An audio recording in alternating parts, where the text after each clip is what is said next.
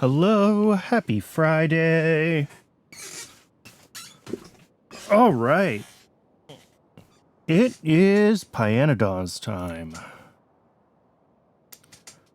So as we can see, the to-do list is stone at the top, and that's because we realized yesterday that Moss was having trouble. Yeah, because it can't reliably get enough stone. It also maybe cannot reliably get enough coarse fraction, which is also kind of terrifying. Although I think getting more coarse fraction isn't like the end of the world. I think we can do that. But stone is definitely going to be an issue. As far as making stone, I mean, one of the options is just to mine more, but then we have to get rid of Keragen. So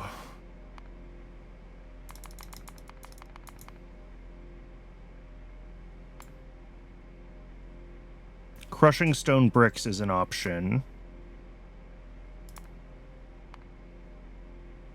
Oh, we can also just get it from a sand extractor. 2 stone a second. Maybe that's the thing to do.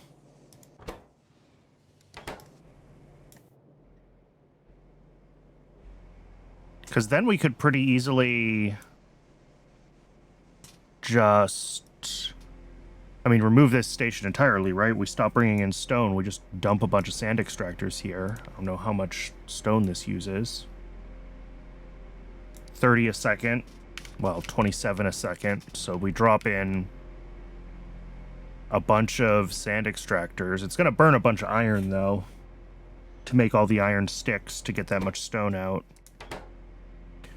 What does that look like in YAFC? Let's start with that.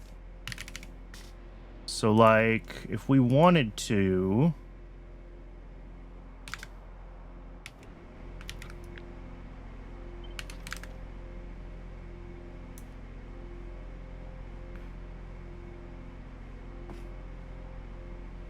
One second. I need to do some math. We have 80 of them, not 75. So we make 32 a second. Although we actually can only output 30 a second, right? Because that's what's on the belts. So maybe we do just leave it. Whatever. So yeah, 25 a second stone. If we do it from sticks with prod modules and make the sticks with prod modules. Oh, that's less than 5 molten iron a second. Okay, yeah, let's just do that. I like this plan.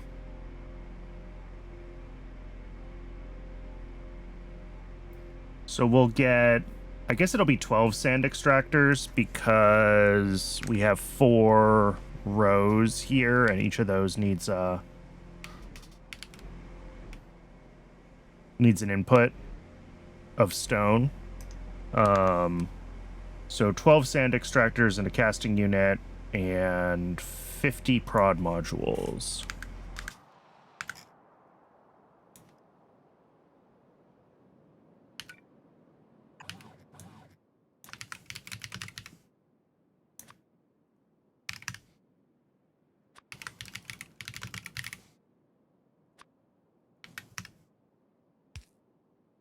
That's not right. 26 prod modules.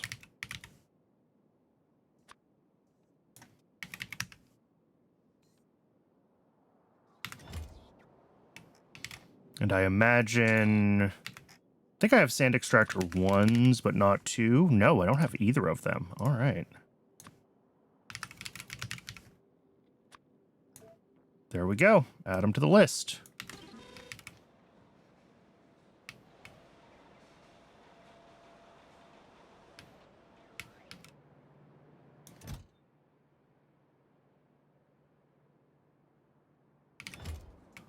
It's 39 items. Where's the 40th?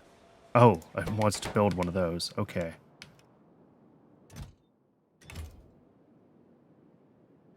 I guess I keep some of those in storage somewhere. I'm not sure. why it built one blue chest. That's a weird thing. Regardless, if that's the case, then I'm not even going to worry about Keragen.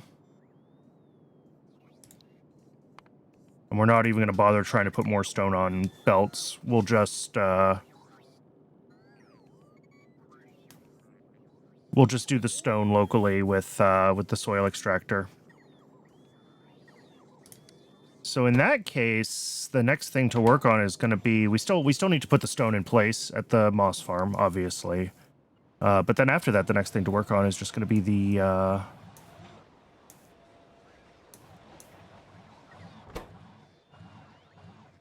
new hot air build, which we designed a couple of streams ago. We designed the new hot air build. But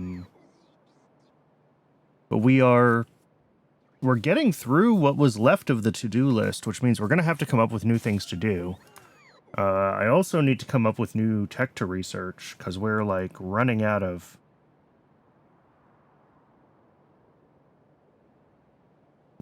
stuff.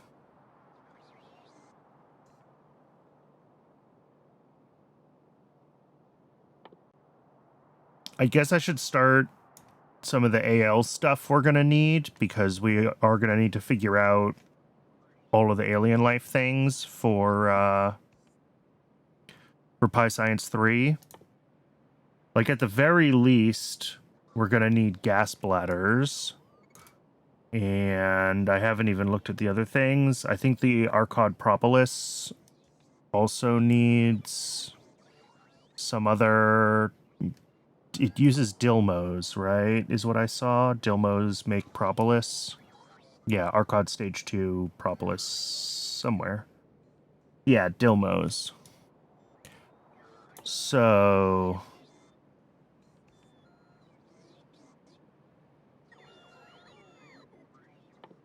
Oh, aerogel.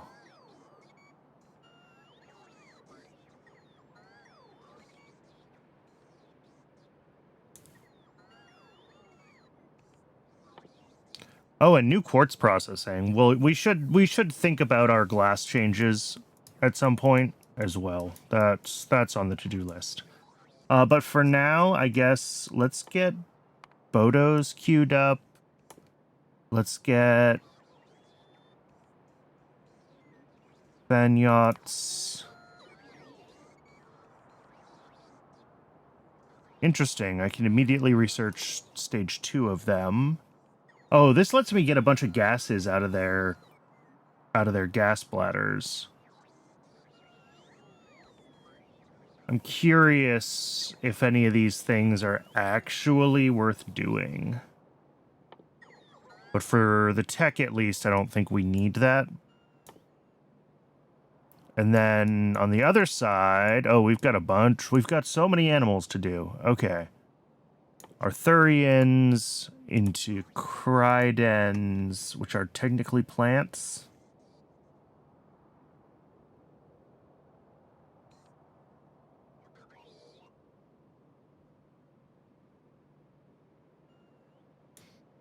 To Microbiology 3, which does give us a new phytoplankton recipe, which is super cool. Because flue gas is plentiful and easy to make, so... And then... I don't even know what else. There's a bunch of tech we need to get to Dilmos. Graphene... Chloromethane... Dimethyl dichlorosilane... I don't know. We've got like 4 different animals, or 3 different animals and a plant to get started on here. So that should take us through plenty of time for now. Just having a bunch of AL stuff to think about. Probably all we can do is start bootstrapping these things as we get the text for them.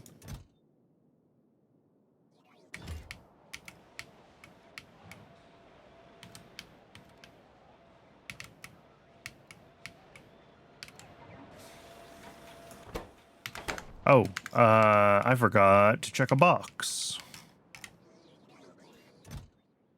Request from buffer chests. There we go. Now that should, it'll get the modules from the buffer chest, and then I don't have to worry about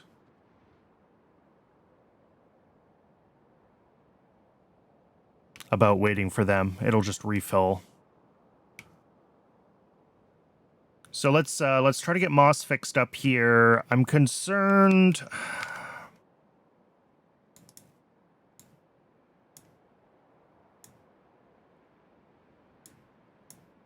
Did I not do this?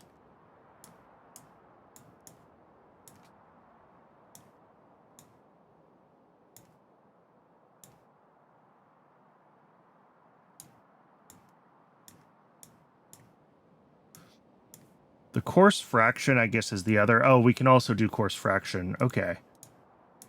Well, in that case...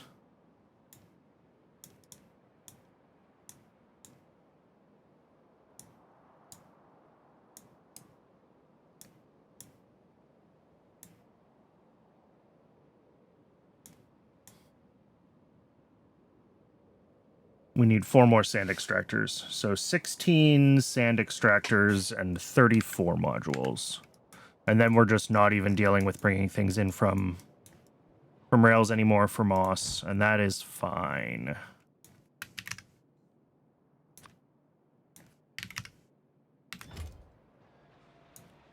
This is going to want to make 4 more of these things. And it looks like everything's available to do that. So...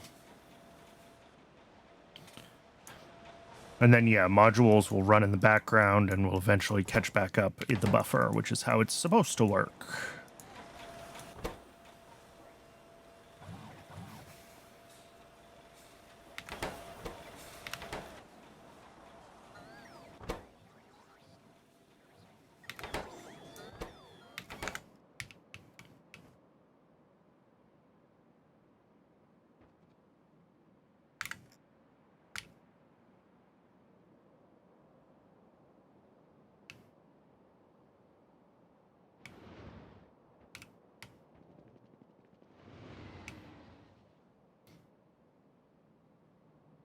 So yeah, we'll make moss completely, well, not completely self-contained. It'll still rely on molten iron, but it's not going to rely that much on molten iron.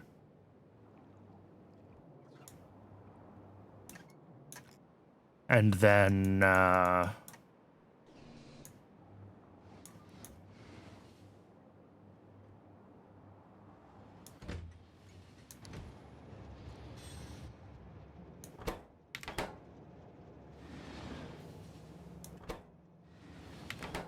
oh, hot air. Okay. That's funny. I mean, not haha funny, but we're upgrading hot air shortly anyway.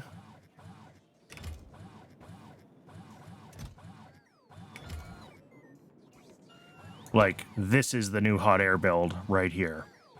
So I am not overly concerned about waiting for or about iron being messed up with hot air right now, because we're gonna fix it momentarily. Let's do moss first, though, just because I got the stuff for it and it's right here.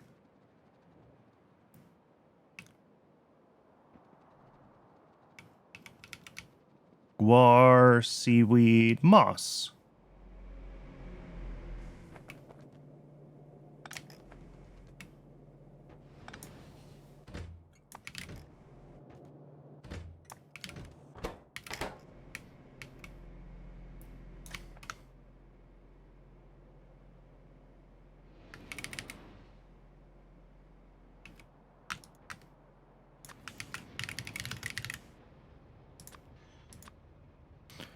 And what is this other thing?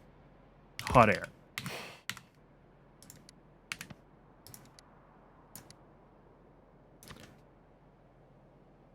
You know, Factorio, there's never a reason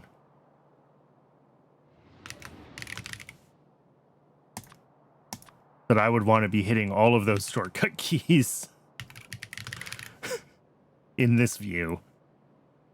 Oh, oops. And I still managed to mess it up. Try one more time. Molten iron. Hot air. Press the checkbox, not the X. There we go. Professional Factorio streamer, everybody.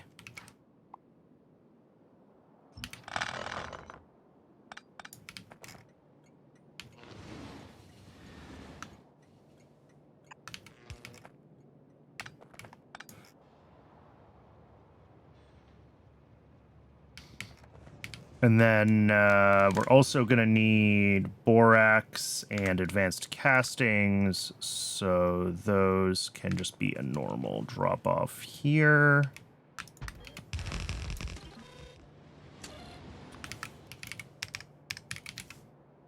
Borax and advanced castings.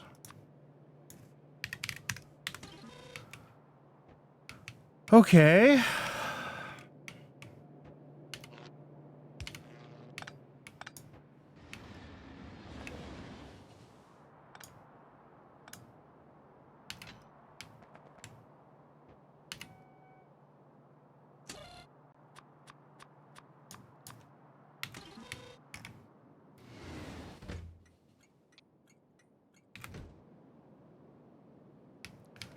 Iron and hot air are both things that we're kind of struggling with right now, obviously, but they will eventually be dealt with, so I'm not too worried about it.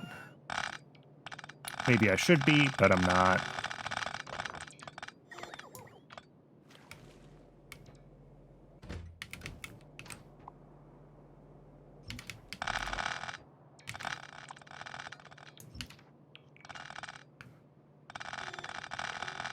So we're going to have 4 belts coming in here, each of which has 3 sand extractors making stone and 1 sand extractor making coarse fraction.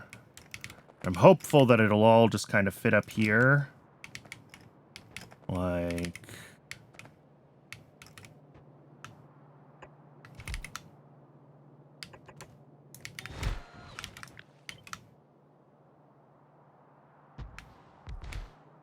And, of course, it doesn't quite, but we can do...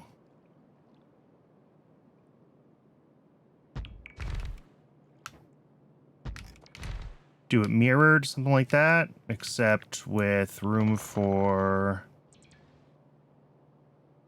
Actually, if we do those there... Actually, yeah, let's do that. Let's move them over 1, 2, 3, 4...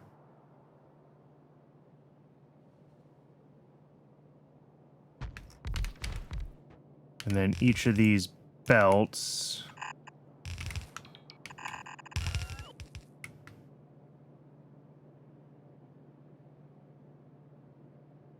Hey, Abaddon. Good to see you back in. Oh yeah, we're still working on pie. I have not given up. We're at what are we at? Almost 600 hours now.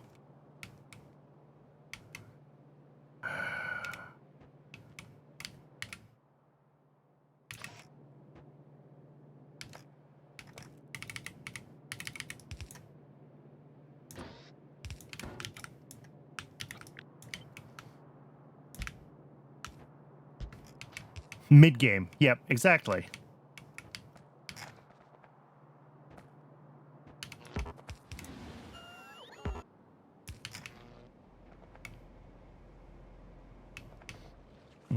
Actually... Okay, there's still no trains with this stop. I'm gonna change this. I'm gonna put this on the same,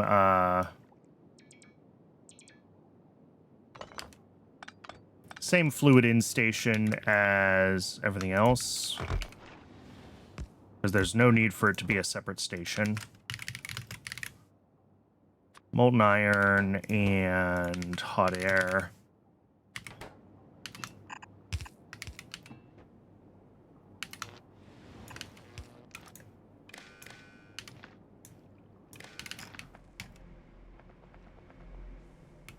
And then over here, this looks really cool, but I don't actually know how I'm going to route the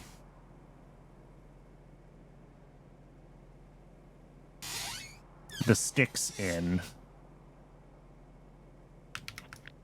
I think I need room here for a belt to go up the middle.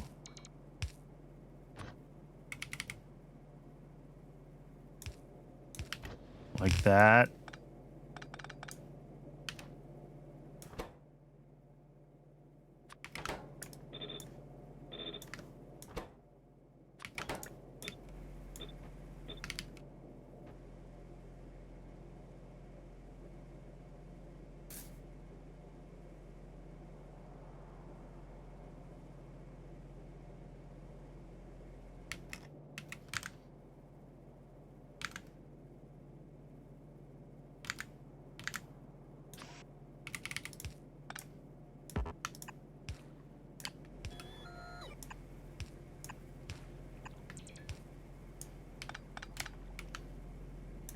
May as well continue with making this symmetric. And then same thing, have one coming in the top.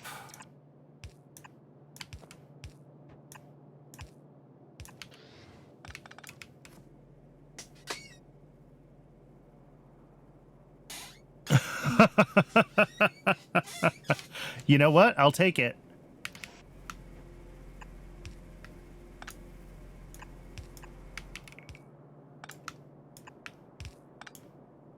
If someone else bailing is what it takes to get people to watch me, I'm okay with that. That's just the way the game is played.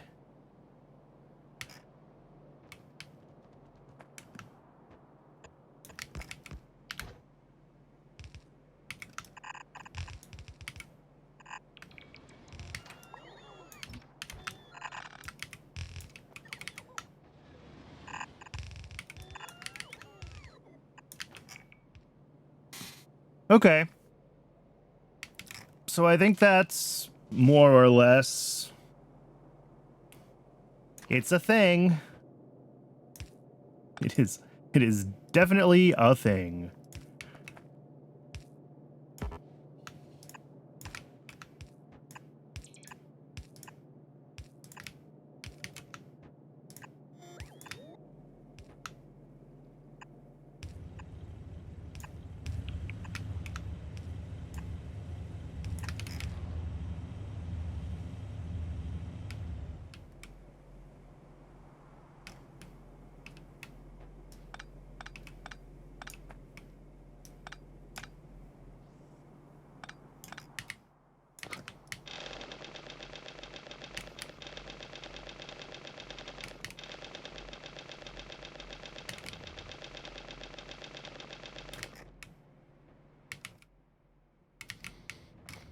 So now I just need this stuff. Excuse me? Oh. Yep, well that was just wrong anyway.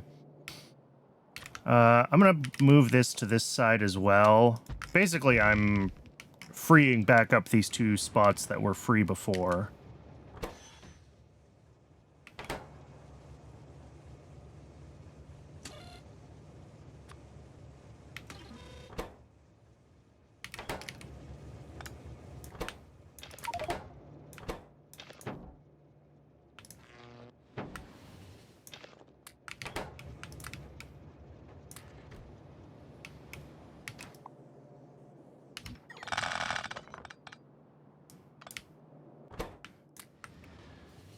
And that's fine. It's not ideal, I guess, having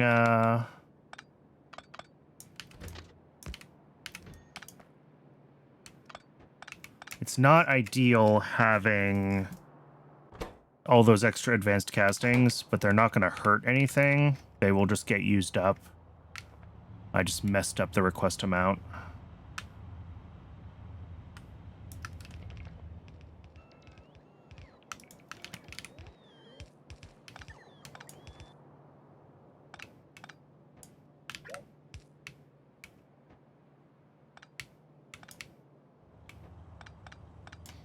All right, that should have put all of the correct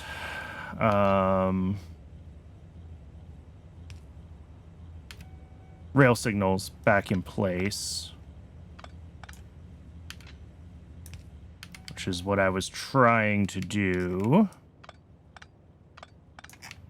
So that should all be pretty much normal again. This is filled, so I can reset the requests on it. The advanced castings. And the borax. Now, the casting unit making iron sticks. I want this to spit out into a warehouse because we need... Well, actually, no, we don't, because this will stack, right? This will come out on a stacked belt. And I have triply stacked belts, so I can fit 15 items a second. We have 11 sticks a second that we need. So I think it's fine to just do that. And that'll get sticks out to all of these.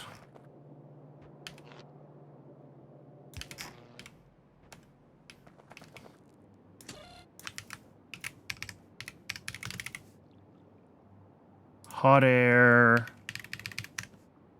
And molten iron.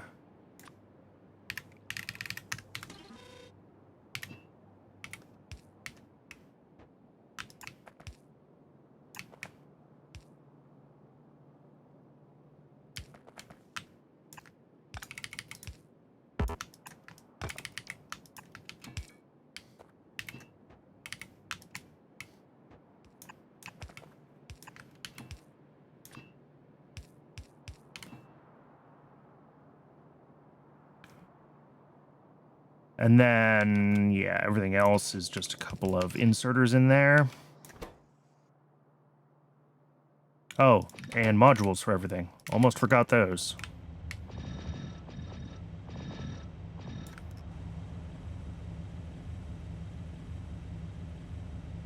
So once we get our hot air and our molten iron in here, which might take a second. Oh, there we go, hot air. I think we got lucky with the timing of that delivery because we are low on hot air. And then molten iron shouldn't be too long as iron is running, and it is. 7,000.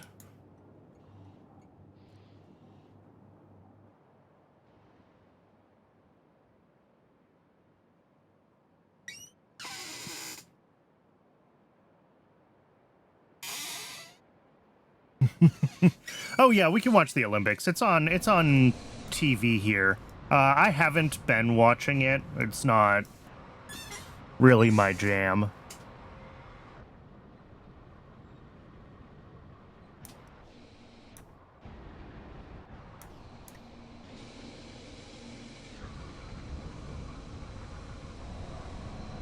But it's carried by one of the major TV networks, so it's on I mean, I'm sure you can also watch it online, but it's on broadcast TV, like radio waves TV, not just cable or the internet.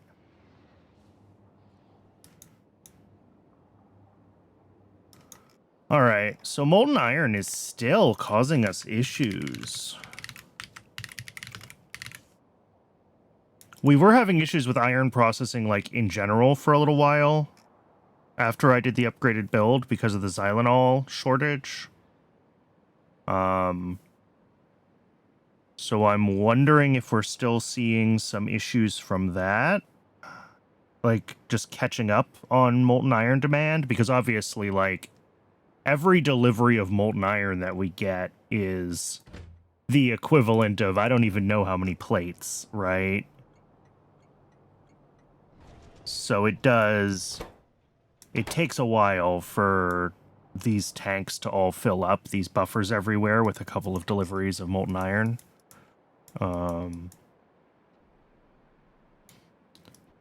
So I'm hesitant to go up to I think we scaled this for 2 input belts, 30 iron a second. Yeah. And we do have the space here. If we want to make this 50% bigger and scale it up to 45 iron a second, we can. But just even getting that iron into the system, into these buffers, would be a challenge unto itself.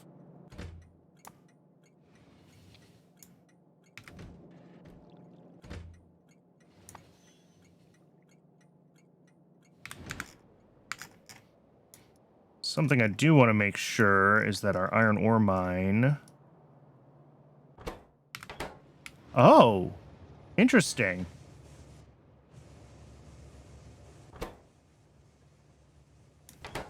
Production tab. I guess that should show us...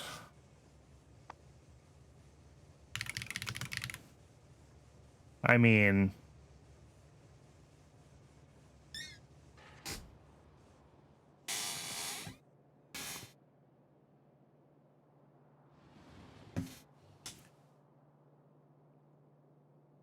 We're looking at the last 10 hours.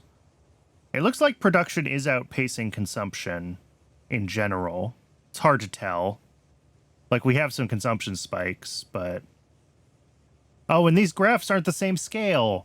Factorio.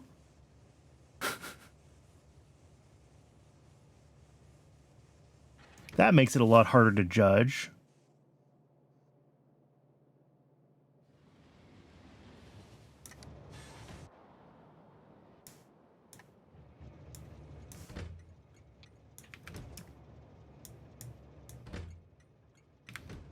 Actually, I want to keep these low. This is a weird setup. I think I did this before I got... Oh, I also never put all the belts into this. That's funny. As I was saying, I think I did this before I got stack inserters. So, like, this was my way of trying to get a reasonable bulk amount out of stations early on. It's not what I would do now.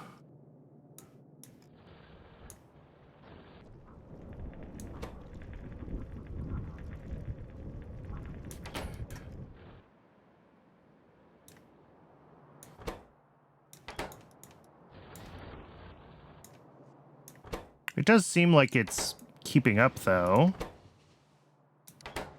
Like, we're not getting huge demand for iron ore from these, at least not faster than they can supply. So it is just a matter of...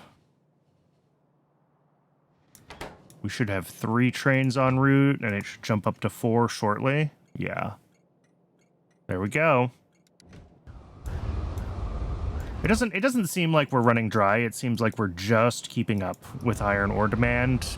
So if we went up to 45 a second, I think we'd have a little bit of work to do. We might have to put a bigger buffer here so more trains could be en route at the same time, things like that. But this all looks like it's running correctly. Nothing's jumping out as... And I mean, we were looking at the production tab just a moment ago, right?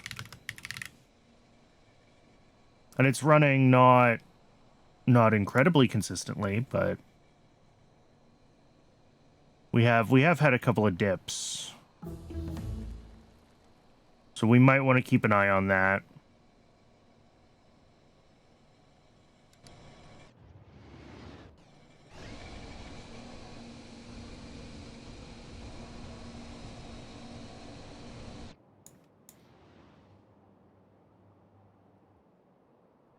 As long as Moss can manage to get a delivery shortly and turn itself back on, though, I will be happy.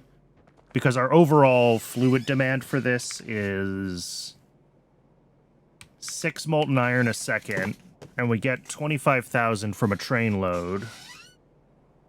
So...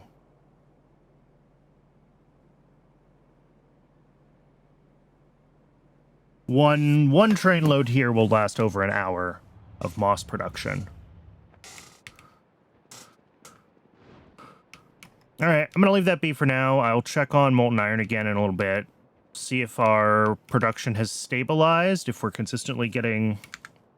I'm assuming xylenol would be our only thing we'd have a shortage of.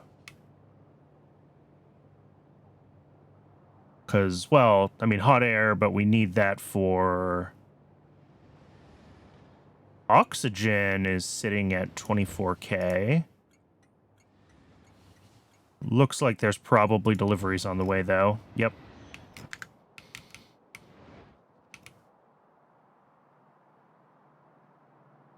Stone products for iron stick, such a bargain. Yeah, maybe.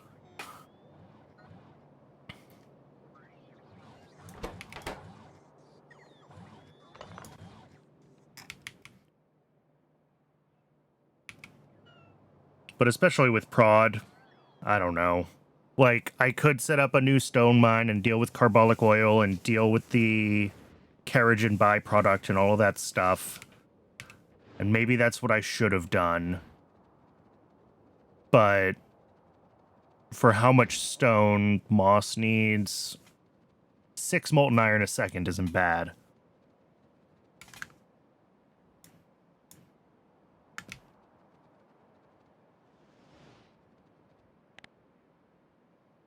Alright, I got the stuff for the new hot air build.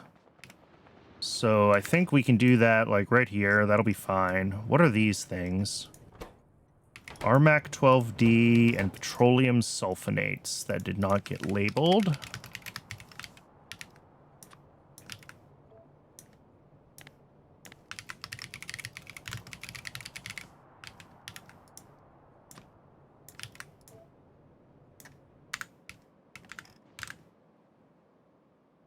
All right, and the new hot air build.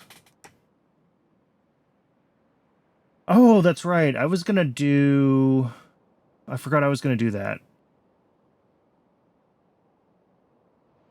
I want copper cable on rails for builds like this that have very, very small quantities, so I don't have to deal with shipping in the molten copper. So I need to set up a little copper cable build.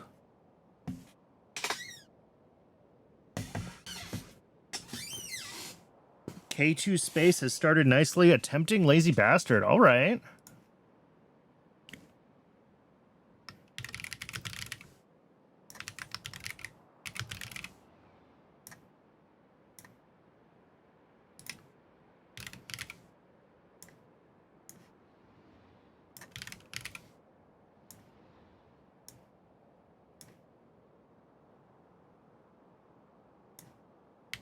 Well, sure. It's gonna be one of these, whatever that is.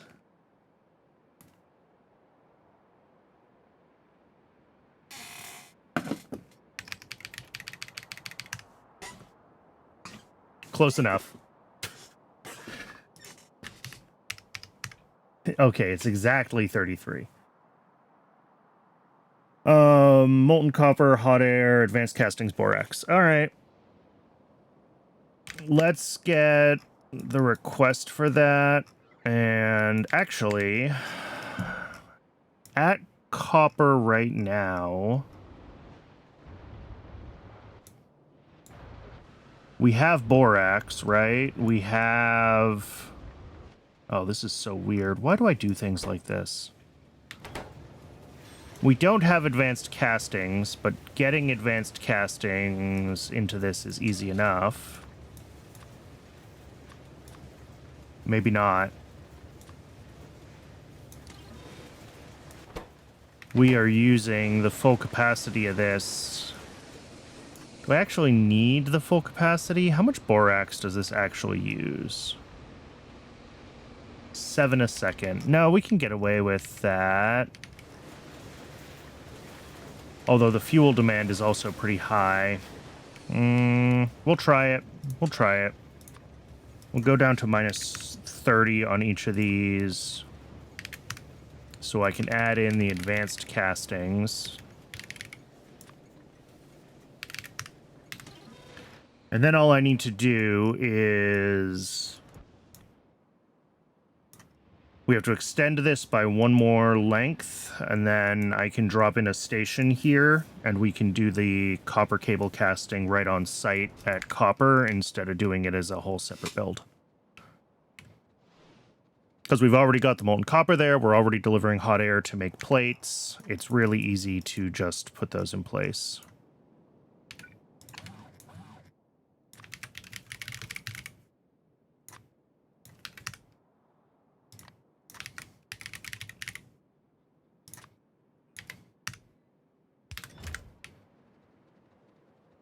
And then once we grab that, then we can do hot air.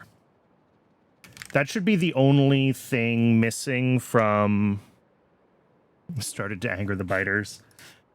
I think they're angry even without your help.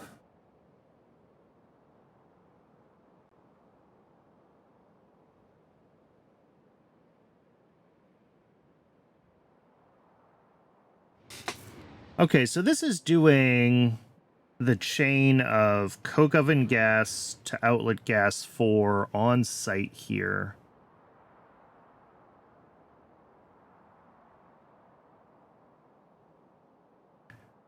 I don't know if that's quite what we want to be doing, but it's what I've got.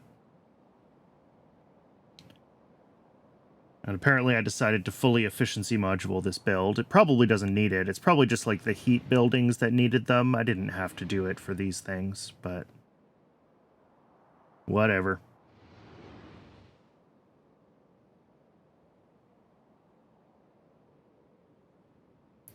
So...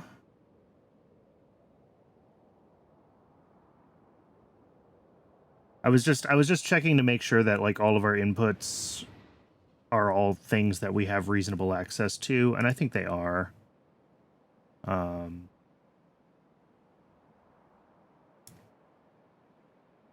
We could bring in refined syngas instead of acid gas and do the acid gas on site, but whatever.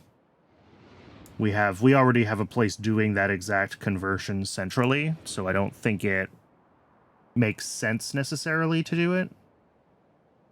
Everything else here seems fine. So 3 solid... so we're going to have 4 total outputs. Plus, I think just 2 inputs. So this is just 6 stations. Okay, that's not bad.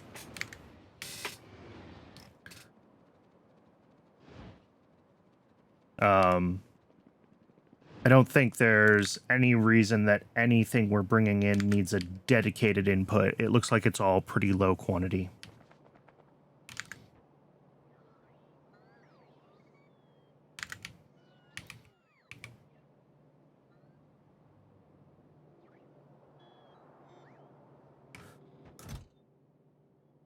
Oh, it is en route. We got here just in time.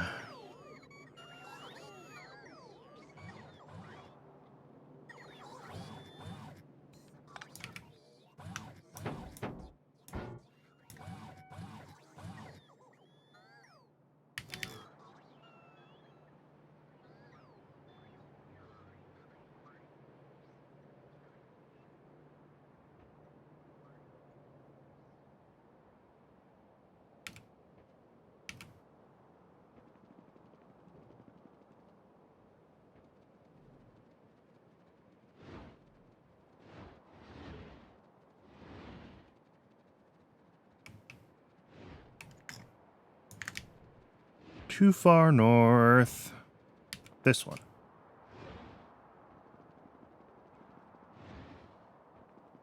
Oh yeah, this is just, again, for small builds where it doesn't necessarily make sense to deal with bringing in all of the ingredients for casting on site.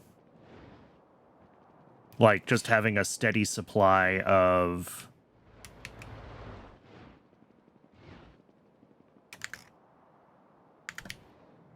of copper cable makes sense.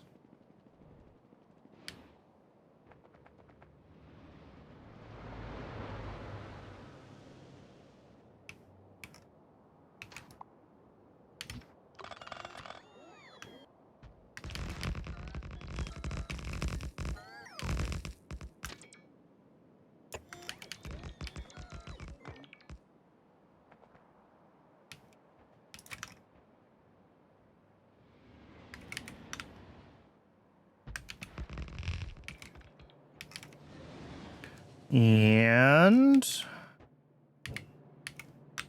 casting unit right in place. Copper cable.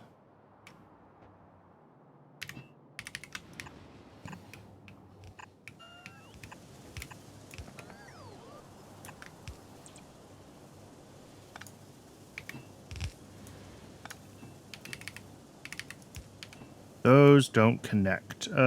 Shoot. All right, we'll use the old pipes as much as I don't like to. Just because it simplifies my life.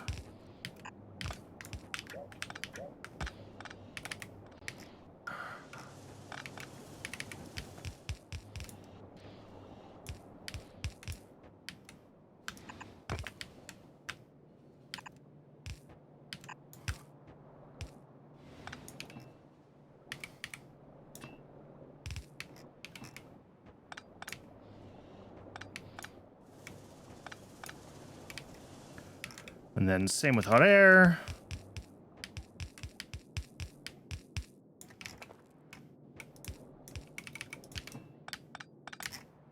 Perfect. Now we need a belt that has borax and advanced castings, both in very low quantities.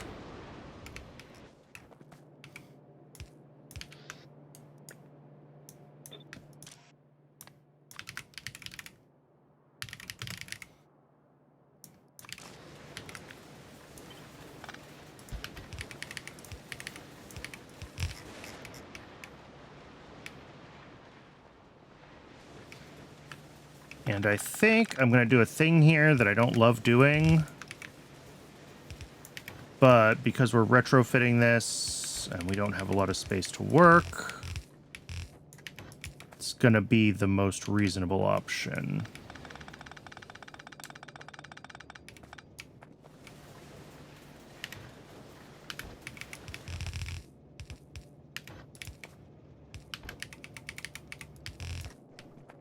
Oh boy. Surely I could find a better water source than that. Maybe not? All right.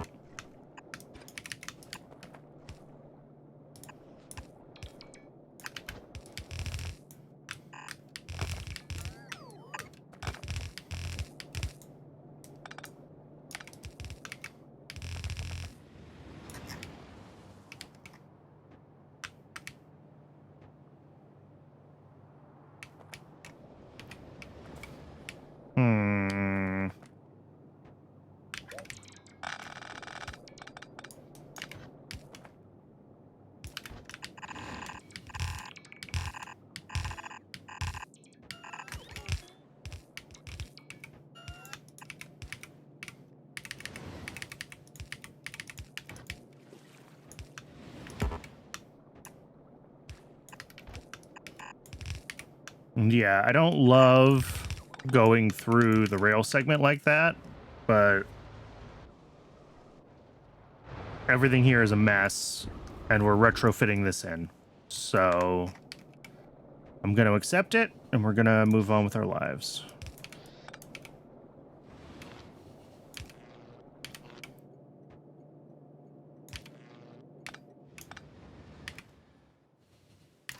And while we're here, we can take the time to light up our lives a little bit.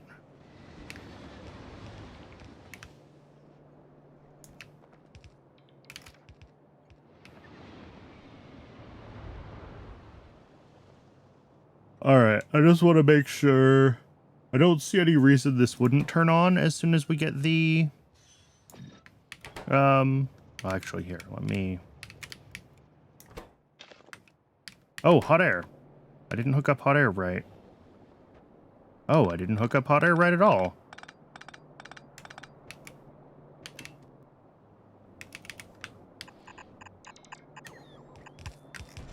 Glad I checked.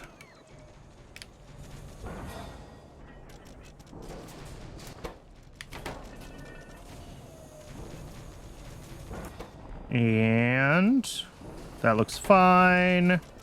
We've got the belt definitely hooked up. I think we're good.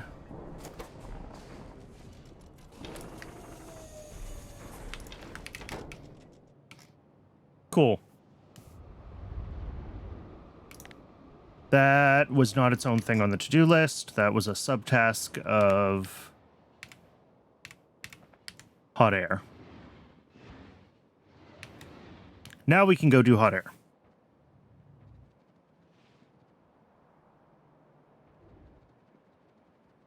And I guess I need to decide if I want to take apart the old hot air build or not.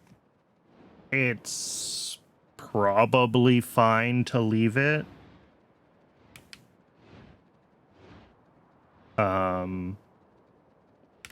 It's going to be a little bit less efficient at using coke oven gas than the new hot air build, but that is well within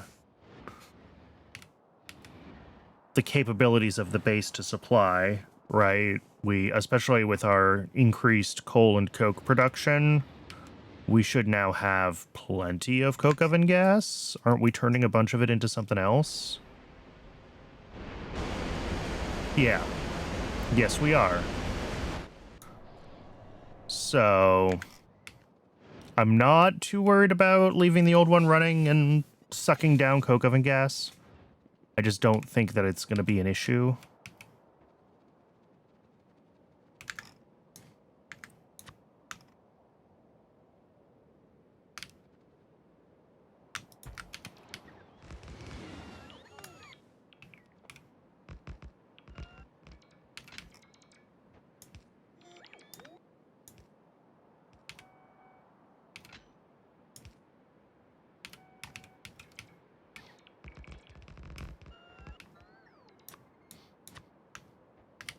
And then I think I said this fits on 6 stations, so I shouldn't need more than the usual sort of setup.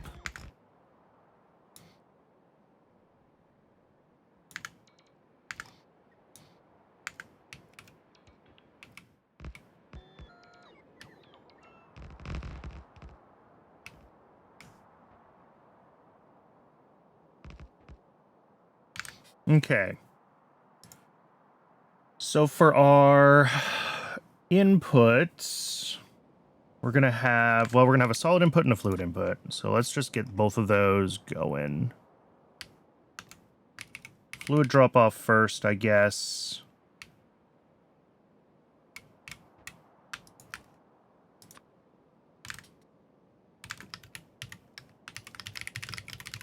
Coke oven gas. Tall oil. Acid gas. Organic solvent. And tar.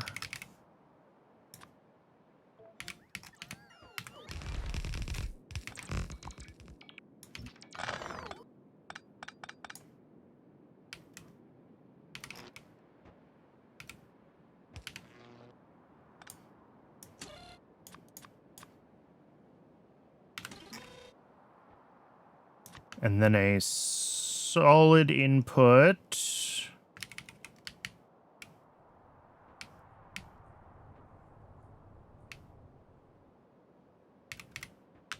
Here. Which is going to have a bunch of stuff. It actually needs a larger input buffer building because we're going to have 5 items to request if I'm looking at YAFC correctly.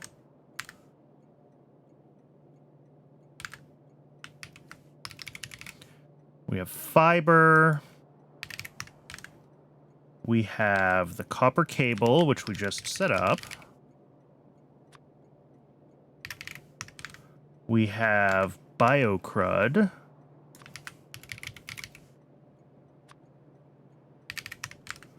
We have coke.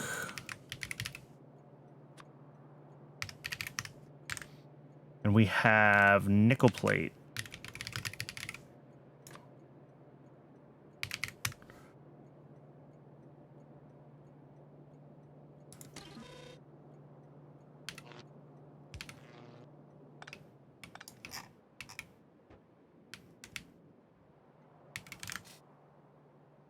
So now we just got to do all the little processing steps of outlet gas into the bricks. The outlet gas stages, of course, are not perfectly ratioed. It's like 2 to 3.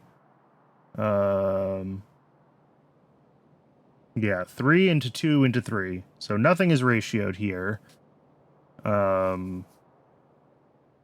Although if we were to make this, yeah, 10,000 a second. If we were to go that ridiculous, we would have to fit 60 regenerative heat exchangers, which we're not doing. So I might just do direct insertion at all of these stages, although it depends where the inputs and outputs are on the centrifuge and the wet scrubbers and everything. But then once we have the outlet gas, we take an ad break, apparently. That's what Twitch is telling me. All right, I'm gonna get a little bit of water while the ads run. I recommend you do the same. Take care of yourselves as human beings. And when we come back, we will, we'll finish getting this hot air build done. It should be a pretty straightforward build, once we get it going. I will see everyone in just a few minutes. I appreciate you sticking around.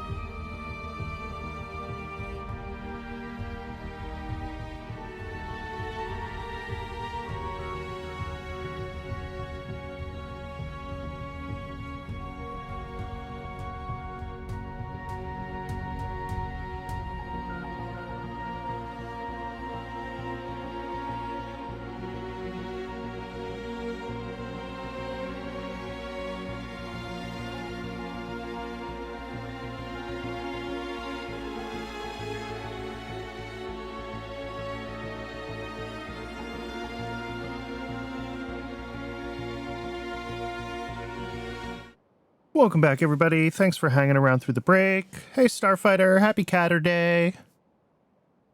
We have a problem.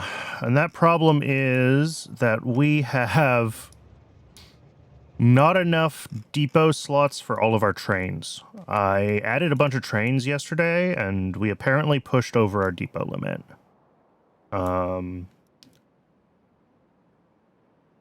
So we just have to copy and paste a depot somewhere, basically, is how this works. And it works like that. And then we want train stop names. We want entities. Vehicle fuel shouldn't matter in this because we're not actually bringing the trains with us, right?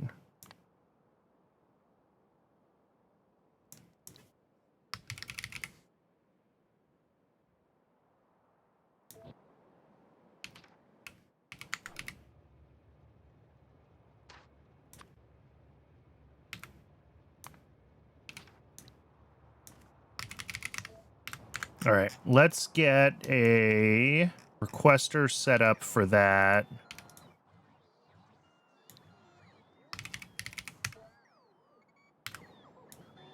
We don't need to request the rails or the belts or the undergrounds, but pretty much everything else I think I do want to request.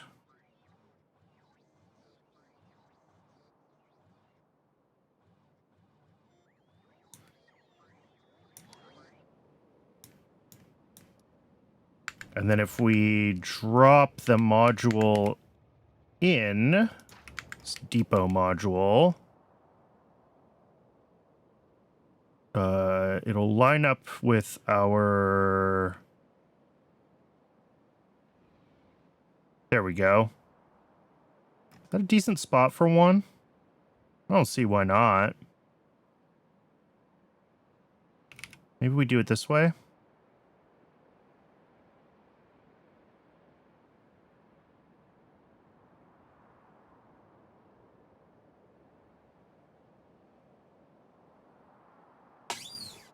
I didn't know you could do that by permissions. I've done it for LB runs with changing my keybinds.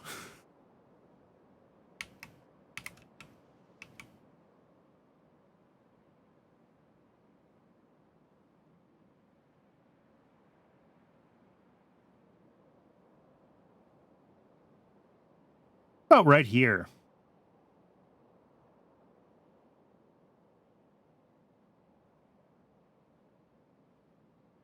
Yeah, I don't know. I feel like in this side of the world is where I want it. It's just a question of, like, where in this side of the world.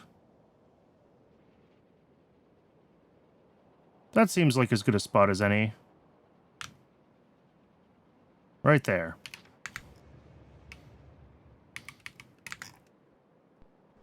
So once,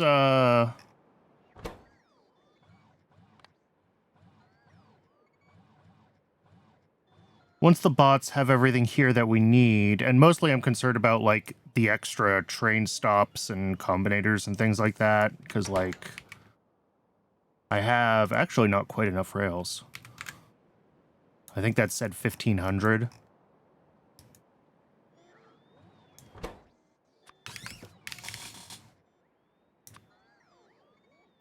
Sure, request some rails. Why not? I don't want to request too much stuff or my inventory is going to overflow. Although what I can do is leave everything for this build right down here.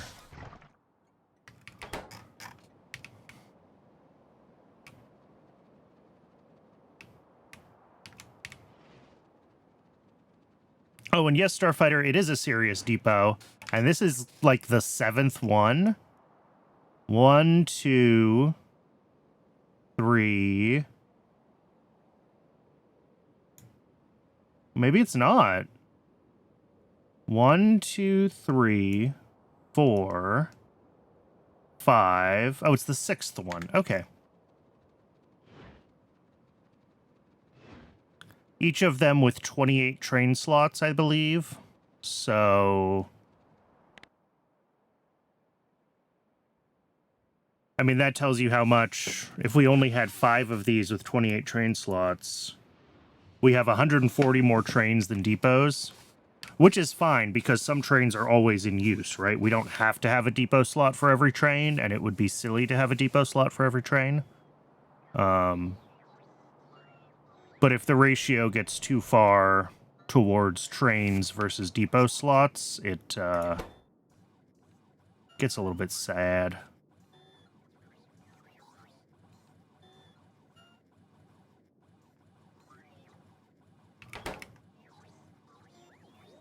Oh, no. The bots were happily bringing me all of the things for this build.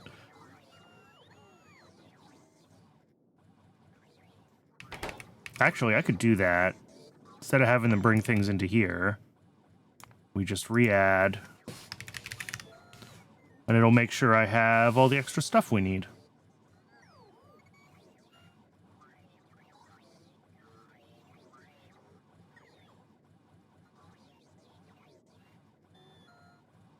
We probably have enough of everything, to be honest.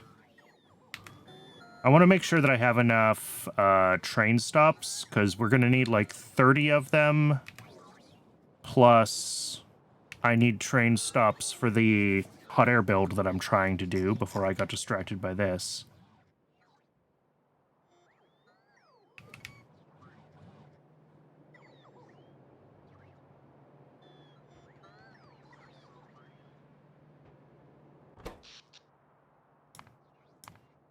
Power's looking fine.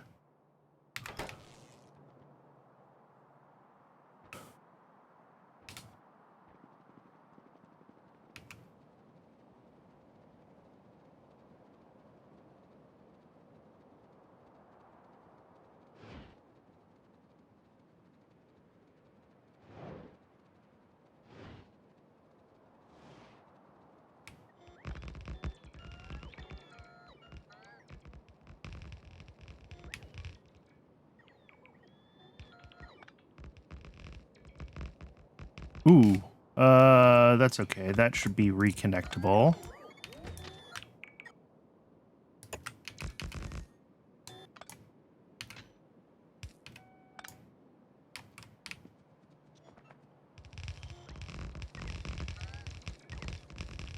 Pretty much as soon as these stations get hooked up, we should start to get coal deliveries being sent in here.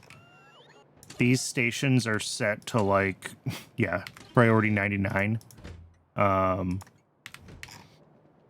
So it'll immediately start dispatching coal to be able to refuel trains. And keeping trains fueled is the, like, highest priority thing in the system, so...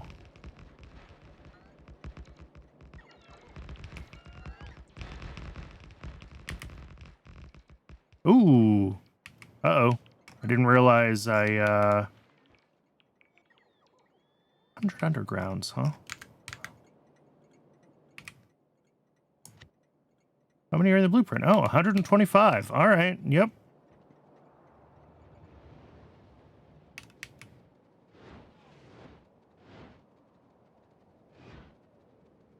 Yeah, before all else, the trains will keep themselves fueled. That is their top priority, and it's part of why I get nervous anytime I see us running low on coal. Although, obviously, we will be moving to, at some point, be moving to Tier 2 trains and fuel oil. Canisters of fuel oil, specifically.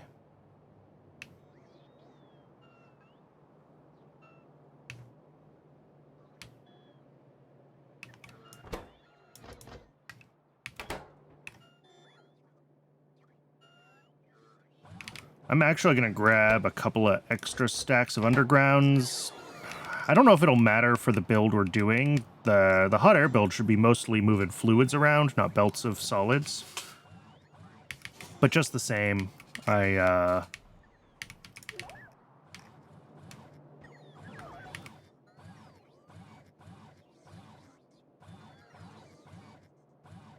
don't want to have I don't want to run out of stuff trying to do this build and have to come back up here for like a 5th time.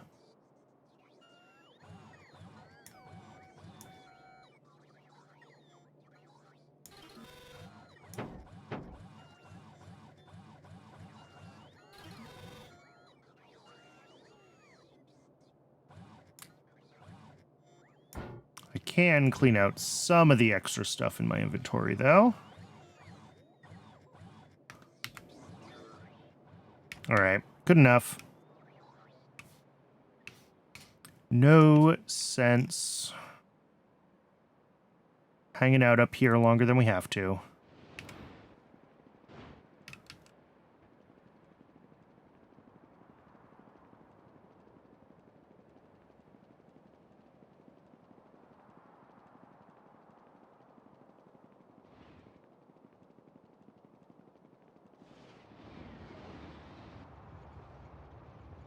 Oh yeah, there was a lot of missing depots. There's a lot of trains that decided to park themselves here.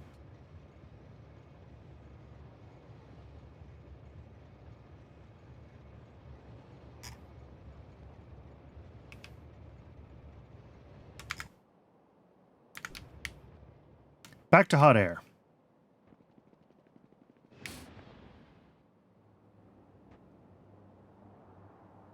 What are we missing here? Acid gas.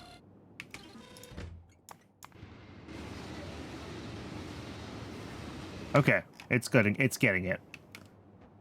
Everything else is sitting at least 1 train load. Cool. So first step, we are running a coke oven gas through a filter with tar, nickel plate, and copper cable. Okay, jeez. What is this? This is lead ore. I do not care about it. It's also honestly really tempting to just do this.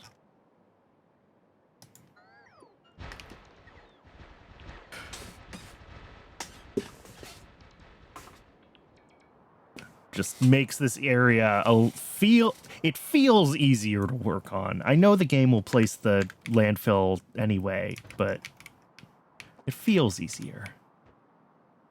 All right. So this is outlet gas stage 1. Input, output. All right. So I think we would basically, if we were going to scale this, we would scale it like that. And then we would have...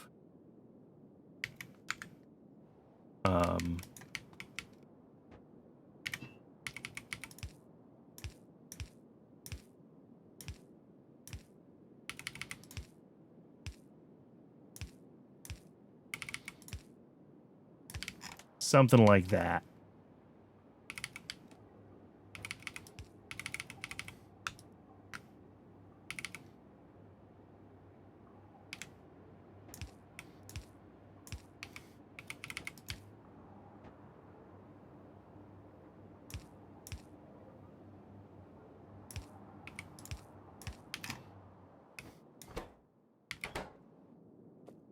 Output side.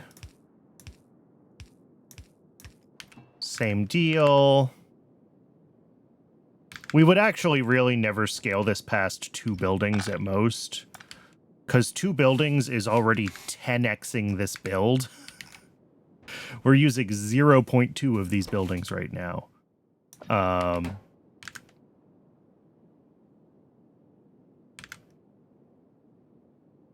Cool. And then we're going to have 1.3 items of input.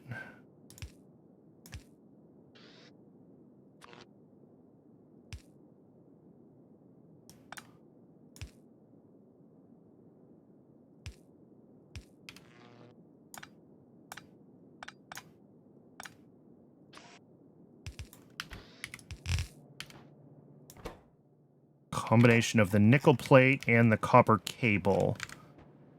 All right. And that's basically just like, yeah.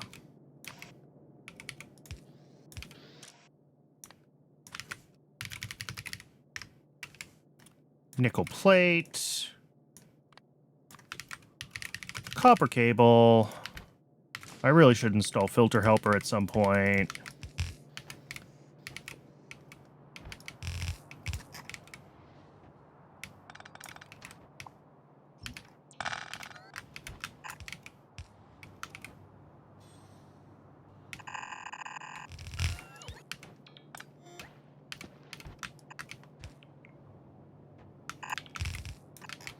All right, nickel plate and copper cable.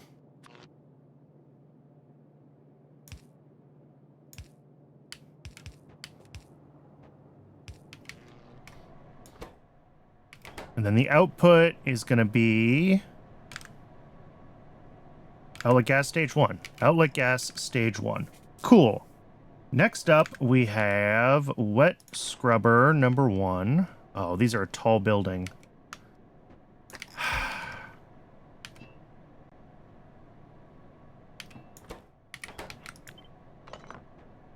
Go a little bit lower with it.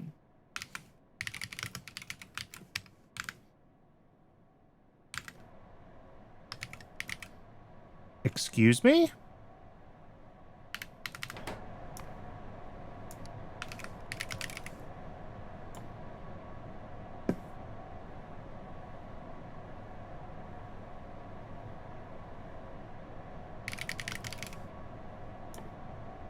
Oh. Well, that's annoying that that's not a prerequisite.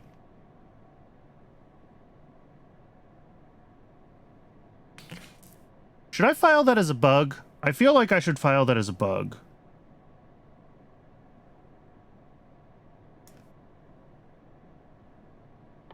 Because hot air stage 3 has to have hot outlet gas, and the only way to get outlet gas stage 4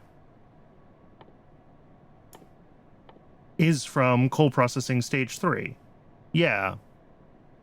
I think Autotech didn't do it right because they're at different temperature ranges. So what Autotech probably sees, or maybe because this is a reheat recipe, Autotech sees that this includes a way to make outlet gas, which is true, but also not true. It is technically correct, the worst kind of correct. But yeah, this seems like it's actually a bug. Someone just needs to add a manual edge so that Autotech knows that's a dependency. Let me write this down so I don't forget that I want to file this as a bug.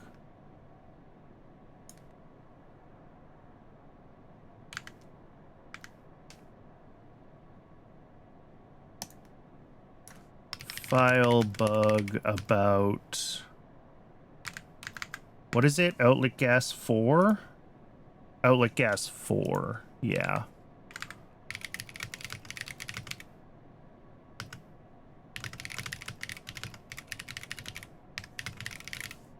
Okay. That's... I mean, also, this is the wrong stage. We need a centrifuge first. But still, yeah, we want to do stage 2 first.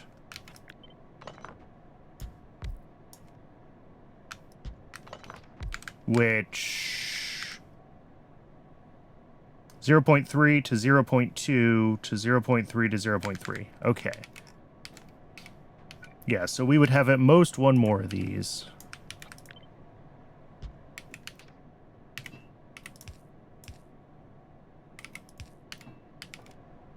And then we would have potentially 2 of these.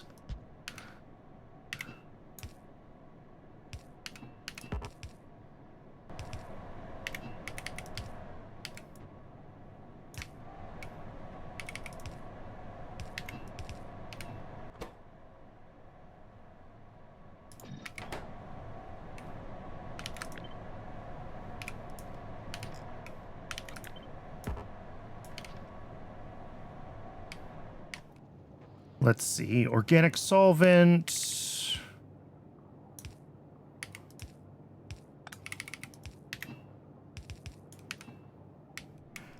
Hey, Koa Bear, good to see you.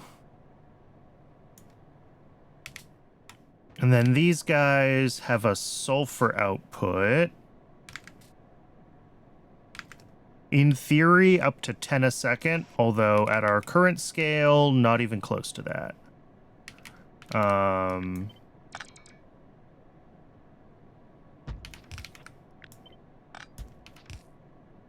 But if I wanted to handle that,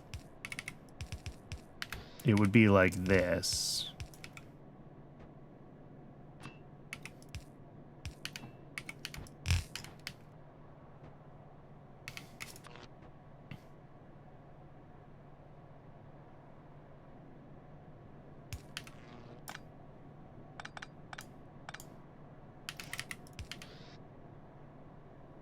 And again, all of this that I'm ghosting in at this scale is like a 10x scale of what we're currently doing. So it is astoundingly absurd overkill to even consider ghosting this in right now. But just the same, for the sake of...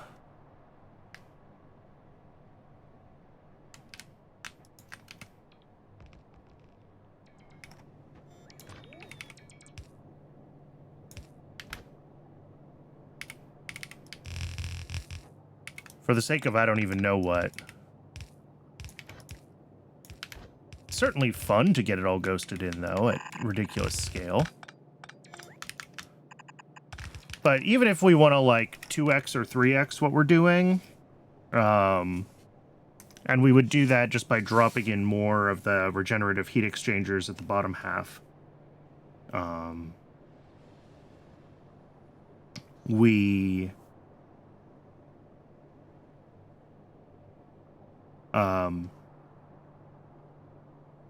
You know, we'll end up spitting out more sulfur from these stages if we expand this at all. So I do still want that sulfur belt to be reasonably sorted out.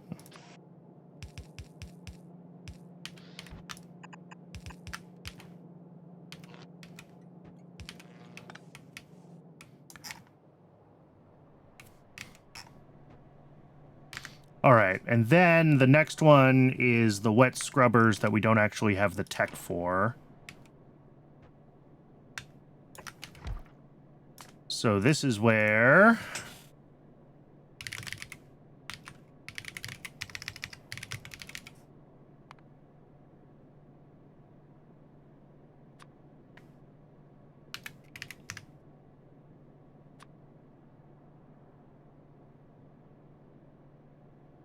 Nope.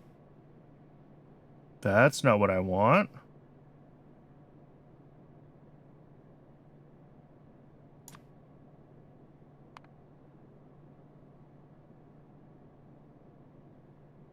Oh, 15 degrees C. Whoops, that was my bad.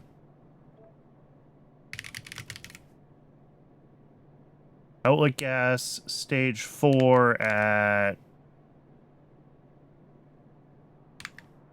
What temperature does this make? 1,000. That's the one we need. Making it here. Add to cursor. Bop. That's the stage 4, and then we also need to do the stage 3.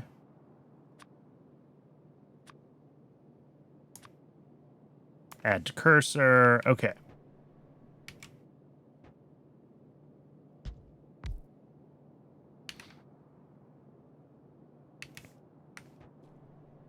So these guys, same thing, except smaller quantities of sulfur out. And there's potentially up to 3 of them.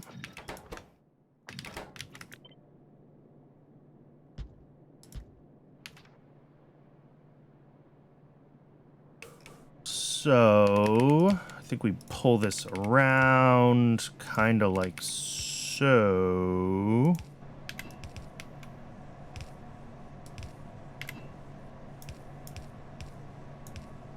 And then the acid gas.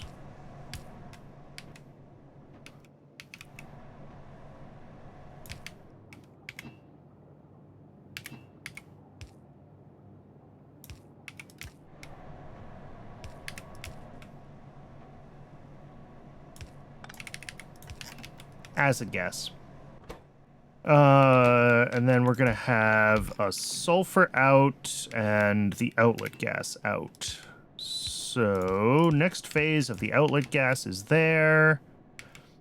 And 3 items a second. Power, power, power, power, power. Belt out.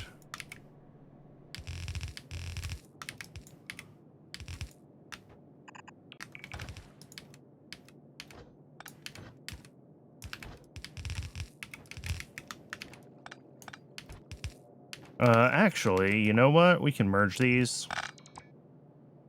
Because if I do scale this up to the point where we're pulling bonkers amounts of stuff through, it's gonna be on red belts anyway. So, whatever.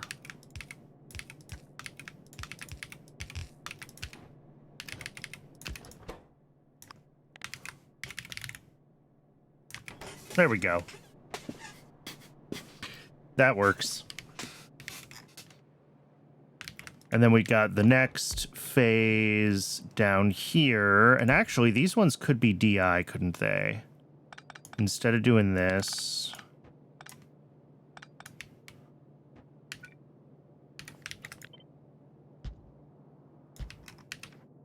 Because these ones are actually ratioed. So we can just pull these right through.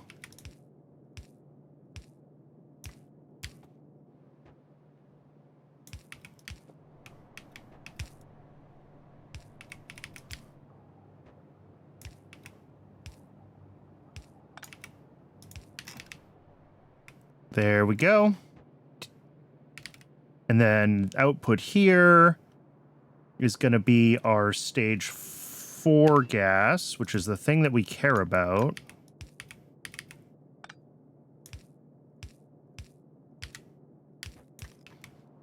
And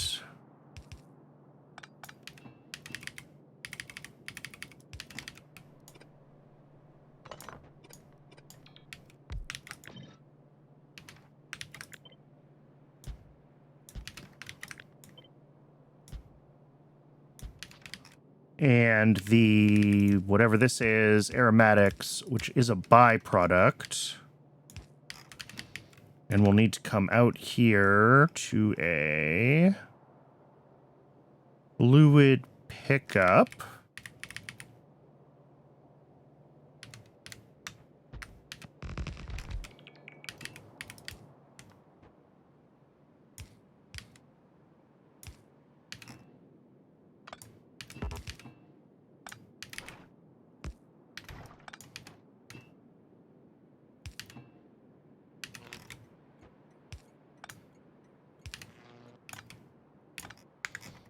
And I need someplace I have aromatics that can overflow. I need to make a couple of small changes to this pickup station blueprint because there's things that I'm consistently changing with it. Okay, that should be the aromatics out. How long is this tech gonna take? Like an hour and a half, 2 hours? Okay. Cool. Well, we'll get everything else ready to go with it, and then we'll move on. So then this feeds... What am I going to use? I guess I'll use this tank. But it needs to feed it through a top-up valve.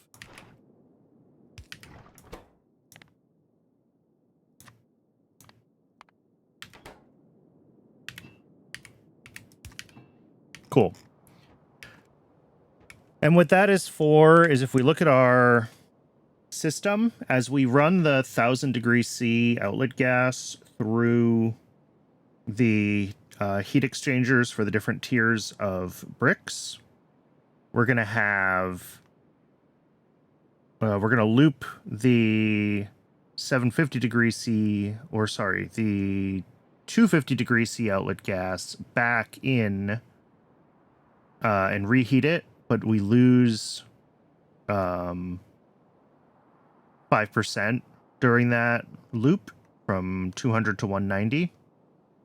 So our stuff that comes in from the outlet gas processing is just there to top that up. So we want to make sure that we don't block this loop, because then we can't get hot air out. So we only want to have this trickle of 10 a second refilling that system. So that's what this overflow into this tank handles. It gives us a little bit of a buffer just for breathing room, and then we're good. Now from that, we're gonna have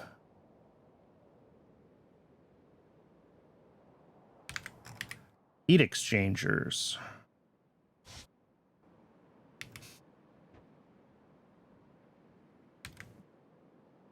Bricks from 4 buildings to 6, back and forth. Yep, we're gonna have to go onto belts in a couple of places, but some of it at least can be DI.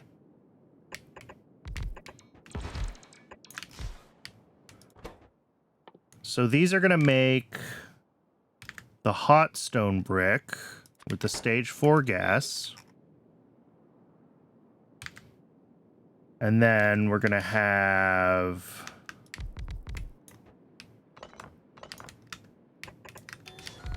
the next ones that make warm stone brick, or warmer stone brick. And then the next ones that make just the warm stone brick.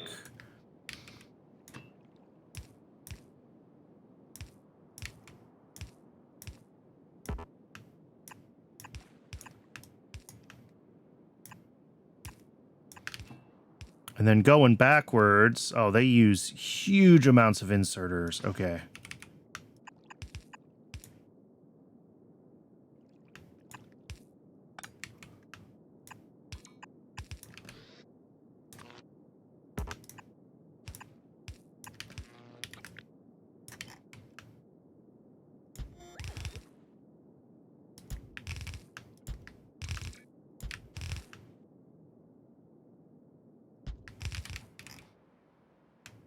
So we have the gas flowing down and the bricks flowing up. And then the bricks out of this. So these ones all are...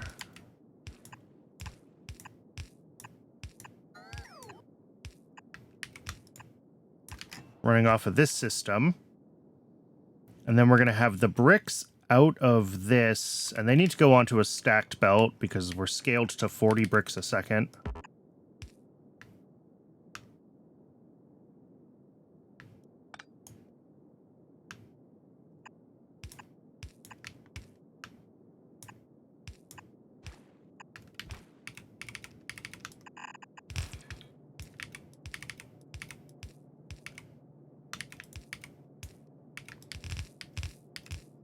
So we have a stacked belt of those, and that will feed the final step, which has 4 of them. This whole thing gets hooked up here, hooked up to a coal power plant.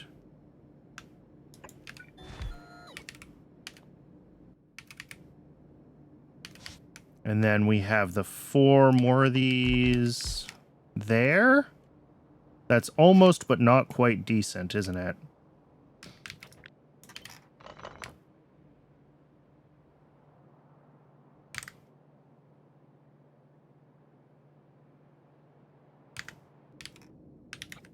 Also need here. And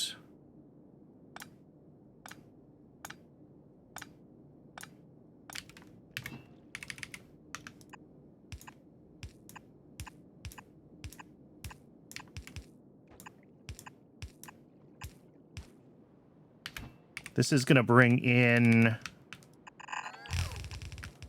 stone brick that has been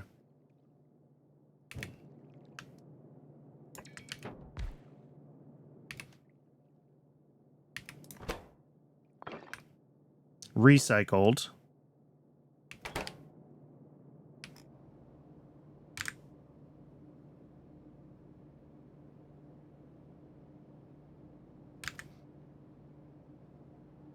Yeah, the only thing that's weird is this, like, 6 to 4 of them that I need to figure out how I want to run the heat the heat pipes and everything for that. Other than that, this is pretty decent.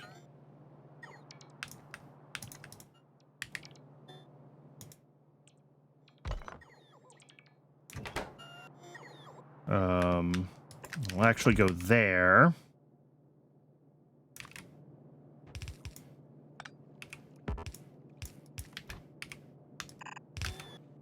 So that'll get the stacked belt through here. That stacked belt out.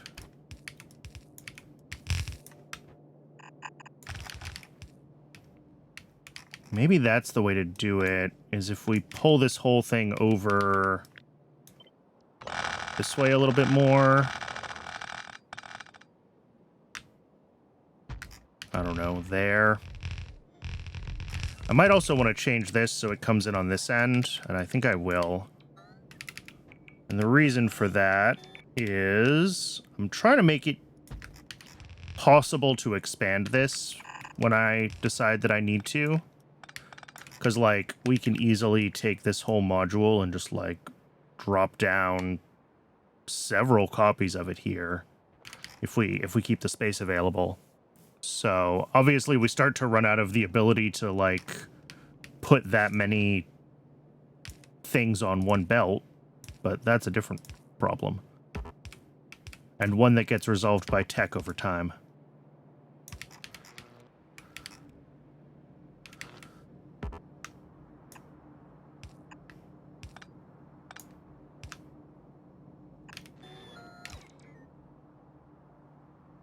Okay.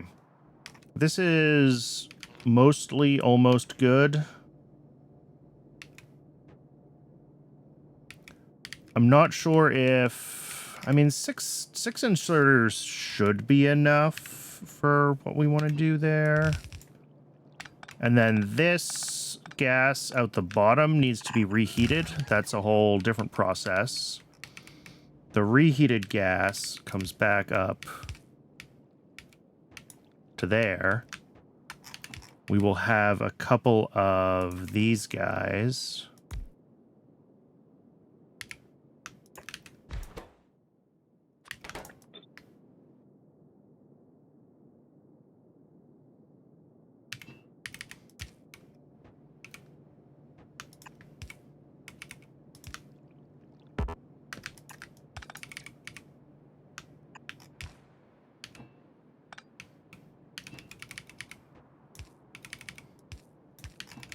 There we go.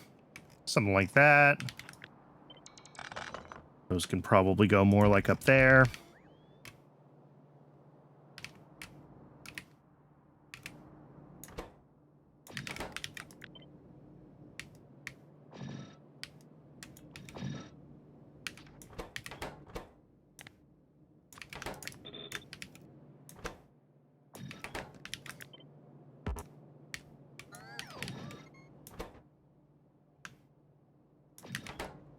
I'm sure I put efficiency modules in those for no good reason. All right, and then the last guys here are the ones that actually make the hot air. And they use 10 stone bricks a second each, which is a lot of stone bricks.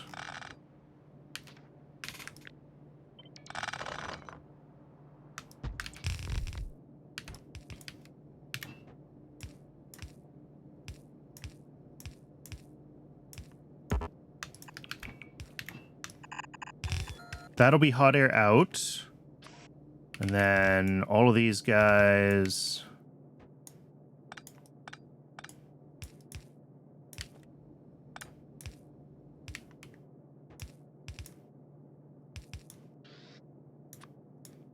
Same inserter layout.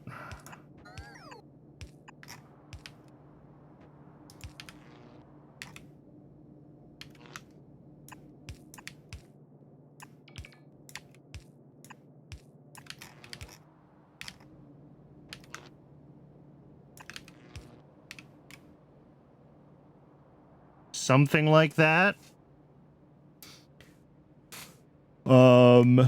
These guys need, again, we need to stack our outputs. So...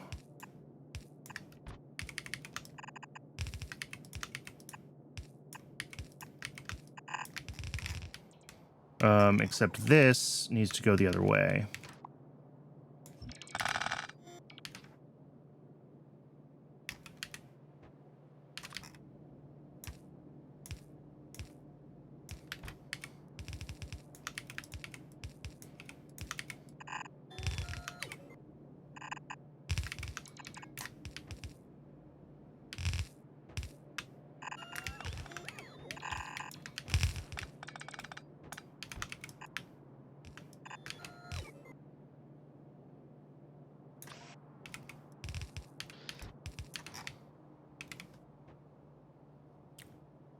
Something like this.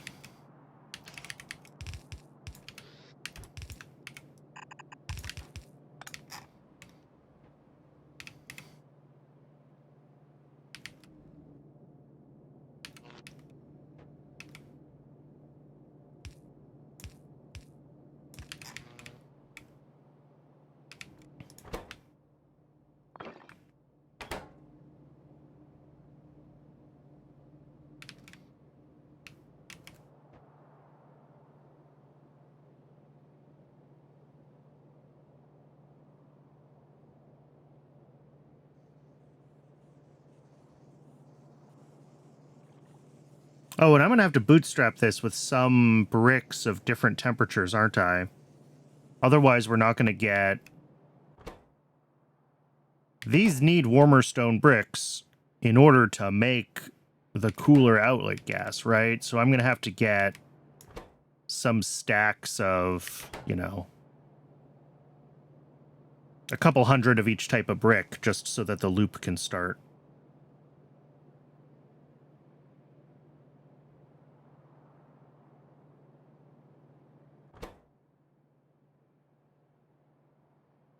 $100 gas in, 100 gas out, 100 gas in, 100 gas out, 100 gas in, 100 gas out. Okay. So...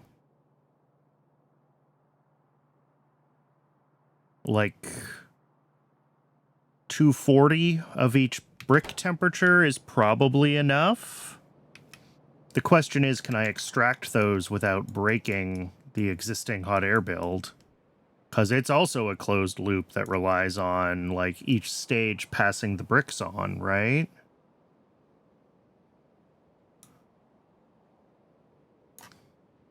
Sorry, this is going to be loud.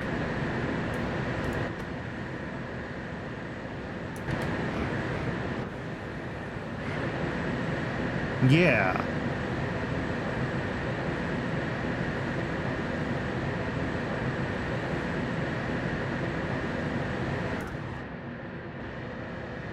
So I think we can extract warmer stone bricks from this without breaking anything, but if we try to extract warm stone bricks, this will break. So to extract the warm stone bricks, we have to go back up to this and hope that it's running. It is not currently running, although there are some warm stone bricks. So we might be able to get some number of them. Okay. So that's what we're going to have to do, is get... And I think 240 is the number, because that'll be 2 crafts worth for each of the stages. A train is stuck. Because I got some biocrud on my phenol belt. Oh, yeah, there's more biocrud on. Oh, I didn't filter these outserters. Okay. That'll do it. All right. So that's 2 things to do, especially since we're waiting for this tech anyway. Let's go fix phenol. Fix those outserters that didn't get filtered correctly. And we can also run around and grab the different temperature bricks that we need to bootstrap that system. Poor train getting loaded with crap. Yeah.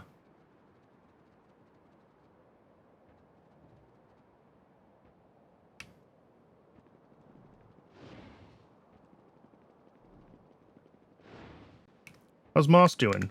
Moss is not getting CO2. Did I break it? Nope. We just don't have CO2 right now. Okay, we can fix that. We can either make CO2 locally for Moss, or I can just expand. I do have a small Moondrop CO2 build on the, like...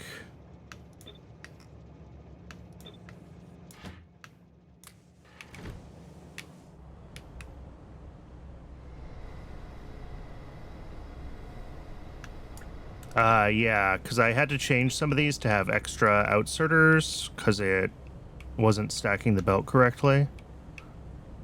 So that's the problem. Those ones just didn't get properly filtered. Okay. No worries. It's all good now. Crisis averted.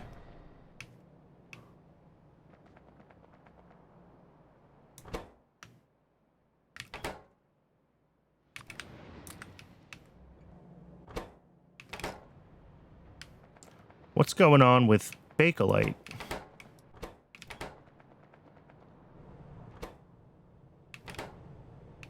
Phenol. Excuse me?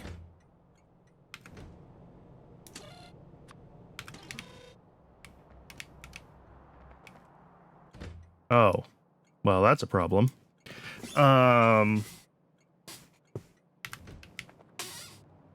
But also, I think, yeah, there it goes. This was just not getting phenol because the phenol was blocked with that stuck train.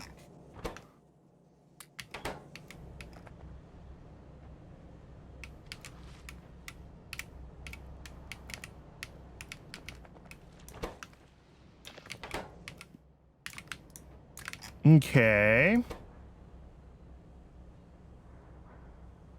These should all be disabled by control behavior because we have plenty of phenol. And then as soon as this goes below a threshold, these should all turn on.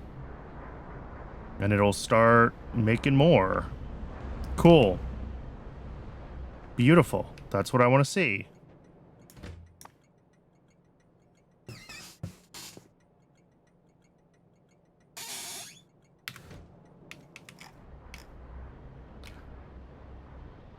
Interesting thing about the way these 2 builds are, though, is that there's no way to get from here to here without going back onto the highway. So it ends up coming out here, looping up around the Moondrop build, and back down, which, like, is fine. We have so many trips that are...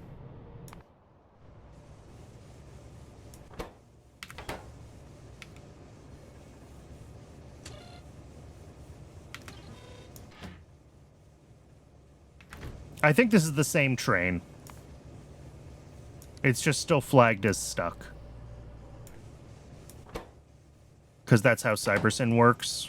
I think it's stuck until it gets a new... or until its whole job is done. Oh, for your hot air cold start, you just mix all outlet gas. That's actually, I guess, a reasonable thing to do. But I've got everything... I've got everything direct fed, though. It's all DI. I'd have to redo the build to not be DI if I wanted that.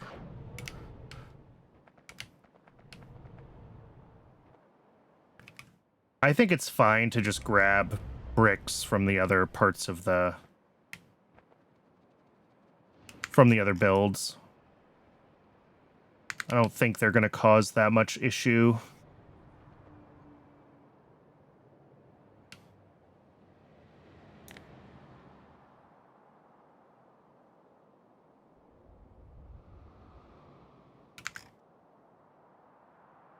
Where do I need to be? Over there.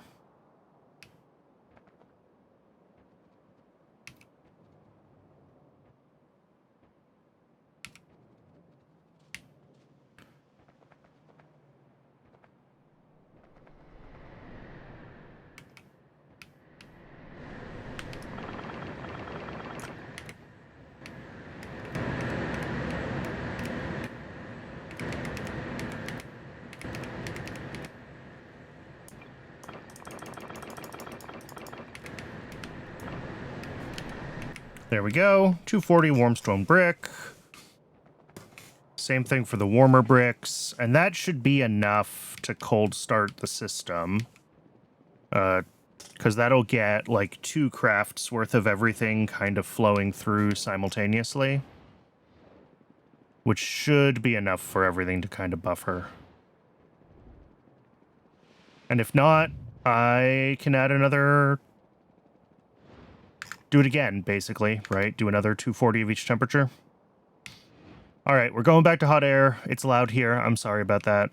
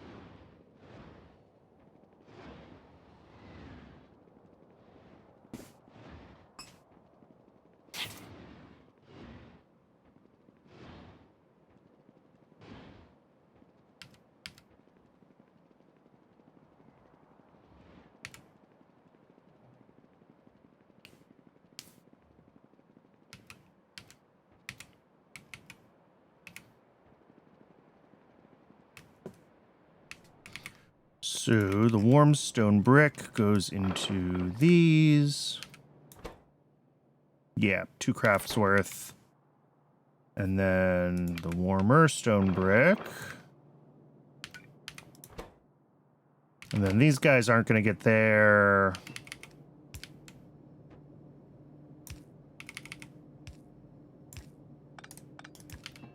I'm actually going to disconnect that.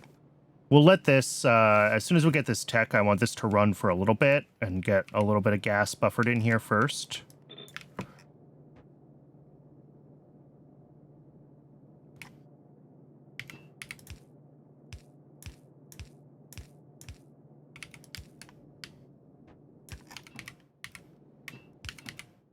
And pressurized air, pressure pump. Making pressurized air.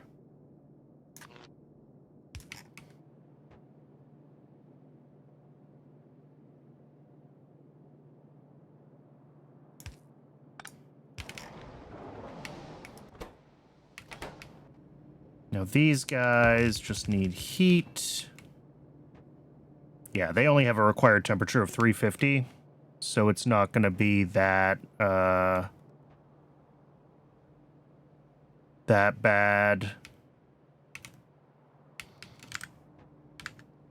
So I think all that's left is the... Well, a couple of things. We need to get coke into this and ash out of this. And then we also just need to do the biomass power plants that are used to run these guys to reheat the outlet gas, which just reduces our total input gas required. And then I think the build is done, although unfortunately it's hard to test until the tech is done, because the tech is blocking these two stages here. But let's get...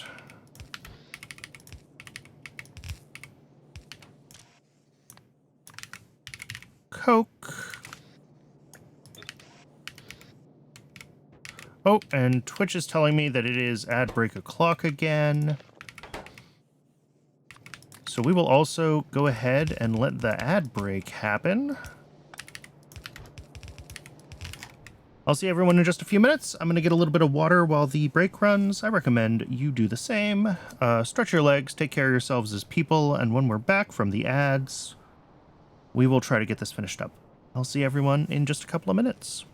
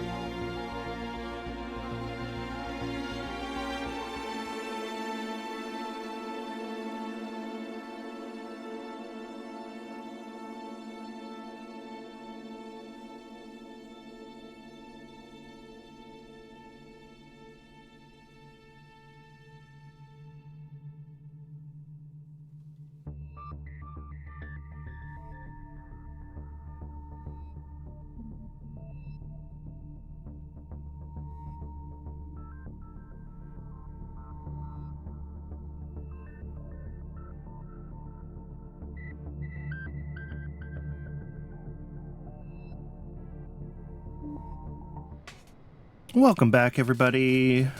Thanks for hanging around through the break. We are just working on getting new hot air figured out still. We're going to have Ash out here, of course. And that is going to be a high throughput. I think I decided that I want to just use high throughput stations for ash always. Because even if it's not a ton of ash that's being made, by the time the train comes here, we want the train to be loaded as quickly as possible because ash stacks to 1,000 and it's just obnoxious. So that's what we're going to do. And then this needs to be flagged for overflow. Someplace else that I make ash at. Hopefully I have a thing I can copy.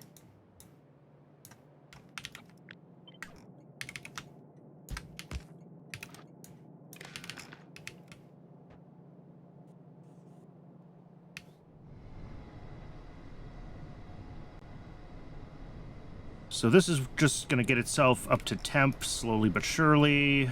Take a little while for these guys. The required temperature on this is pretty low, so running them off of a coal power plant like this, like, I'm not worried about the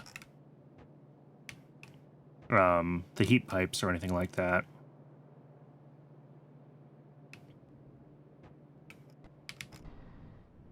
So I think we're down to just, like, the last step of this, which is the reheating portion. So we're going to have 3 biomass power plants down here.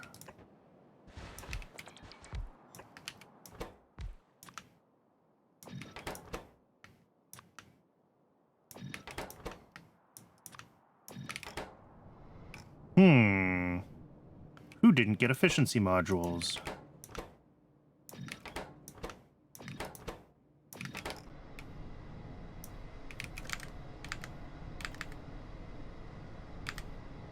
Oh, this takes efficiency modules. All right, that's silly.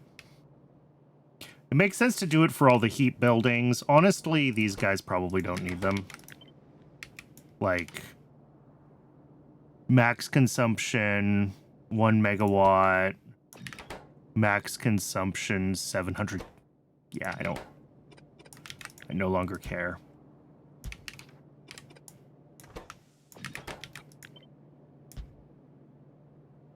It was kind of an accident that I ended up putting the modules in here anyway.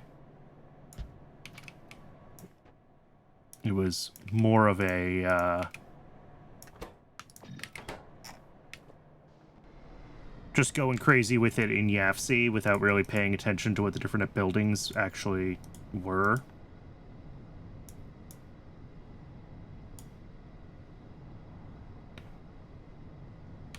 All right, now I have it marked that there are efficiency modules in all the guys that take heat, and in these, because these do need the extra efficiency for this build to work. Efficiency modules matter a lot for power plants like that. Otherwise, we're good. How did I bring in molten salt to the other hot air build? Do I have molten salt on rails somewhere? Did I make it myself? It looks like I made it myself.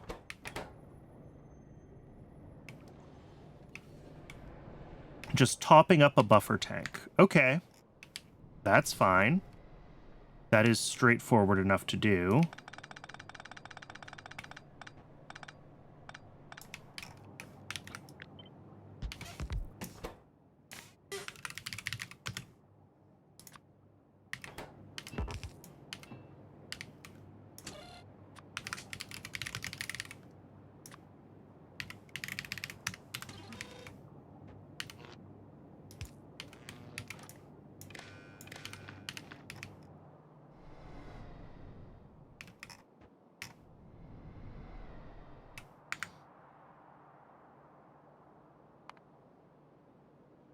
All right, this does think that I might need a few more fluid trains, which is not awesome, but not the end of the world.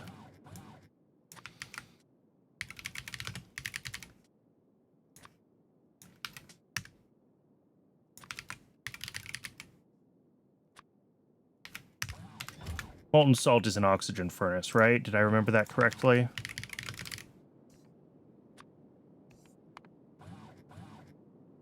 Yes. So I'm gonna have to go grab those.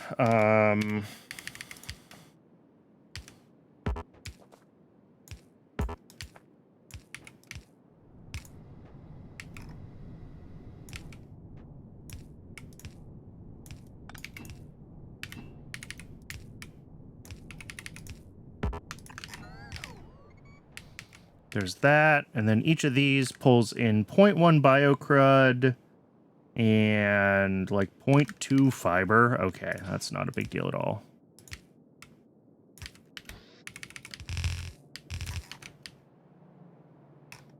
And we will do...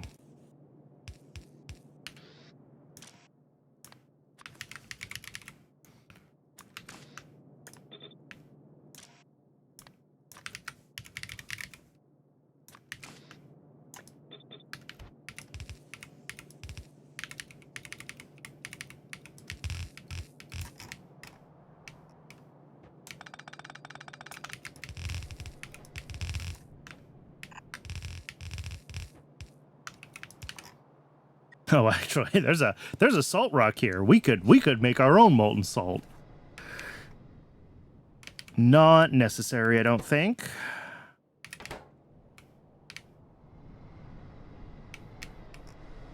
All right, this is continuing to try to push itself up to temperature. This doesn't have power. Oh, because I disconnected this. It actually does still just barely squeeze. Oh, no, it doesn't.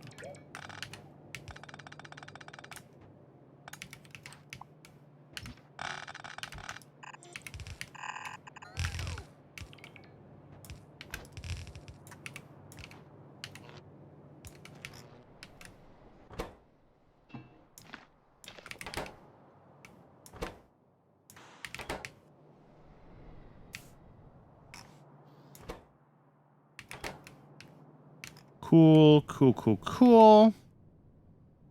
And that needs another buffer tank and another top-up valve. And then we'll hook that up to the...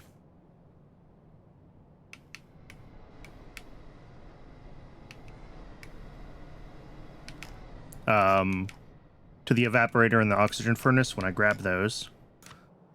So the last thing here that we need is the actual output. Well, and also the tech. But not a lot I can do about the tech just yet, so we will get the output hooked up instead.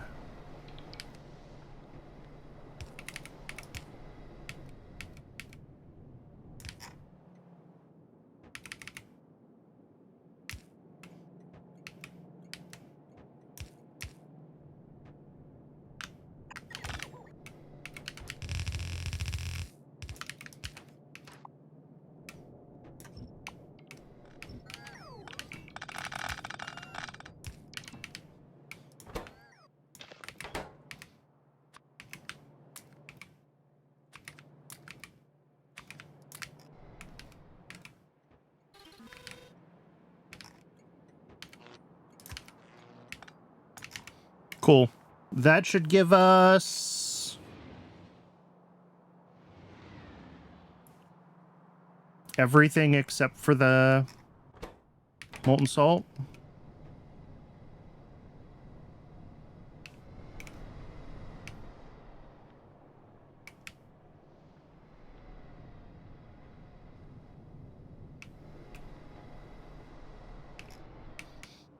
Let's go grab the buildings we need for the molten salt then. And then I'm going to have to find something to do with myself while we're waiting for this tech.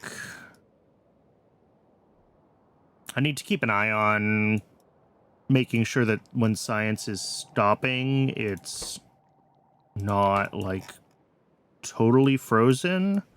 Because as long as hot air is having issues, like, we're going to have trouble potentially making science packs. And that's dangerous. It does look like we're making automation science, though. And that is the one that we're currently blocked on. So yeah, this will request 2,000. What are these stacked to? 200? Yeah. So it should actually be doing a delivery. Hey, there it goes.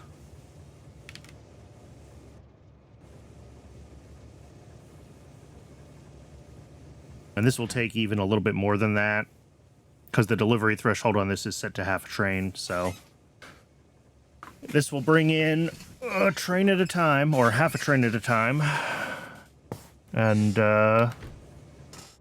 science will continue. Good. As long as we're getting the science packs over to research, then I'm cautiously optimistic that we'll manage not to halt the whole base.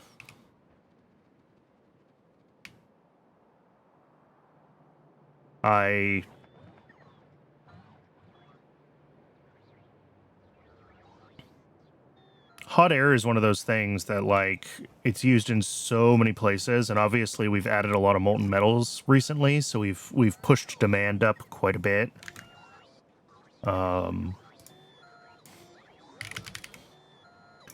But our previous hot air build was 300 a second, and the new one is 1,000 a second. So if this can't keep up with our hot air demand in the base, then we have really done something spectacular.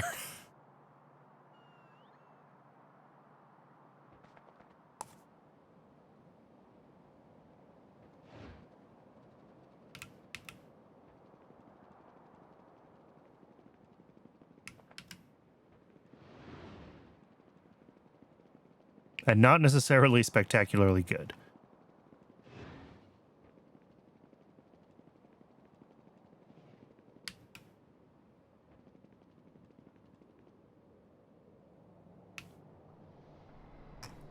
All right, so we've got oxygen furnace. I'm going to put it here because that's where the fuel is. And that's right next to our evaporator, which makes salt.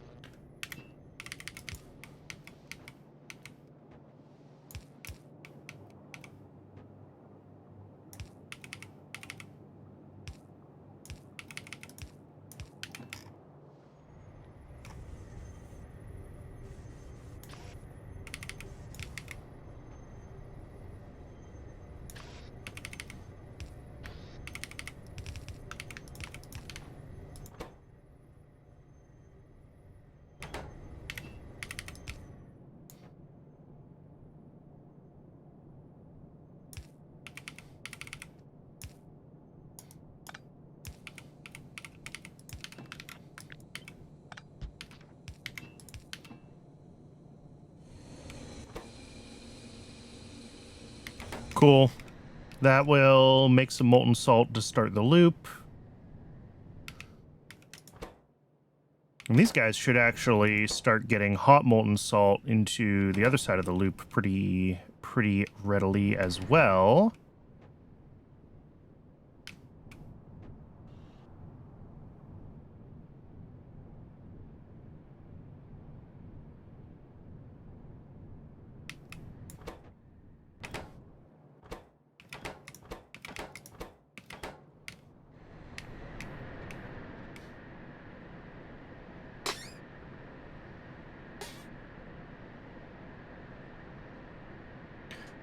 I'm pretty sure this said an hour and 10 minutes, like half an hour ago.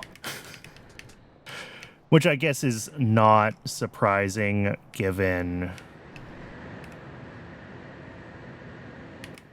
my base.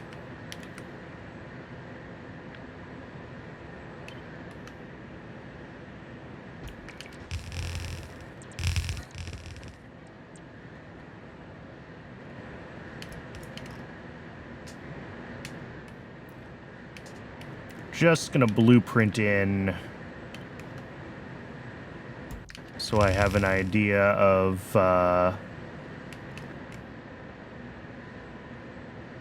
what these would look like. Obviously,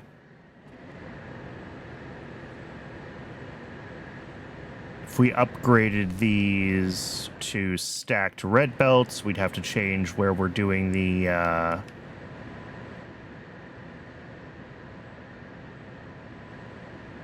we'd have to change exactly where we're doing the stacking. You know, what the splits are between the two halves of the belt, but that's kind of what that would look like to add another module to this. And then we don't add the next of these until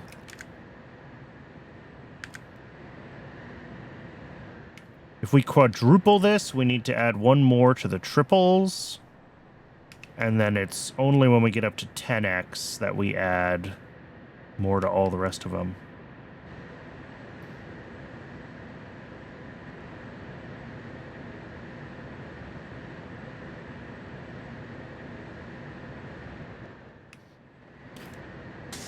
All right. What can we work on while we're waiting for this tech? I guess we could do the Molly build. I've been sitting on that for a while. We have some cleanups to do where we've replaced builds, but the stuff is just still sitting around taking up space. Antimony is one of those, and I don't remember what the other one is, but I know I wrote it down in the to-do list. Reevaluate entire science chain for prod. That is just spending some time doing spreadsheets in YAFC, which maybe we should do.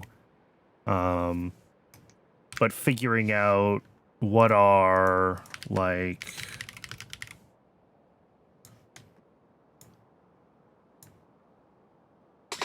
looking at this view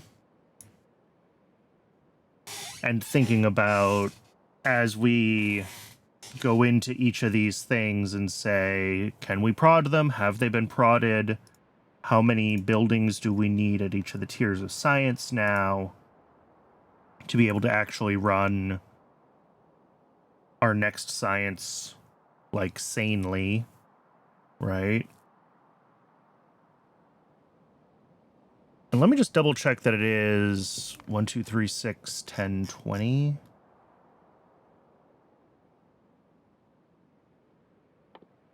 One, 2, 3, 6, 10, 20. Yes. Okay.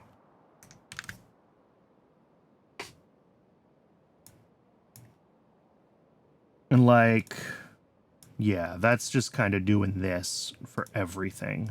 Complex circuits we've already taken care of. Advanced small parts could be prodded.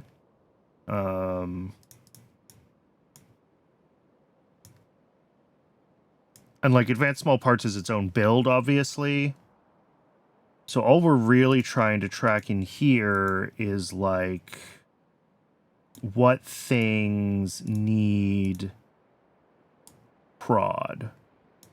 So like aramid fibers. No, actually aramid can't be prodded. Okay.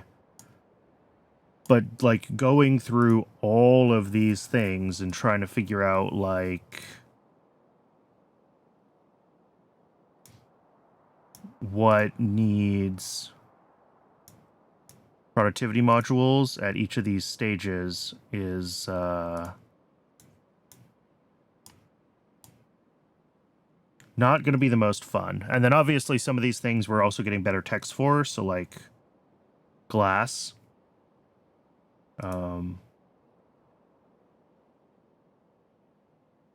Yeah, nuclear samples. I don't think we can... Oh, we can prod those. Am I already prodding those? I hope so.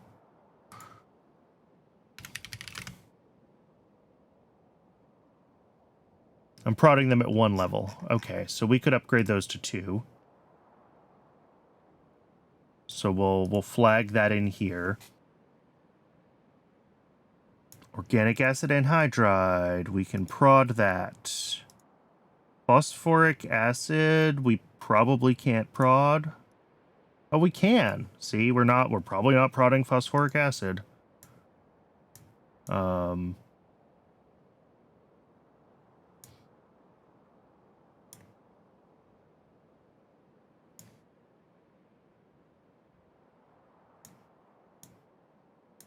Yeah, I didn't know we could prod the phosphoric acid chain. So, like, we got to prod the phosphoric acid chain.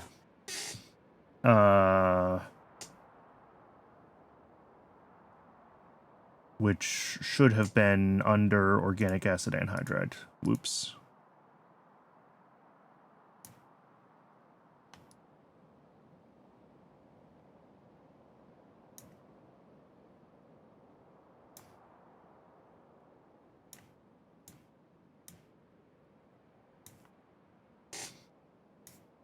And then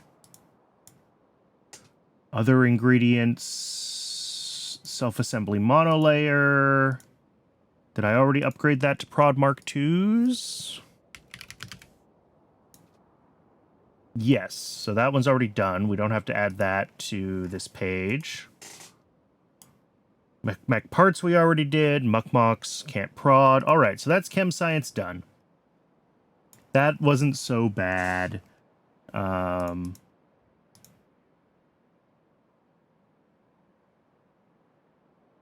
Good alien samples. Prod.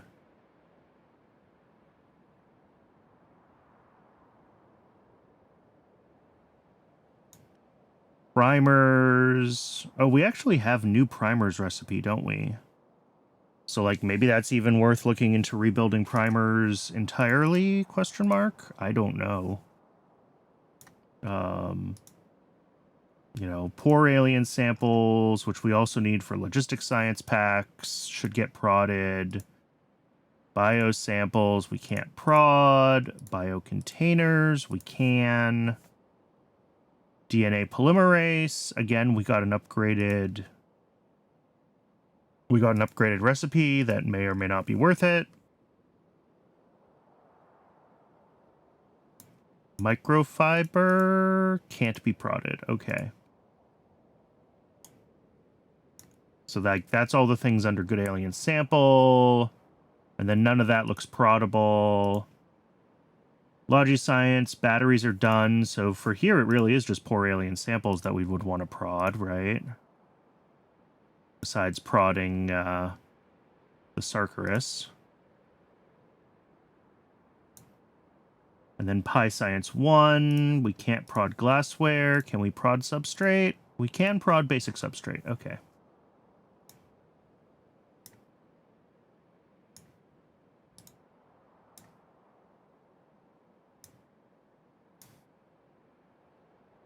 And then small parts we've already done. Okay. Well, that actually wasn't so bad. That pretty much gets everything down to...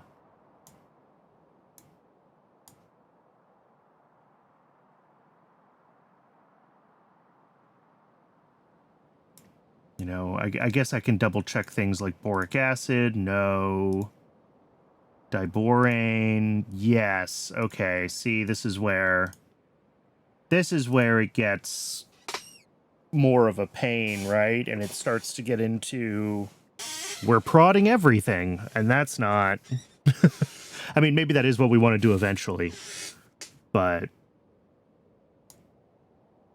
for the sake of things being, like, approachable, it's really just the kind of, like, science-specific things that I want to get reprodded. And then this basically becomes a to-do list, and this is how I've always used this sheet, which is... you know, when we look at Pi Science Pack 3, right, we've got Negasium being made. And that's going to be on site, but, like, we're going to have great alien samples that we need to do, right? And those will get prodded. And nested table. And this is going to need a bunch of other things. And then what we do when we're going through and doing each of the builds is we go through these and we say, all right, we need so much of each of these things. And although I should probably unnest some of it where it's... haven't finished Pi yet. I have not. Somehow. I thought I would have been done by now, honestly.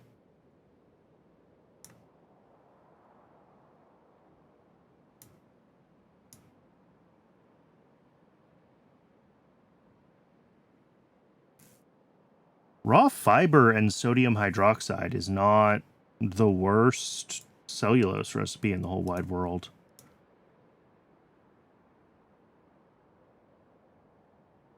It's not even half. Oh, I know.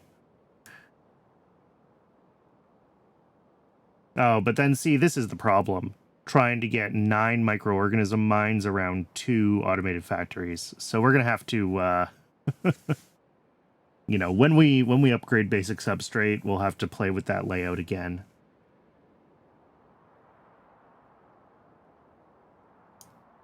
And then Logi, like poor animal samples, we should pull out because we use those in multiple stages. Same with plasmids.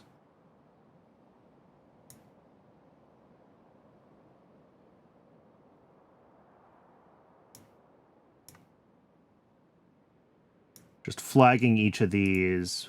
But this sheet only accounts what goes into science, right? This doesn't account for things that go into the mall. It doesn't account for things that go into, well, potentially that are prerequisites of all of these builds as well. So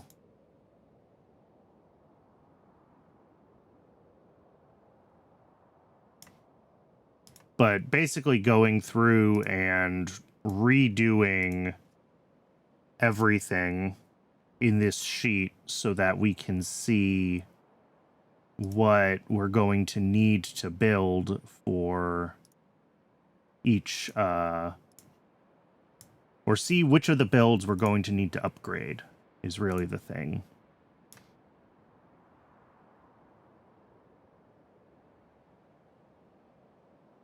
Primers, good alien samples, biosamples. We're going to need to make a bunch of biocontainers. And like we could see that even with tier 2 machines, some of these are getting into some decent sized builds. And then I think everything else here is fine. And then in this tier, good alien samples, biosamples, cytostatics we're making on site, I think. They are eventually used in other things, but right now we're making them on site.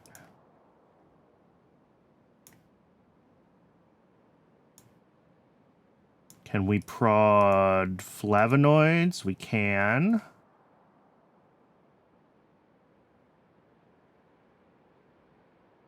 All right. Well, that's kind of the list, right? Whoops. I lost chemical science. Add that back in. So, yeah, nuclear samples, organic acid anhydride, and everything else is stuff that is sort of more global, right? Optical fiber, circuit boards, rubber.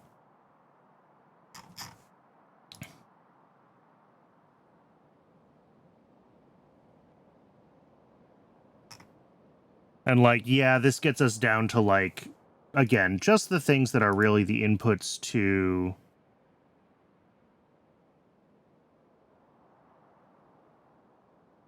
science directly. And like, yes, again, we should prod phosphoric acid. We should go through the whole base to figure out what we need to prod. But that's a little bit harder.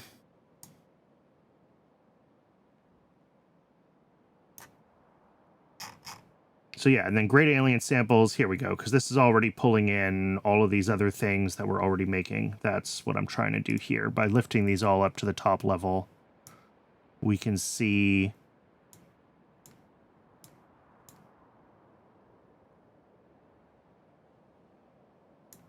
yeah, we're going to need retrovirus.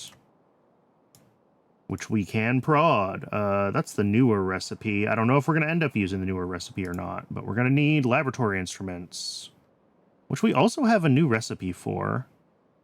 436 for 2 of them, or 1K for 4 of them. This is actually cheaper, according to YAFC, to use the old recipe. I don't know if it's actually cheaper or not, but you know what? I think I did prod these already. Did we prod laboratory instruments? I certainly thought about it. Yeah, they're already prodded. So they don't have to be on this sheet of things we might need to upgrade. Other than making sure we have enough of them.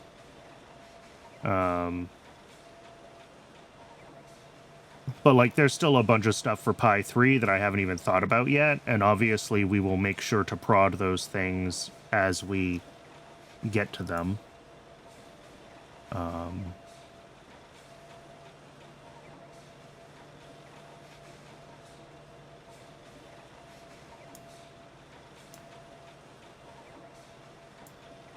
And, like, I was talking about this yesterday, but I could try to co-locate things so that, like, we can do something useful with this solidified Sarkarus.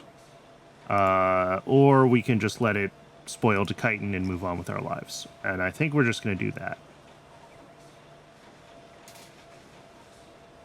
Yes, it uses a little bit of extra resources if we can't, like, kick that Sarkarus down into Pi Science 2 or Logisci or whatever, but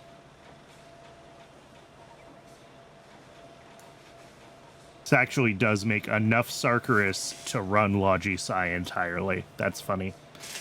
But it's just not worth the hassle of trying to co-locate these, because these builds have so many input ingredients, right? That trying to run them, like, really close to each other, the train and belt routing is going to be more hassle than it's worth.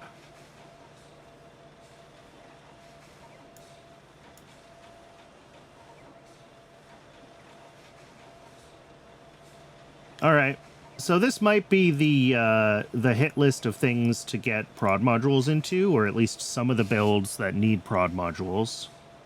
I mean, again, going through this, there's things that we haven't added, right? Phosphoric acid, we know we can prod.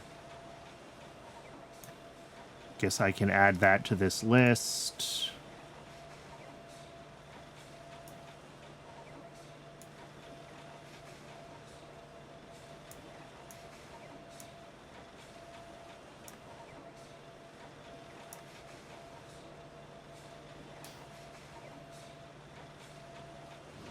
Other things, I mean, a lot of what's left in this is actually not proddable, which is great. I think advanced small parts is currently only on one prod module, so we do need to upgrade those and put a second prod module in. That is not a big deal to do. Mech parts are already done. And then a bunch of this stuff up at the top is stuff that we haven't even looked into yet, so I'm not even thinking about what prodding all of that would look like.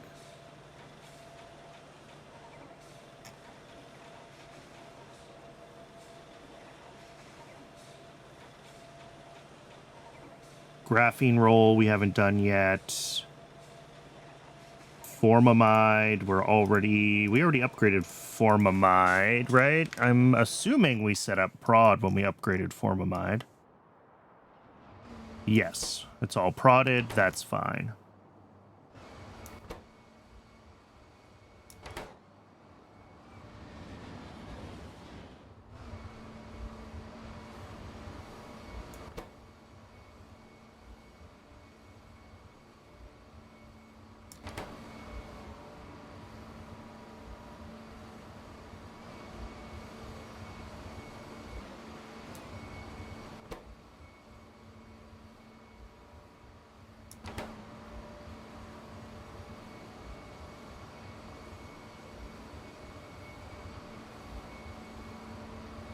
What did I do with this? Interesting. There's no top-up valve in here? I mean, it makes sense all the ins and outs are connected, but I'm surprised I didn't put a top-up valve in. I guess it's fine. Yeah, we just told this to deliver one train load and then loop the methanol. All right, that's one way to do it.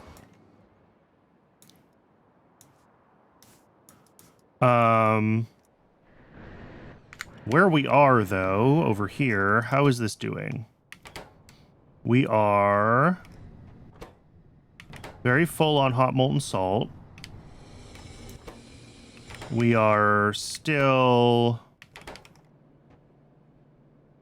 buffering cold molten salt, although there's probably enough in the loop for it to loop at this point, and I could just turn that off. At the very least, I can stop requesting more saline water. Everything here should be getting up to temperature if it hasn't already. Yeah, 500 degrees, 497. And the functional temperature is 350.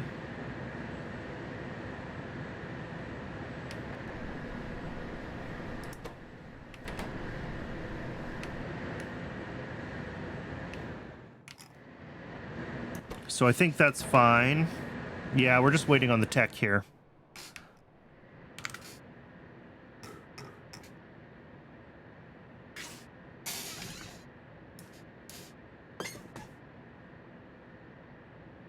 So I guess, flipping back to YAFC here, I can take some time and start working on bits and pieces of this, getting all of these builds upgraded to prod, to have 2 prod modules and everything. Like, I think a lot of these, like, poor alien samples... Yeah, like, this is just used in science packs. And this is set to be scaled to... Apparently we make the Relisias on site for that? Did I do it that way? Yeah, I did. Alright.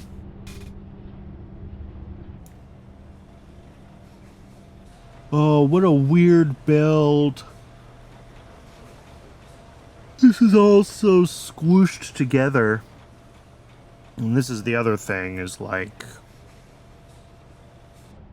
Some of these builds, when we go in to try to fix them up, we're gonna find that they're weird, because they predate a lot of the ways that I've been, like, building more consistently now. But this says we need 0.17 poor alien samples a second. So if we upgrade to Mark II buildings, at least for the ones that matter, the ones that we can prod,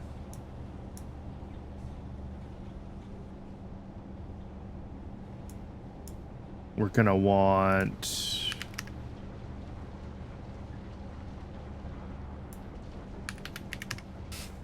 I mean, that looks fine. The incubated petri dishes are gonna be a pain. Well, if we upgrade this building, they won't be. There we go. That's one building. It's still... I guess we could still do this with one of each building, right? We will just need... We'll still need a little bit of extra Relisias, because we need more than the prod bonus worth of extra stuff. I think right now we've probably got, like, what, 7 of these? 8 of them. Yeah, so we need one more Relisia plant is going to be the answer. Whatever that takes us up to as far as actual production. Pretty close to 185. 183. 184, yeah.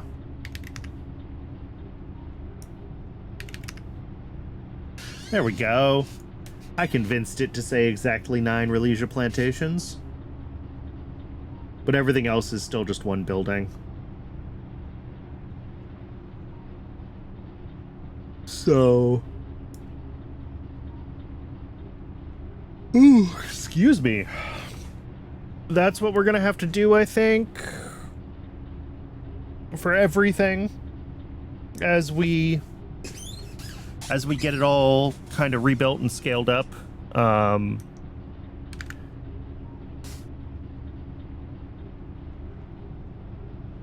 This should also get our SPM pushed up a little bit higher, because if we're rescaling everything to what we're going to want for our next tier of science, like that doubles all of our current science, right? So, but yeah, let's get this resorted so that it's kind of vaguely in something resembling a dependency order. Or at least so that things that depend on other things are above rather than below. And that way, if we start at the bottom and work our way up, we're not going to run into... Unlike, yeah, Arcod Propolis, we'll throw this up here because we're not even touching that yet. Nuclear samples we can throw up there. Phosphoric acid is used for things other than just science, so maybe that's a good place to start with prodding things, is redoing phosphoric acid with prod.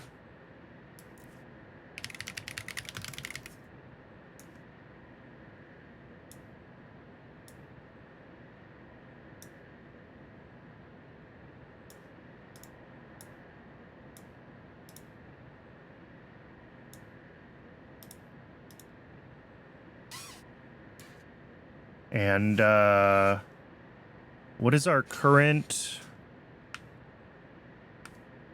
scale on this?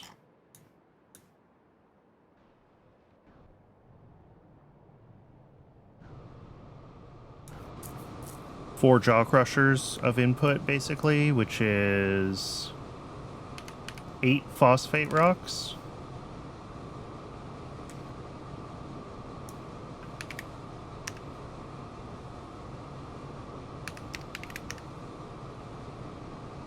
That gets us up to 5 jaw crushers. That's too much. 15.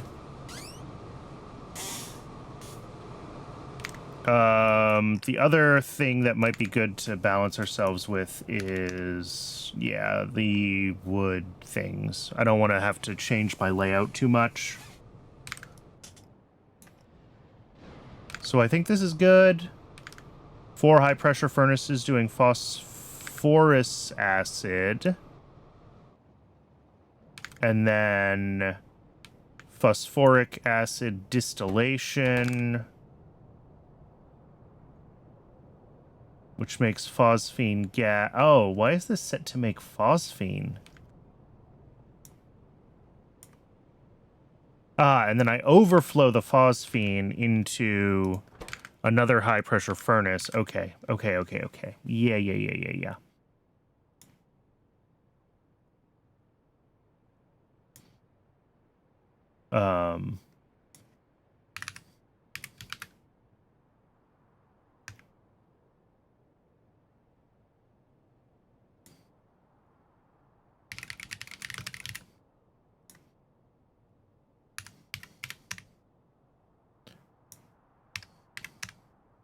There we go. Well, no, not quite.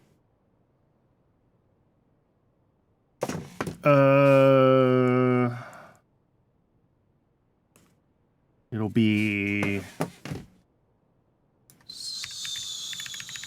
that. That scales us to exactly 2 wood processing units. Okay. Yeah, so we're going to need a second high-pressure furnace if we want to be able to convert all of the phosphine. We do need some phosphine out, obviously, for silicon, I believe, is what uses it. Yeah. So, like, I don't necessarily have to build this to be able to handle all the phosphine, but it would be nice.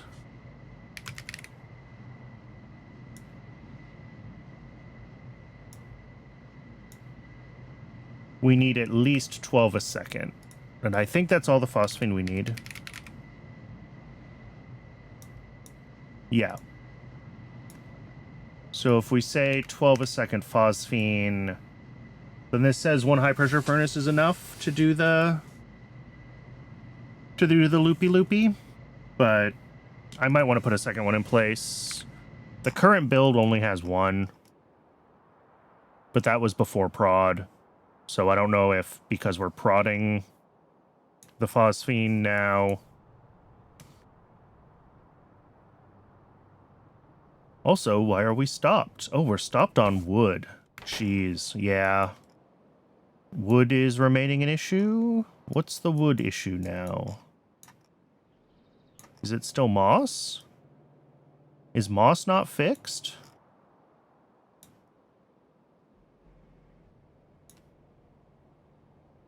Moss is...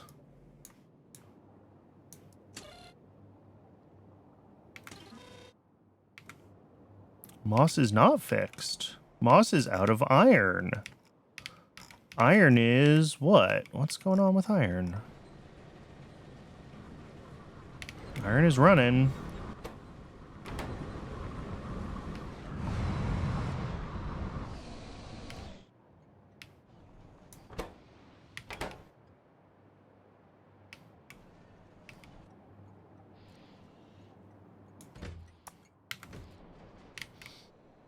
Yeah, I'm worried we're not making enough iron. Even with, how were we limping along if this is just, even this upgrade is not enough?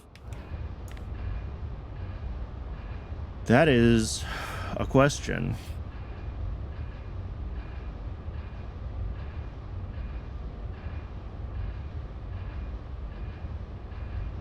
It does seem like we're catching up. There's fewer red blobs here than there were in earlier. Also out of aluminum. That's also potentially bad. Yeah, we're just not running. Oh. Well, who'da thunk?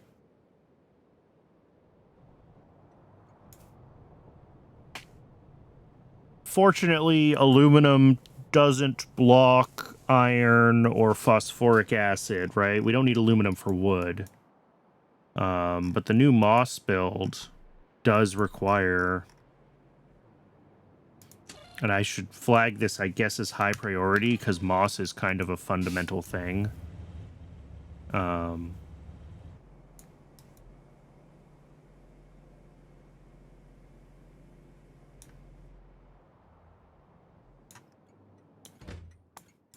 right, yeah, and it's getting the next load of iron, which is good. But I'm worried that we're not...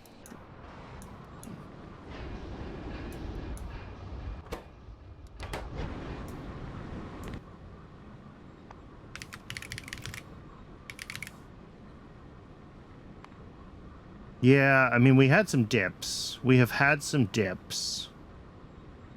Which means that there have been still issues with molten iron. And you can also just see, like, the middle of this graph is 5.9 and the middle of this graph is 7.6. So that would seem to indicate that we are not making enough, but also more of the area of this under this curve, I think, is... I don't know. I need, like, the RMS value of these charts or something like that, but,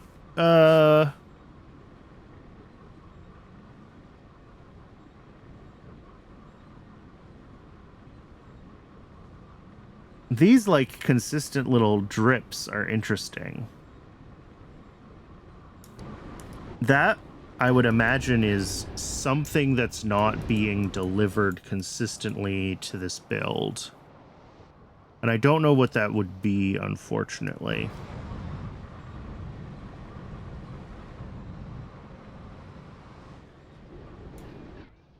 Like, is it iron ore? Is that the thing that needs fixing?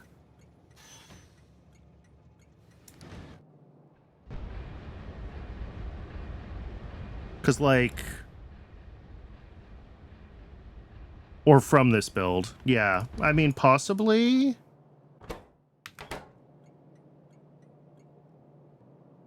Unlikely, but possibly.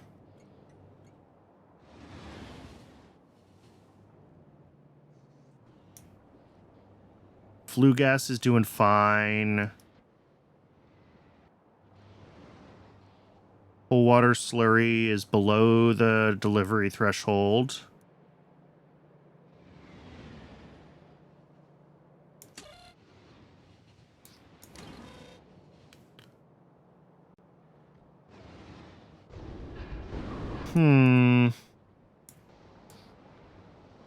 Because, yeah, when I see that shape, if we go back to this, like, this kind of spiky shape tells me that we're either running out of something or blocking on something, and it's flapping, right?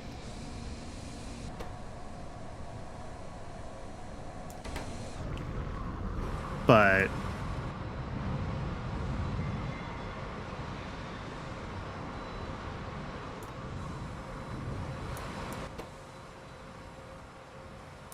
Iron pulp state. Wait a second. What is... Oh, that's right. Sorry. I thought this had one of these had a different graphic. I just, like, saw the wrong number.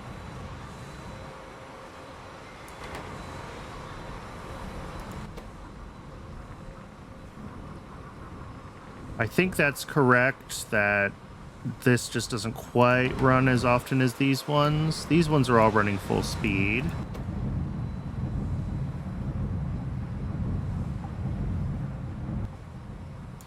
And then these ones are expected to stall every once in a while. At least I think they are.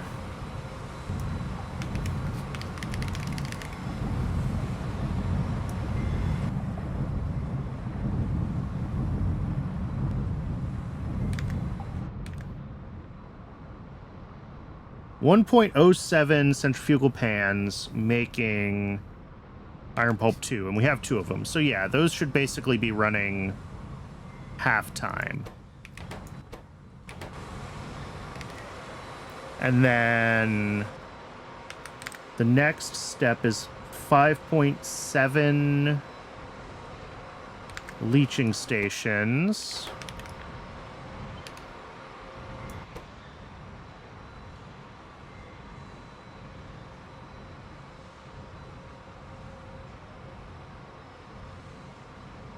These guys are currently running completely consistently, and these guys are somewhat...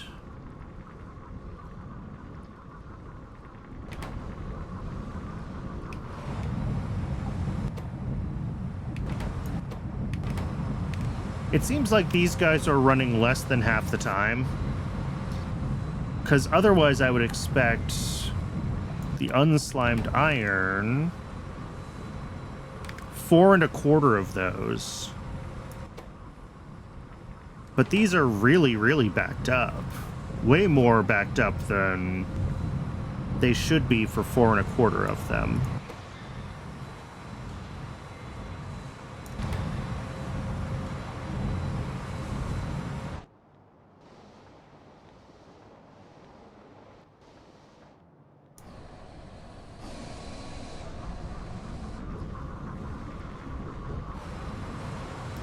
But, like, other than this, where these guys are sitting yellow, and it feels like they're sitting yellow for longer than they should be, everything here is green. The singular flotation cell is only running at 0.57, so this is going to be, you know, about half the time, and that's fine. The other ones are 2.85. And they're running very consistently. This is the weird thing. Why are these running so consistently? It's like we have more of some ingredient through this system than we're supposed to. It feels like we have more like of the iron pulp stage 2.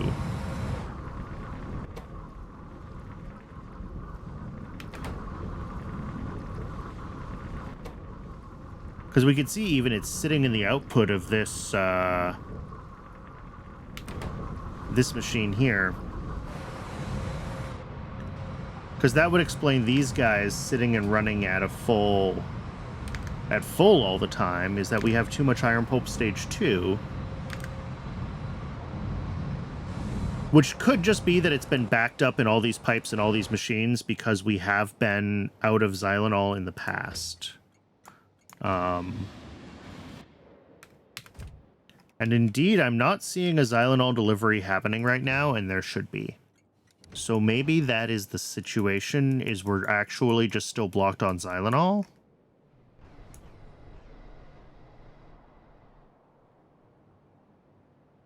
Yeah, we don't have anywhere near enough. Okay, yep, something is still screwy with crude oil. We're going to have to check that out. But for now, it is ad break o'clock again. I'm going to go ahead and let Twitch run the ad. I'm going to step away and get a little bit of water while that happens. I'll see everybody in a few minutes. I appreciate folks sticking around.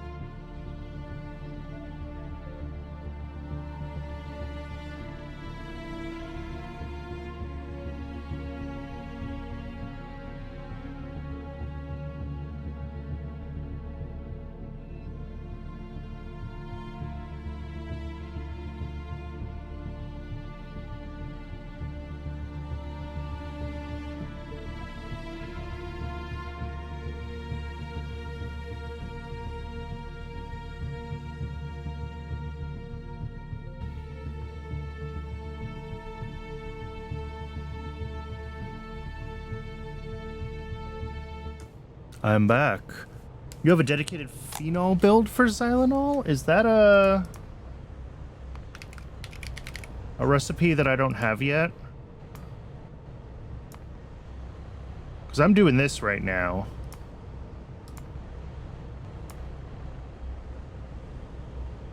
Iron oxide phenol methanol from here.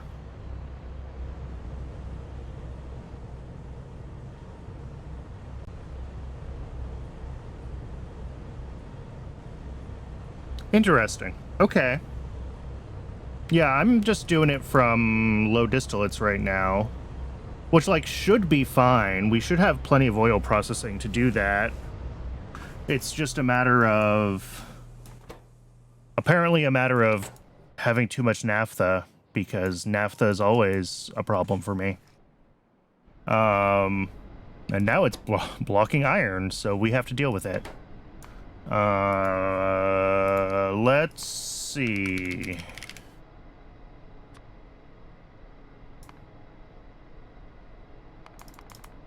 Oh, this is what I was thinking about doing, right? Naphtha to syngas. Chromium, naphtha, steam.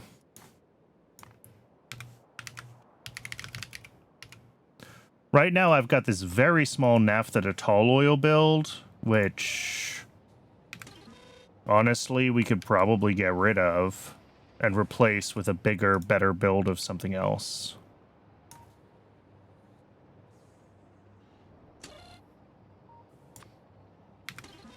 Turn off that request entirely and let that flush out.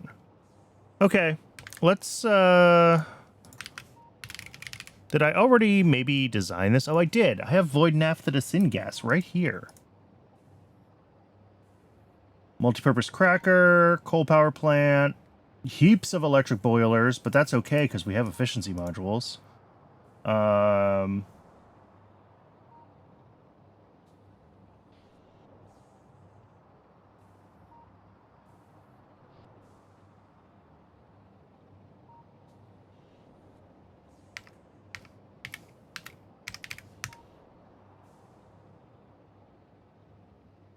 No, that's probably too much. I think I came up with this number of like 413 based off of our naphtha production for other things, like how much is coming out of crude oil processing. So I think we can just export this shopping list.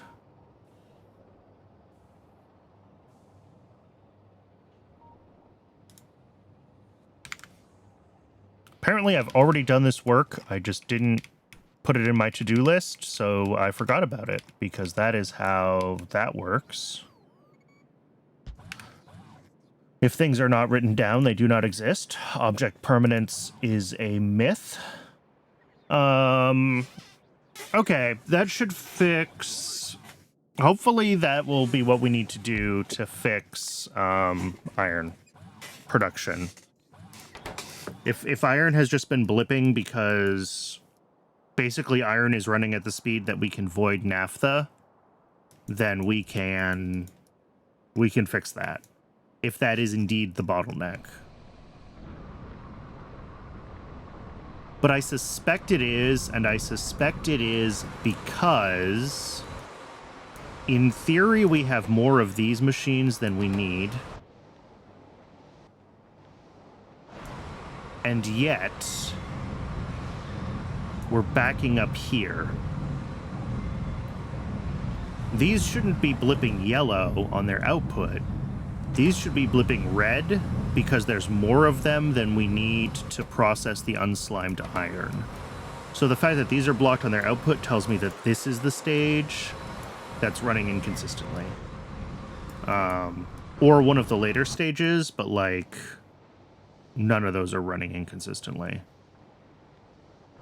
Unless it's this one from sulfuric, but I think it's the stage 2. No stage 4. Because no stage 3. Because we're out of xylanol. There we go! We watched it happen! Numbers of buildings for iron are so uneven, I know. This is why I don't do DI for most of my builds anymore. It's just not worth the hassle. But okay, I think this is likely to be the thing that has been slowing down our iron production, and I just haven't caught it like actually happening until just now.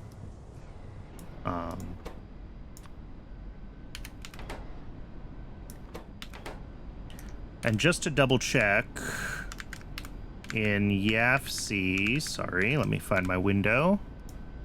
If we find iron plate, that needs 95 xylanol a second. And if we do oil processing, we have that scaled to 100 a second xylanol out. So that should be plenty.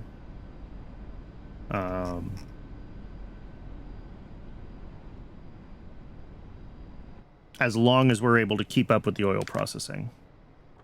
Yeah, we don't have low distillates again, and almost certainly the reason we don't have low distillates is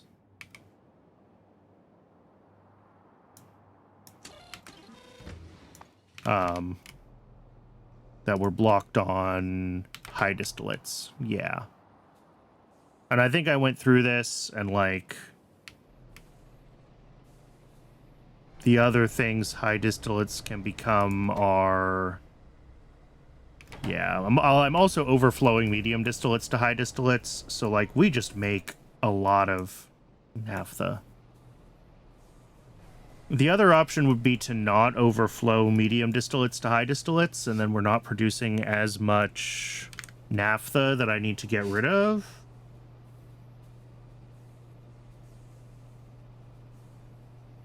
Oh, you know what? This doesn't even account for all that. Yeah. This 400 number that I came up with is when we're turning all of our medium distillates into cumene. And we're not turning all of our medium distillates into cumene. We're turning most of them into high distillates, which means that this is even less... we're making even more than 400 naphtha from this build. No wonder it's backed up. If we set this to a very small number.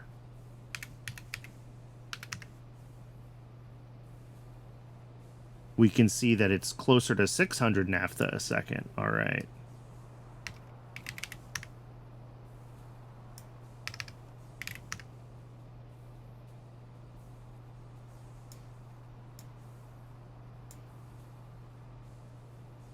I mean, what is that?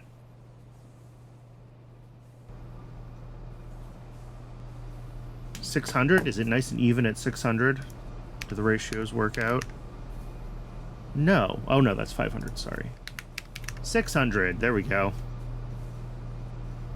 It's a lot of boiler, but other than that... But that makes... Jeez. How do I even use that much syngas?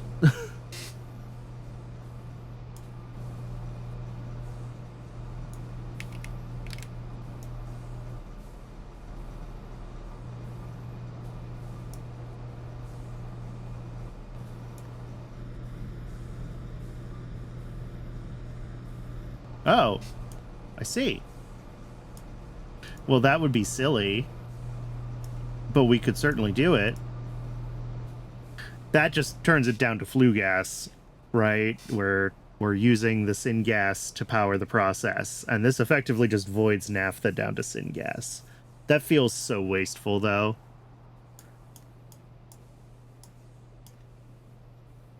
But making 1,500 syngas a second, like...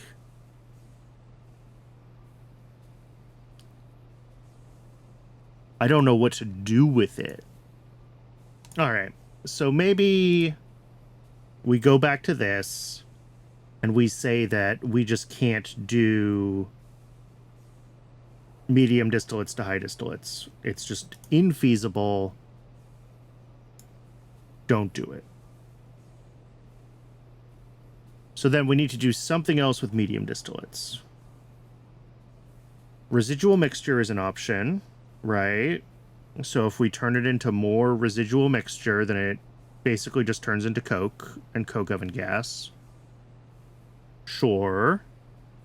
Condensates are an option, which is more naphtha and more BTX, both of which are things that we need to void anyway.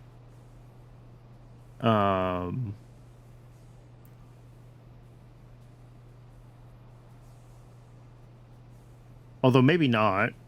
Like, if we got rid of this loop, we did medium distillates to condensates.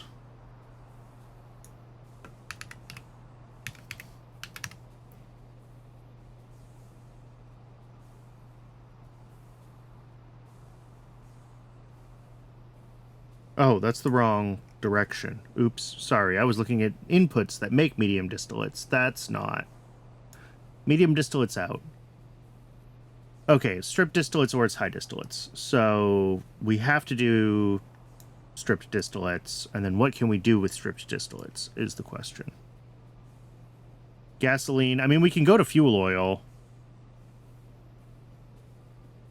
And we were talking about wanting to use fuel oil anyway, moving forward. So, like, what if we do that?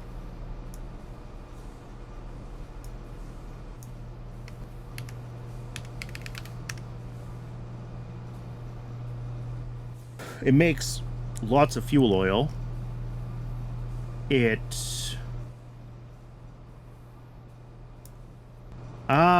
That's where a lot of our naphtha comes from, too, is this refined nat gas condensates loop to void the condensates.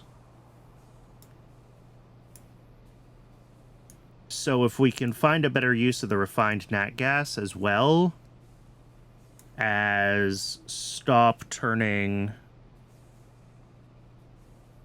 from clear to oh, okay.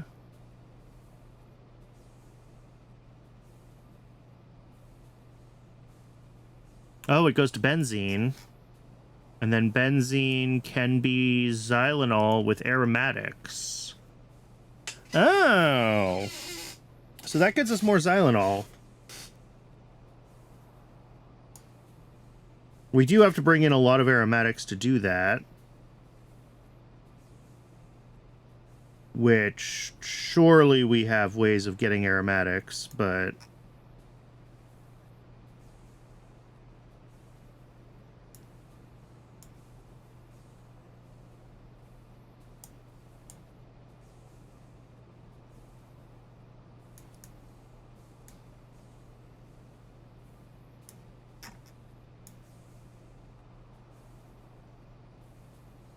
what can we do? Light oil...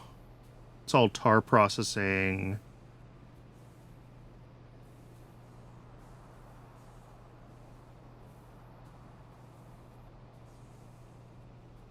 I mean, nothing that makes a lot of sense to do as part of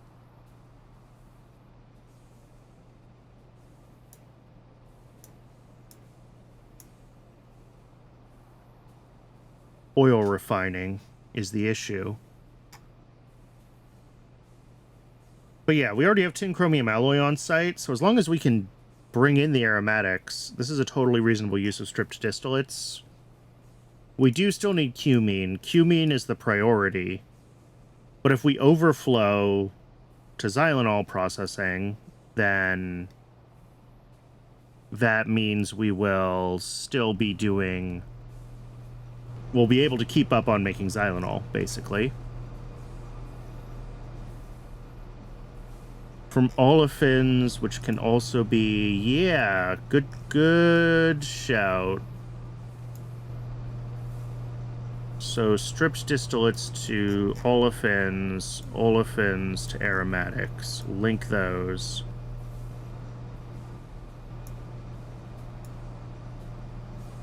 Little bit of nexolate. Okay. So that gives us the path for basically turning the medium distillates into more xylanol when we need it. And also maybe benzene, and also maybe an olefins out, depending on what I already have for outputs and what I can overflow. Okay.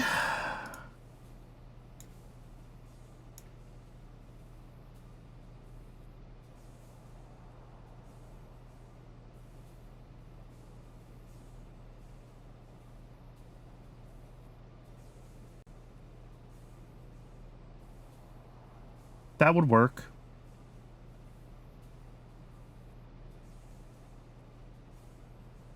My concern is that if we don't have enough...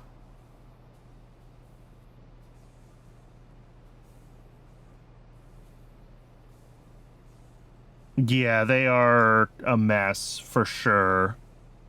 My concern is that if we do this... Are we going to be in a place where...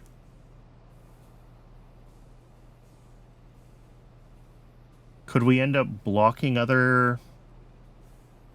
Well, they would be blocked on naphtha right now. Other heavy oil processes would absolutely be blocked on naphtha right now.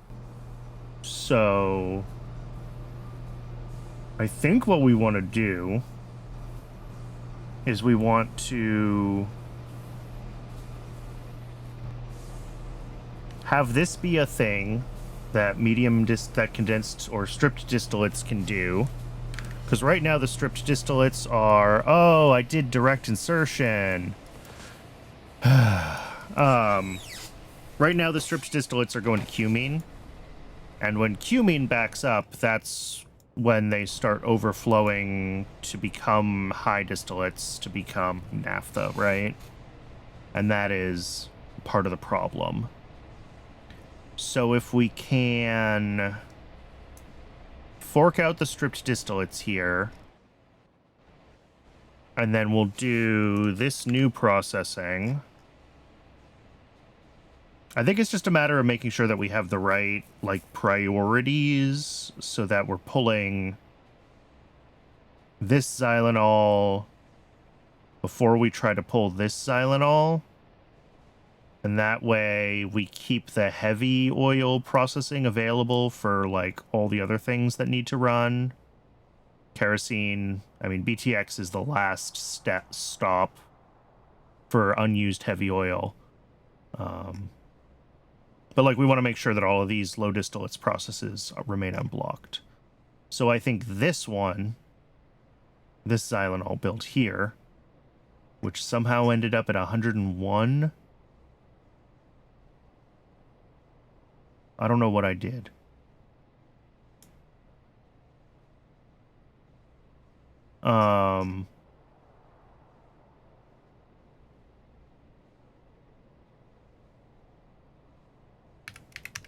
There we go. But yeah, we want to make sure that... Yeah, that should work. That should work. I can set up all the overflows correctly for all of this, I think.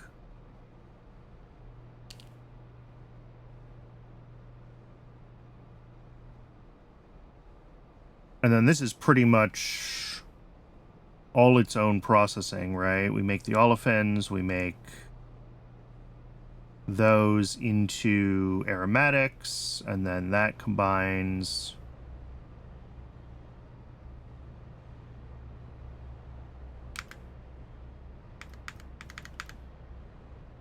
Awesome! YAFC just crashed. When did I last remember to hit Control S? We'll find out. Probably not recently enough.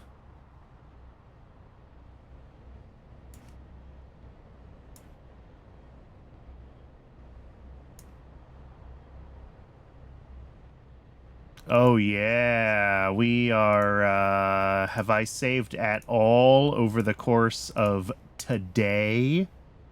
Yikes. Whoops. Well, that time I just accidentally closed it.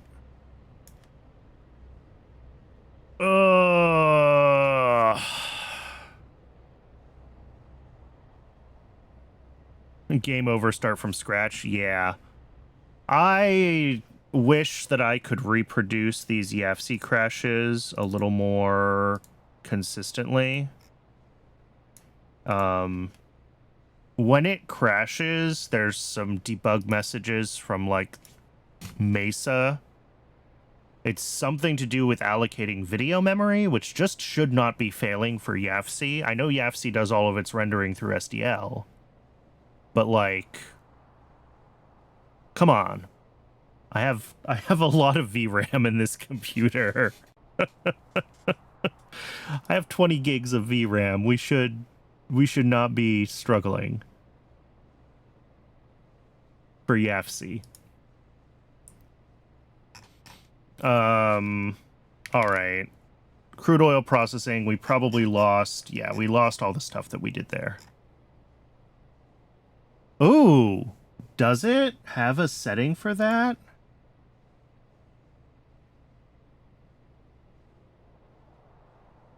Enable autosave, saves when the window loses focus.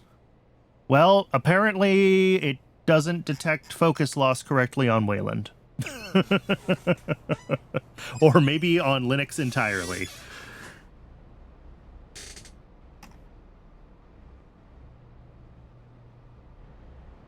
Alright, so stripped distillates to olefins and to benzene. Olefins to aromatics, and then to xylenol.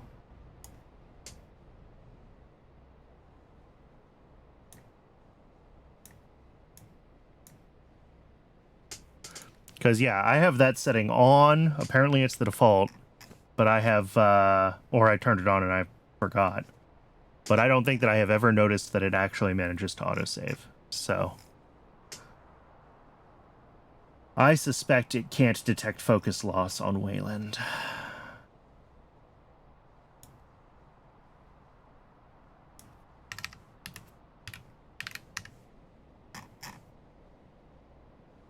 All right. Try load another project and check autosaves. Here, let me save.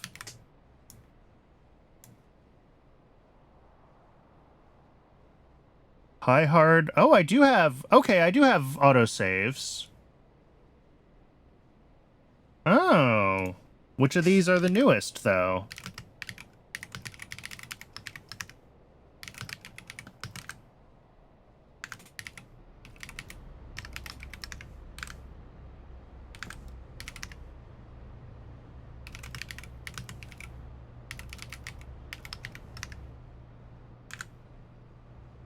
Also,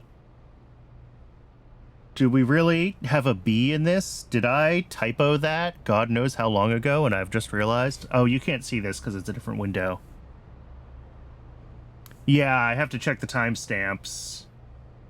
All right, we have one for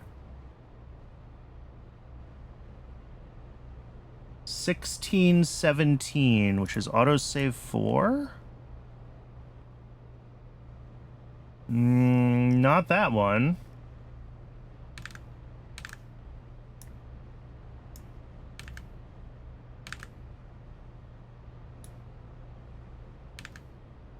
What about autosave 5? They might have also been overwritten since then because I've been alt-tabbing a lot.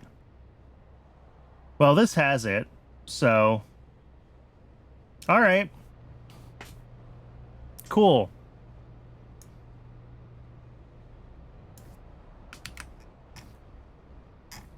So those do work. It just doesn't make it easy to find the autosaves. Good to know.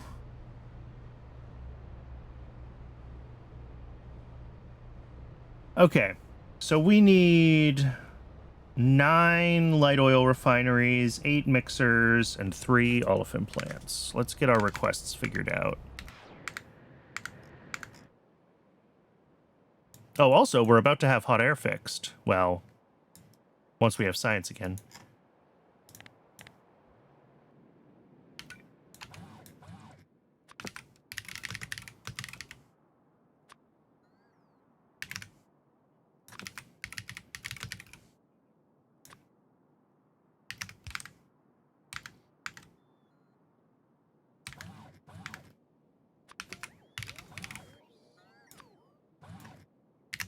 All right.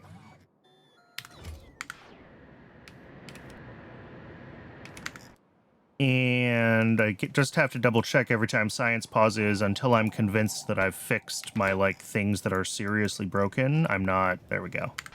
Not confident we're actually going to get the science delivered.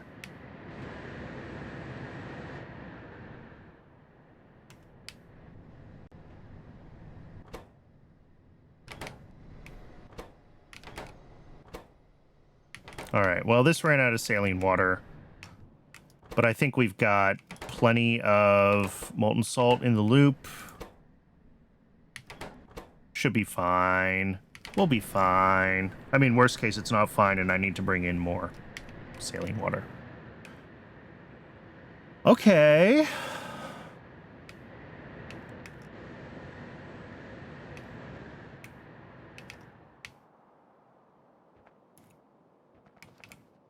Let's go see if we can figure out the pipe routing for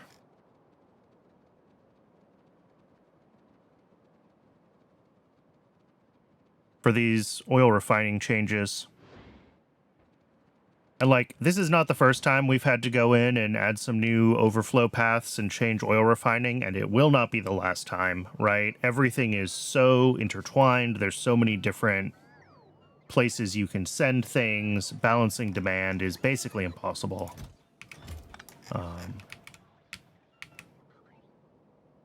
So all we can do is kind of realize that we've hit a new bottleneck and change our production, and then as demand changes, things that used to be kind of the byproducts will become things that we want to prioritize making, like xylenol.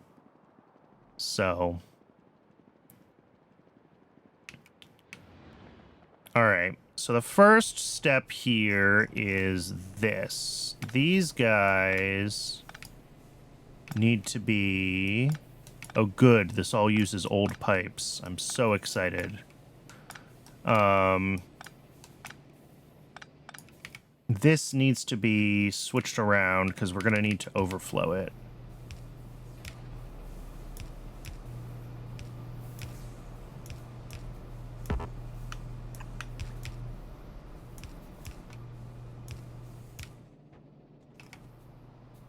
Oh no, this is mostly newer pipes. In that case, I just used these ones here for some reason.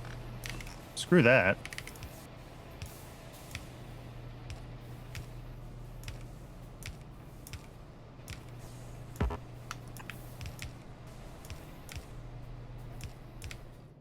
And we'll think about that in a second. Let's get this one hooked up too.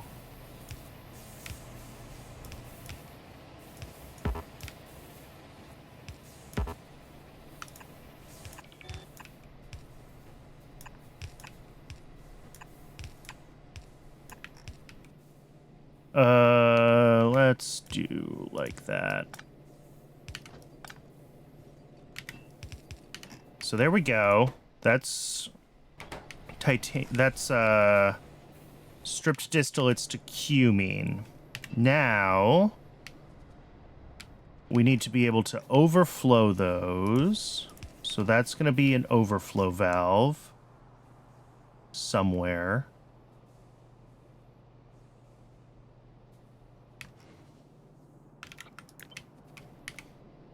There.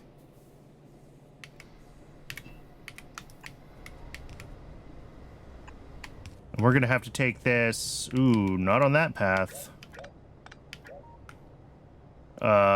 This is going to be the fun part.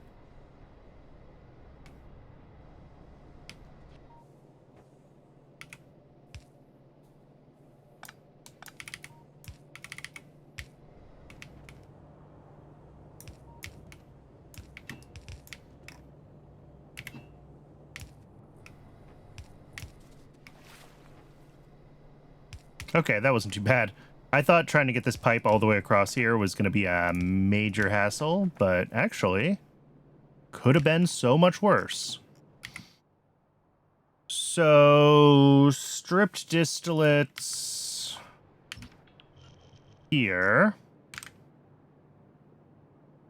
Those need to turn into both olefins and benzene. Okay.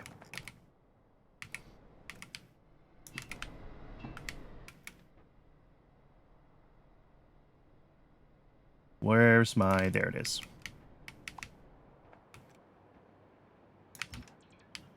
All right, bots, have fun. Go wild.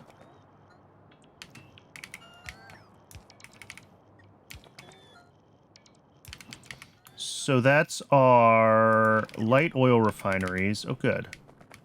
These guys. Lead rich. Oh. Really?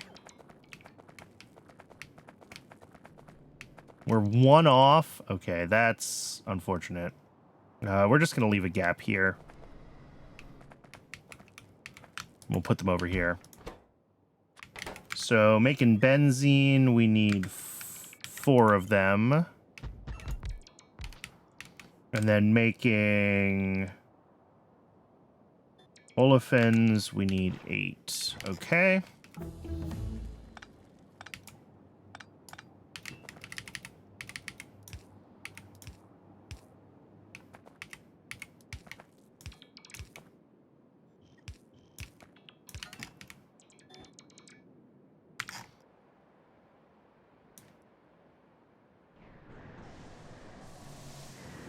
All right. Oh, really? I didn't power it? That's so annoying. All right, we'll deal with that in a minute. So this is going to have benzene out. Down to here somewhere.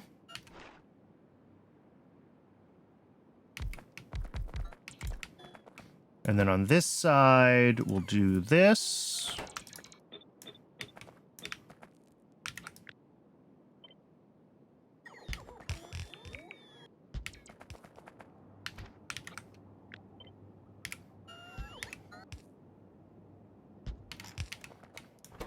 Good. Through the middle, we will have belt. This needs to have the... Oh, this, actually, right? It's tin chromium alloy? It's tin chromium alloy.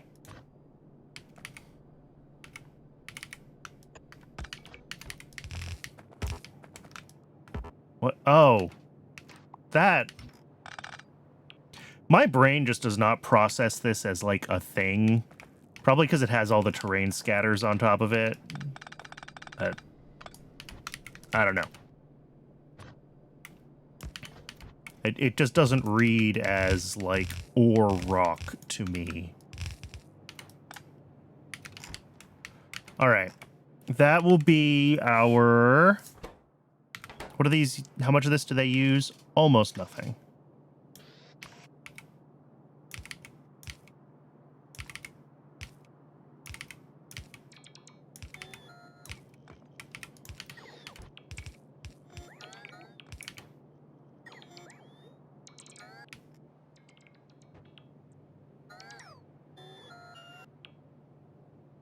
Cool. And then we need 3 olefin plants over here. Olefin? Olefin? I should really look that up.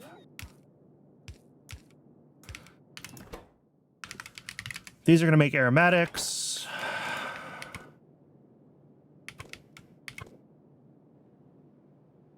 Oh, they bring in water and they release water.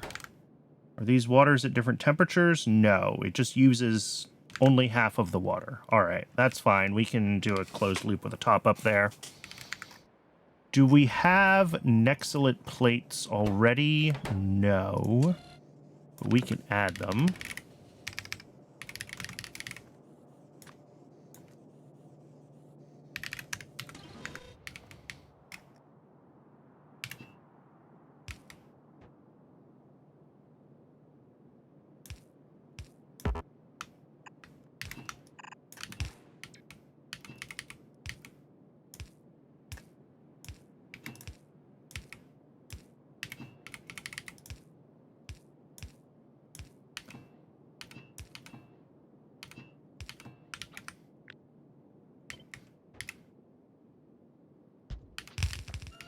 And that's going to be our aromatics. So benzene plus aromatics. We will deal with in a minute. The water from this and the water from this side need to be looped back together. Hooked up with a top-up valve if I can find our water pipe. I can always just make a new water pipe if I need to, but... look at that. I reused that slot.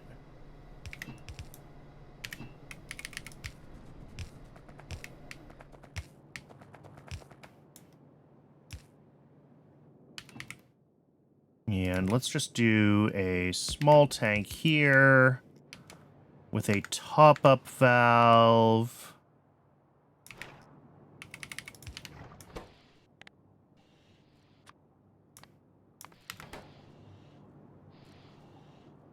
Cool.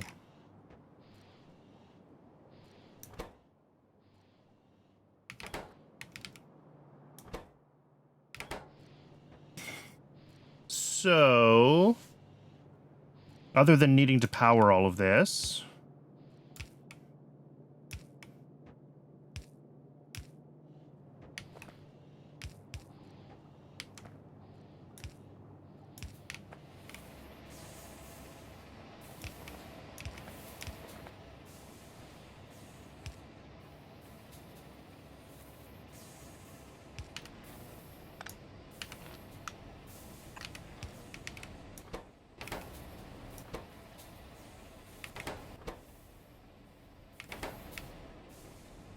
all right, we got benzene.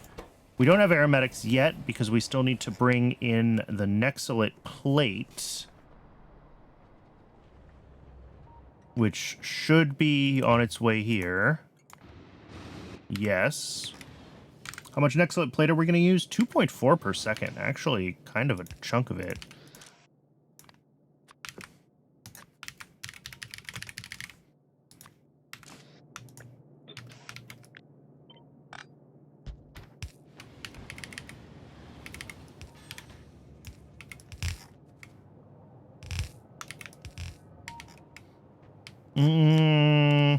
You know what?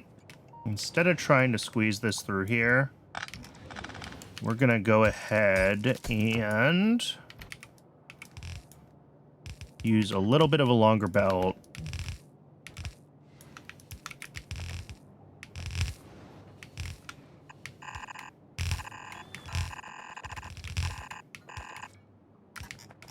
Go around this side.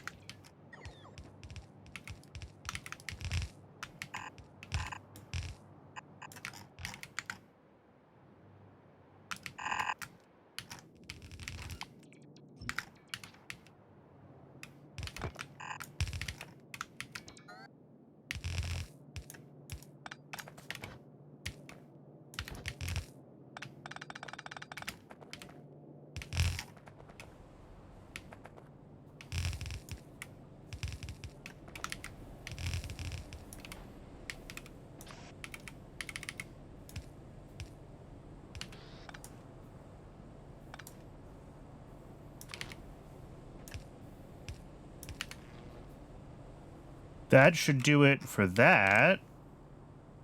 And then the xylenol is in mixers.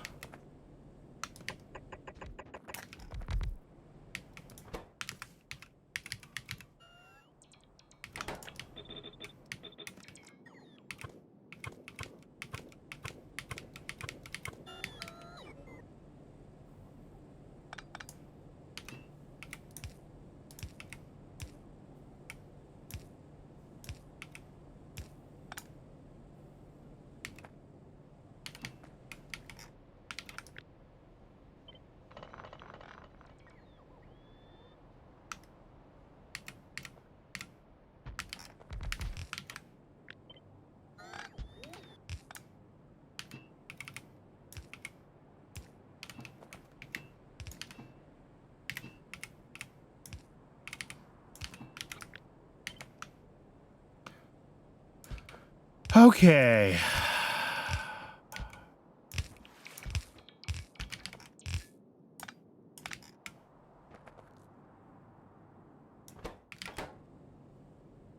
That should be pretty much it.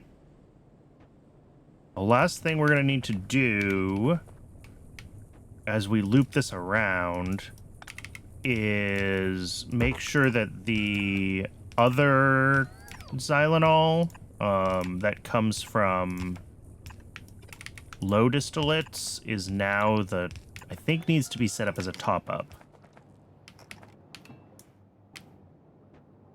So that's this coming in here. We'll just want to make sure when we hook those up,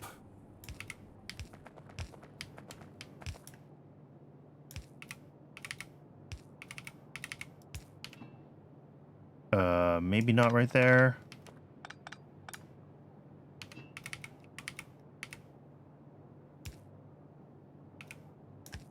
We do this here,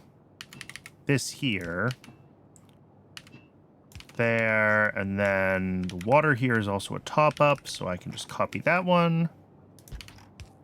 And that'll be a top-up here. And that way, as long as we have spare stripped distillates coming into xylanol, we'll prefer to make the xylanol from spare stripped distillates rather than from heavy oil.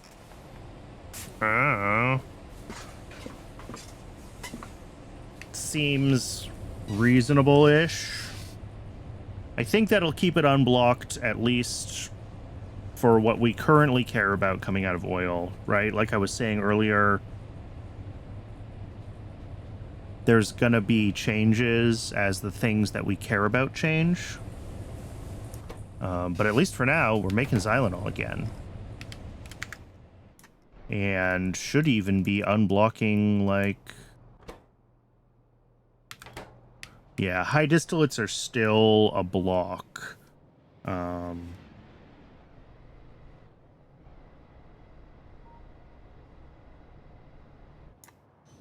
Oh, there we go. Pulling some naphtha, though. Okay, I want to see, before I, like, try to make a new naphtha void, if just, like, changing medium distillates to not be turning into high distillates and naphtha all the time is sufficient.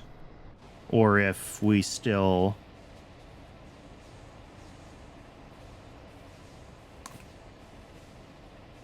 If we still make too much naphtha, if we're still not using the high distillates fast enough.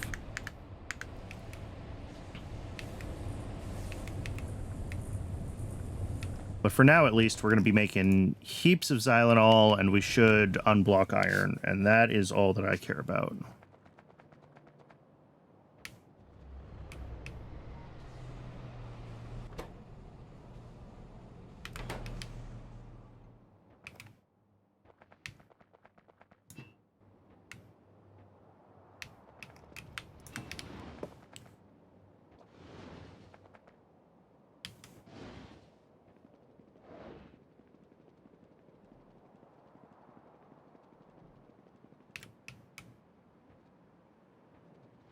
All right, next things next is we need to go fix a power pole at the hot air build because that power pole was in the wrong place. And then hopefully we'll just see that hot air build turn on and start spitting out hilarious amounts of hot air. If I built it right, it'll just work.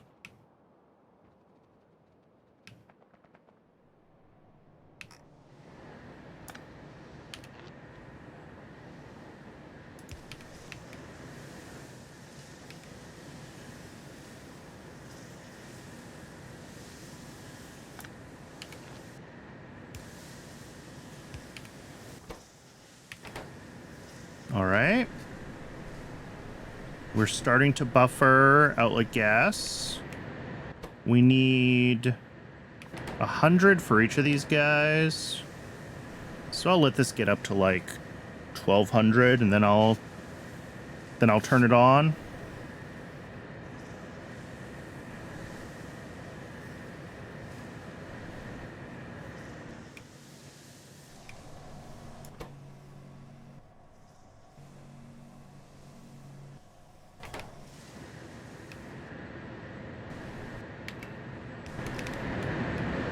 Yeah, okay. And all these guys run.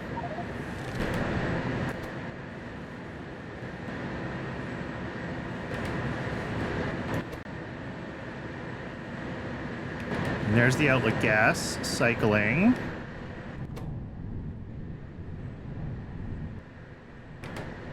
Those are cycling. Good. Output of that comes up here. So it's going to take a little while for this to stabilize, right? But as long as we're getting enough outlet gas here...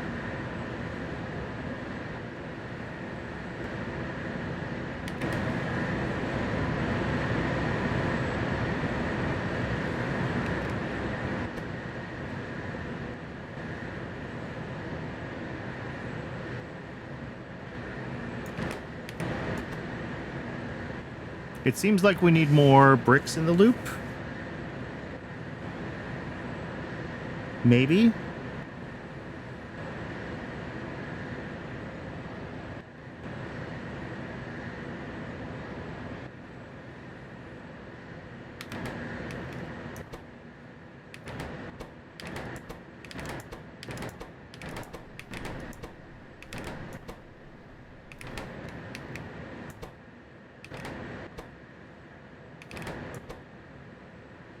Maybe not.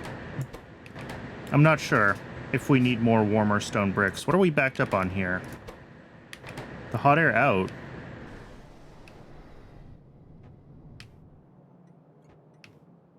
Oh.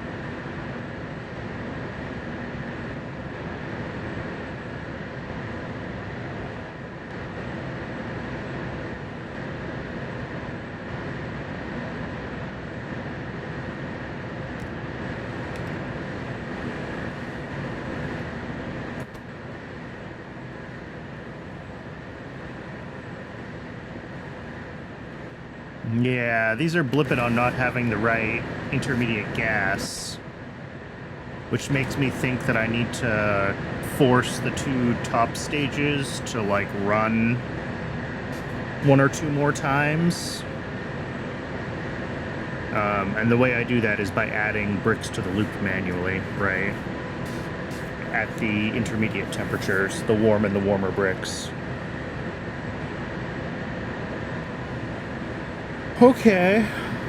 But other than that, other than the occasional blips down here,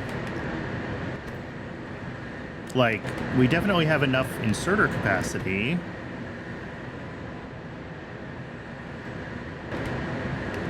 It's just that we don't have enough of the intermediate gases in the loop.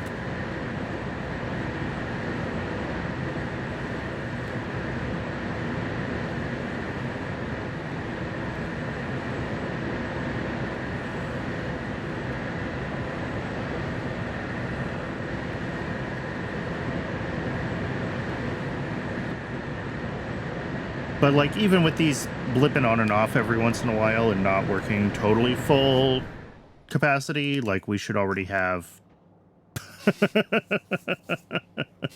plenty of hot air. Zoop.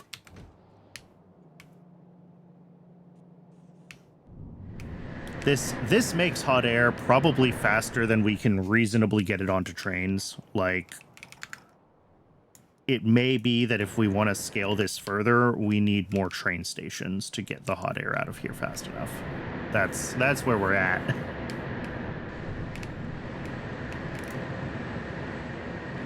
Yeah, and we're immediately... I think I'm going to make just a few more fluid trains, because I've seen that error blip on and off over the course of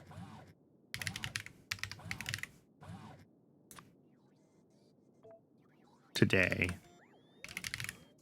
And I think just a few more trains will do the trick.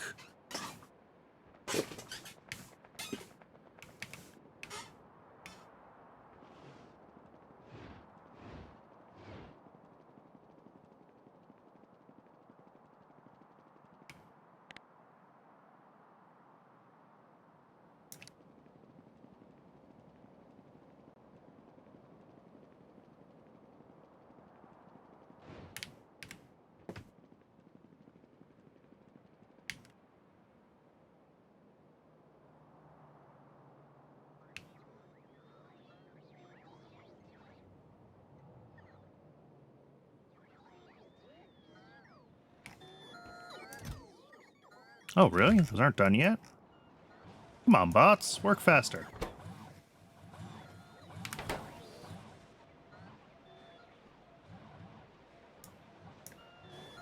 I assume we do have all the dependencies, right? It's just waiting for the things to actually get delivered. Yeah.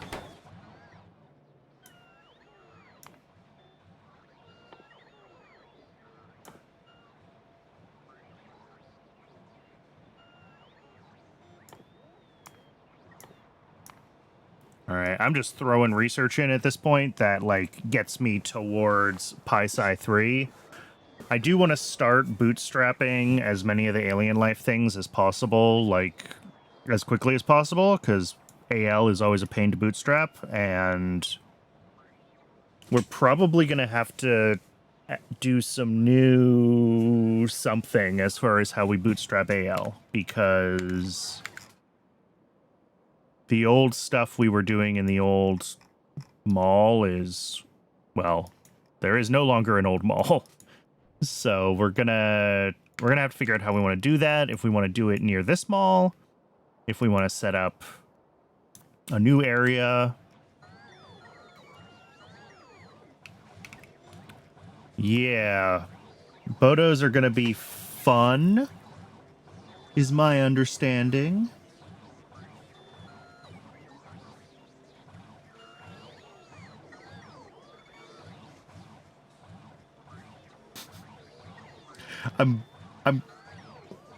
I'm glad that I had just looked at this, because yeah, this is gonna be so much fun. Consumes 1 megawatt of fuel rods.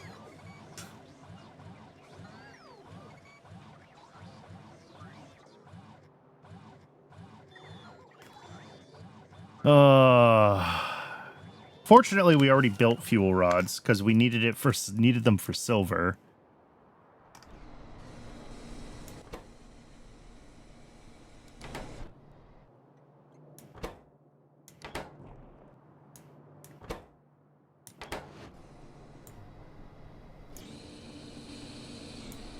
If we don't have...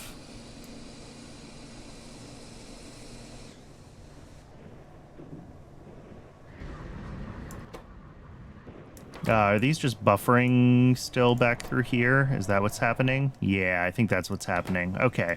So yeah, lead is backing up and we'll start overflowing to silver again. We're not getting enough lead ore still.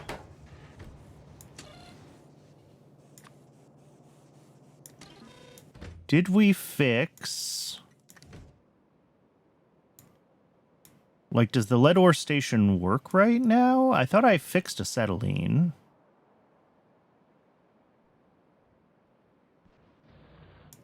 Yeah, this is fully backed up. This is saturated here. Oh. Well, there's the problem. We didn't have enough train limit here for...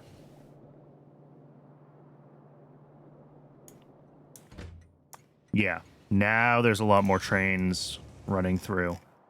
Okay.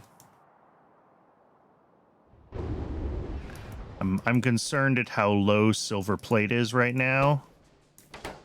It seems like everything's been working fine, but... yeah, and we have a pile of Dowfroth 250, although we should want a train load of it, and we're not getting that train load of it, so...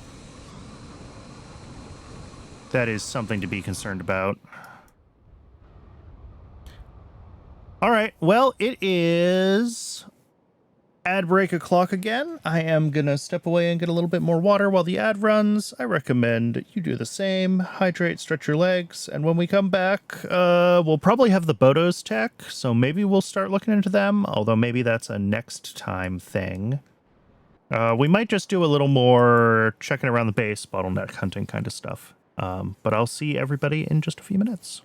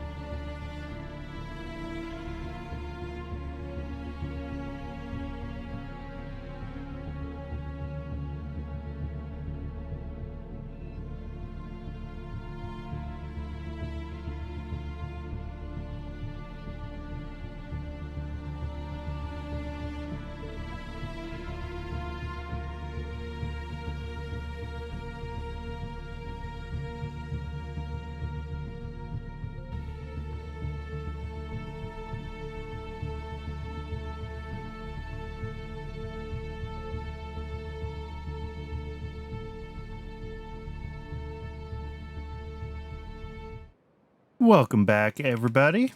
Appreciate you sticking around through the break. Do we have trains? We have trains. Let's do trains.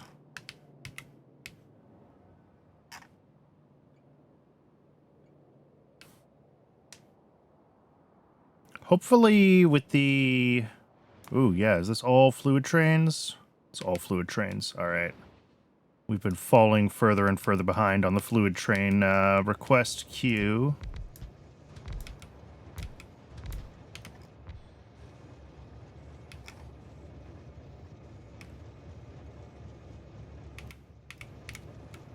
See, some of them loaded and some of them did the thing again. And I don't fully understand why that is. Why some of them started moving and some of them didn't.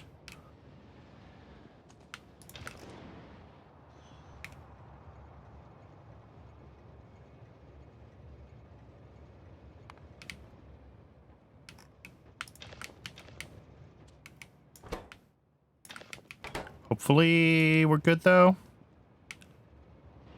I may still need to add more to the loop.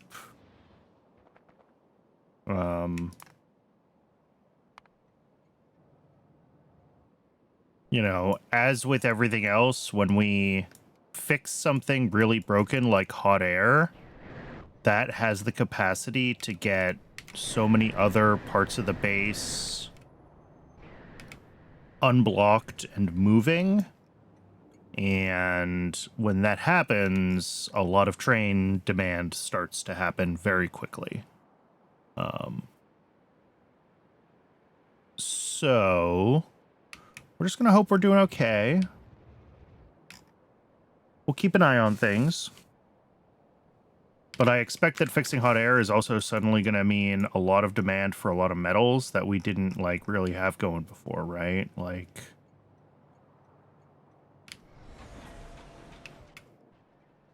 anything that was stalled on hot air could be now pulling other molten metals for things that it wants to cast. So... all right, the to-do list is kind of the same as it was. We did get the Bodo's tech.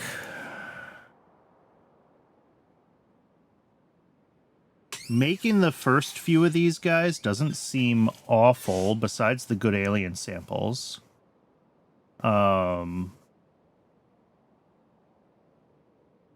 I don't know if I already have improved fungal substrate happening. I also don't know how many Bodos I'm gonna need.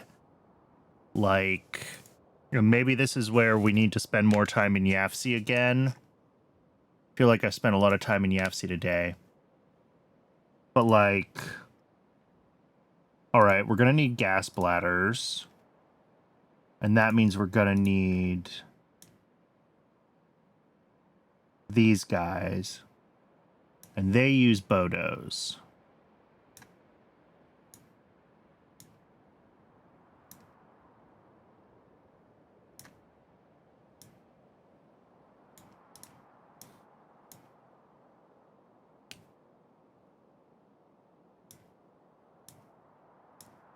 All right. So this is like only 3 machines worth of Bodos. But that's still 0.08 fuel rods a second, which...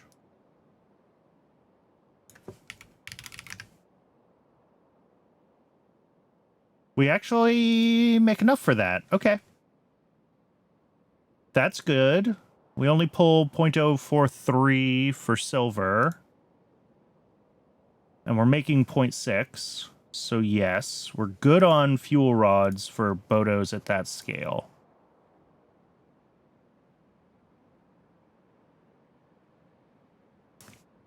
It also looked like we could maybe research... yeah. Stage 2 of these guys. I don't know if that's worth trying to do.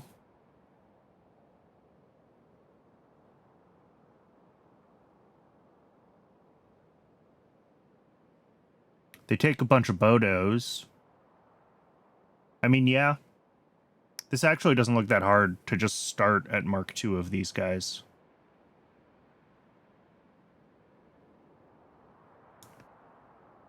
Does that give us better Bodos ratios if we do Mark II instead of Mark I?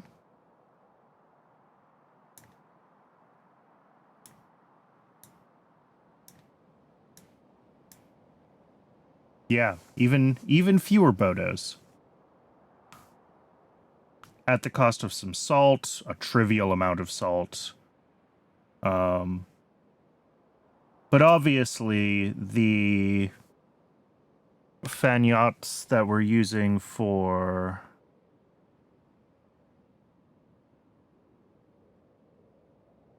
science are going to be the small portion of them, right? Because it's going to be that we're going to be potentially breeding large amounts of them to synthesize gases for us. That seems to be their purpose in life. I don't know which of these are actually worth doing. Like, methane this way versus moondrops seems silly. But maybe for more complex gases, and I know that as we go further on, we get more and more gases available from them. I don't know. I have no idea what I'm going to do there, how often I'm going to be using those guys in that way. Other than that, if we look at the Bodos... Oh, it's also used in the food. Okay, that's fine. Still almost no Bodos. So... that would mean if we want to keep our Bodos count this low, which I do, because the fewer Bodos cultures, the fewer fuel rods we use, we're going to want to try to breed Mark II of these guys pretty early on. But again, looking at this, bedding, food... they eat a bunch of Bodos when you're trying to breed Mark II, but that's fine. And then also Recipe 2 that just uses more stuff. So that's all well and good.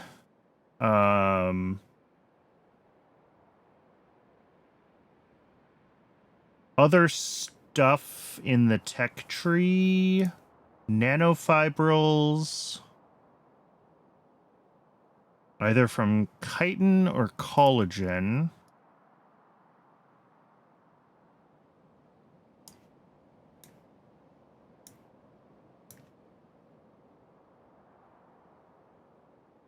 And this stuff, chitosan. I'm just trying to get a feel for which of these things... oh boy, we're deep in stuff. Here we go, more Bodos. So this is the thing, right? Is we got to go through all of what's going to feed into science to try to figure out what... all right, we're going to need scrondrixes down here because we need their pineal glands. Do scrondrix also eat Bodos? I hope not. They don't. Those are actually really easy to deal with. And then dingrit spikes. We gotta have dingrits.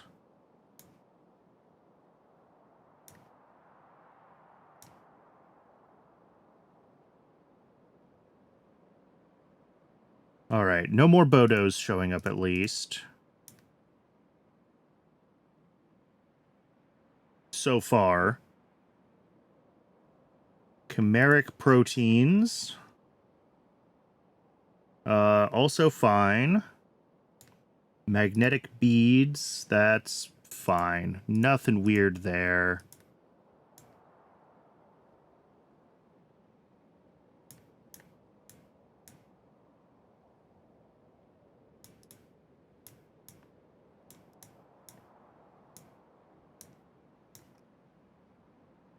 And continuing back up our list, I think that's everything down here, other than needing empty Petri dishes, which is just so annoying.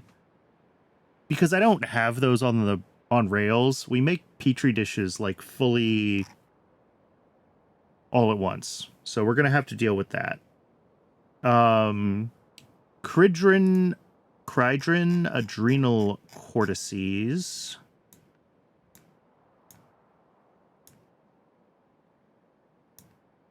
That's these guys. They use Arthurians, and Arthurians... At this point, we're just getting, like, the whole... Oh my god, they eat science packs!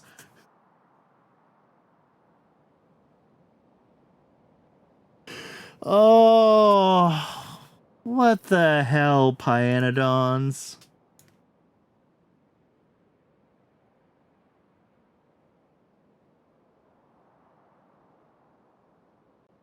Alright, none of this is jumping out as crazy, though, other than eating science packs.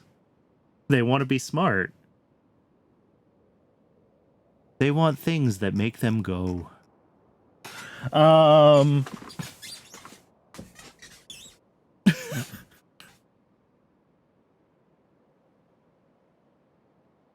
Sorry, I'm losing my mind here. A little bit of industrial diamonds. I think I already took that into account. Bio ore, neodymium magnets. I think everything else here... And again, I'm literally just going through this right now to get a feel for the scale of these alien life builds. Like, if any of these are going to be things that I need to bootstrap hundreds and hundreds of modules for. Yeah, they're smart just to be eaten by another animal. Well, plant?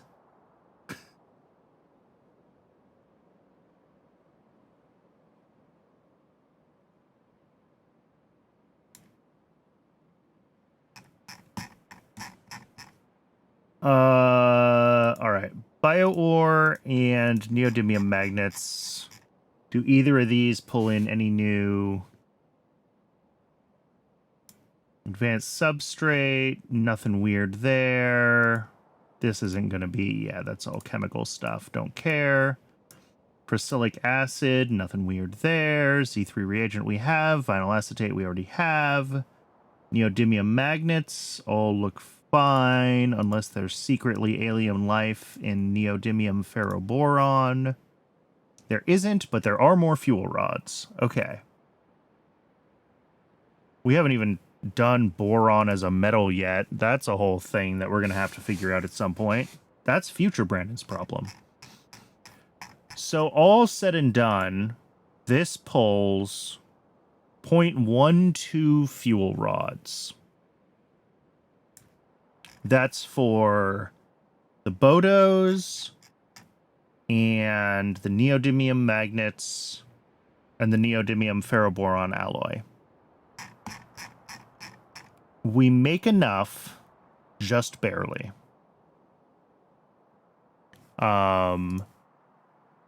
We go back, lead and silver pulls 0.43. Science is going to pull 0.12. Is that what I said? 0.12. And I think we're making 0.6. Yeah, so we're going to be pulling 0.55 out of 0.6. Which is like 92% of our fuel rods.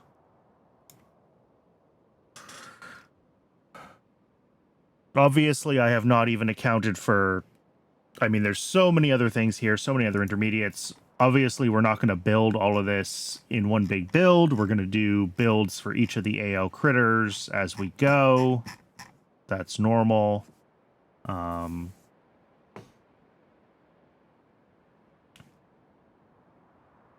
like, as far as bootstrapping modules goes, we need 8 Bodos, right? We need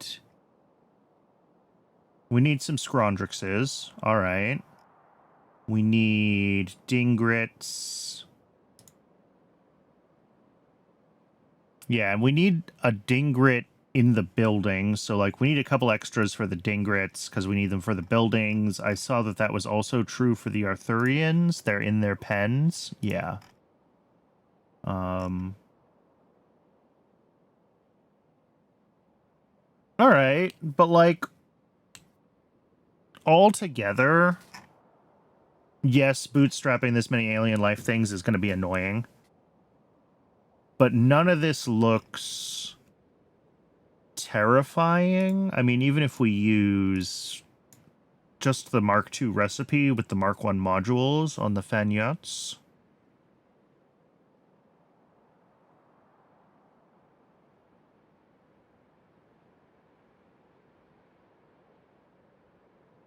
Something that I'm curious about is chitin. Because, like, yes, we make a little bit, but we're going to use a lot more. How much are we making from, like, AUG rendering? AUGs don't have chitin. That's right. B rendering. 0.13. Okay. Xyz don't. Trits don't. Fish don't. So it's just what we get out of the Archots? Oh, no, that's AUGs. Sorry, I wanted Vrox. Where's my Vrox? This one. 0.6. Okay, we make plenty then.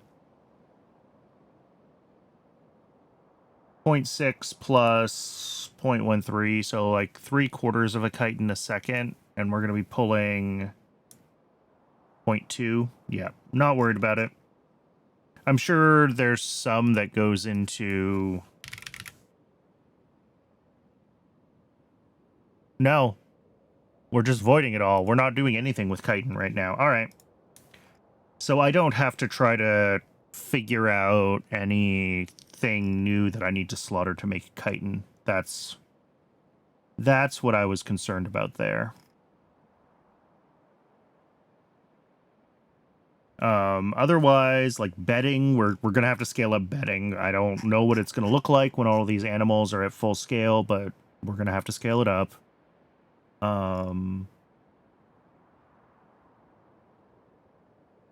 Other than that, nothing else is jumping out at me in any of these as, like, distinctly horrible. Obviously, there's always the chance that I'm missing something, but, like, most of this is stuff we're already making. At least as far as the AL things go. Obviously, there's other aspects of what needs to go into this science pack than just AL, but we'll get there.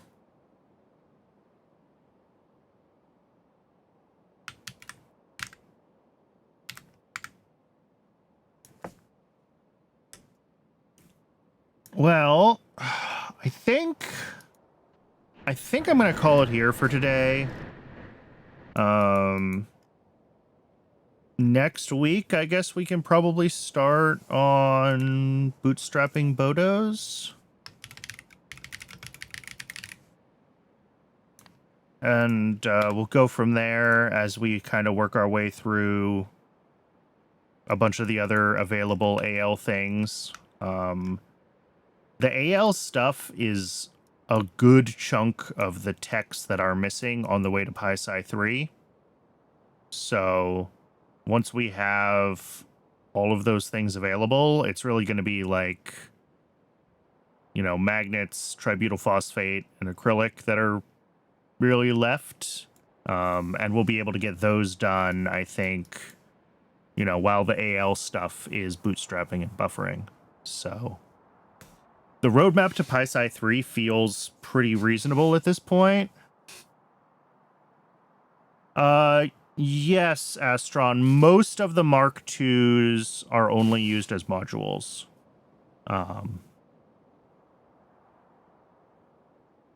They just give you improved whatever it gives you.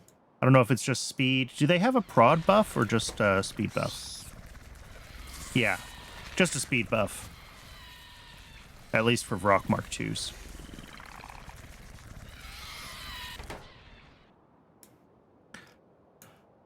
All right. Well, I think we have a roadmap to Pi Sci 3. I'm excited.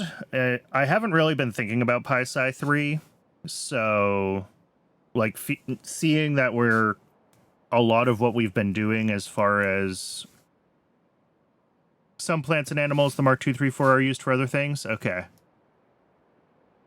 I don't think I've noticed those yet. At least not ones that are like hard required. They might be used for other Mark 2, 3, 4s. I've done very little like upgrading of my AL stuff. Most of my things are still sitting at Mark 1.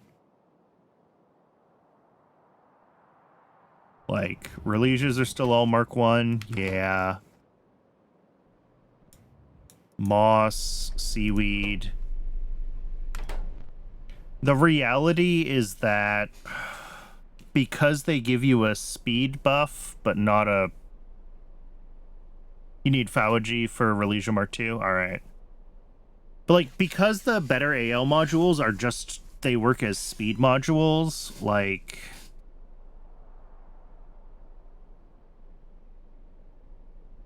A lot of these builds are already belt limited, right? So we're not... You know, yes, I could upgrade this to red belts and other things, but we're not getting a lot out of better modules for a lot of these builds. Maybe I could have built them smaller if I had just planned to upgrade the modules in the future, but... Instead of speed, you can always add another building. Exactly, and this is not a compact base. You know, there are things that matters for, but...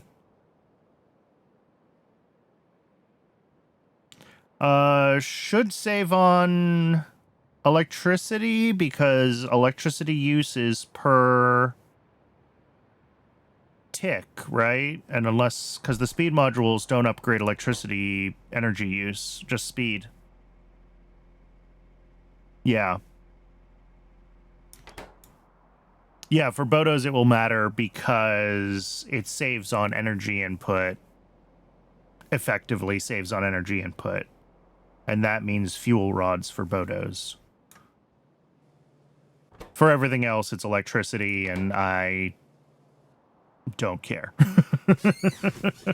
Electricity is free. So... But yeah, it makes sense for... the Bodos, because the Bodos enclosure is consumes fuel rods. We'd want to get the speed boost from the better guys.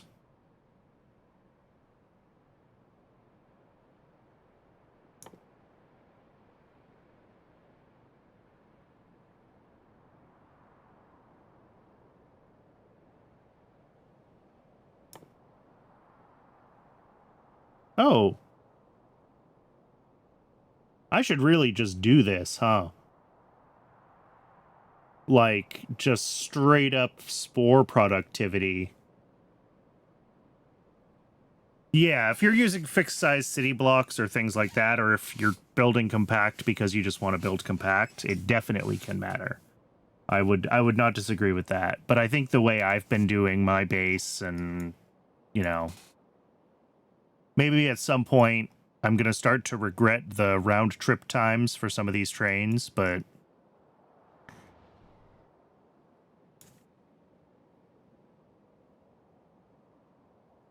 for now, at least, compactness is not a priority.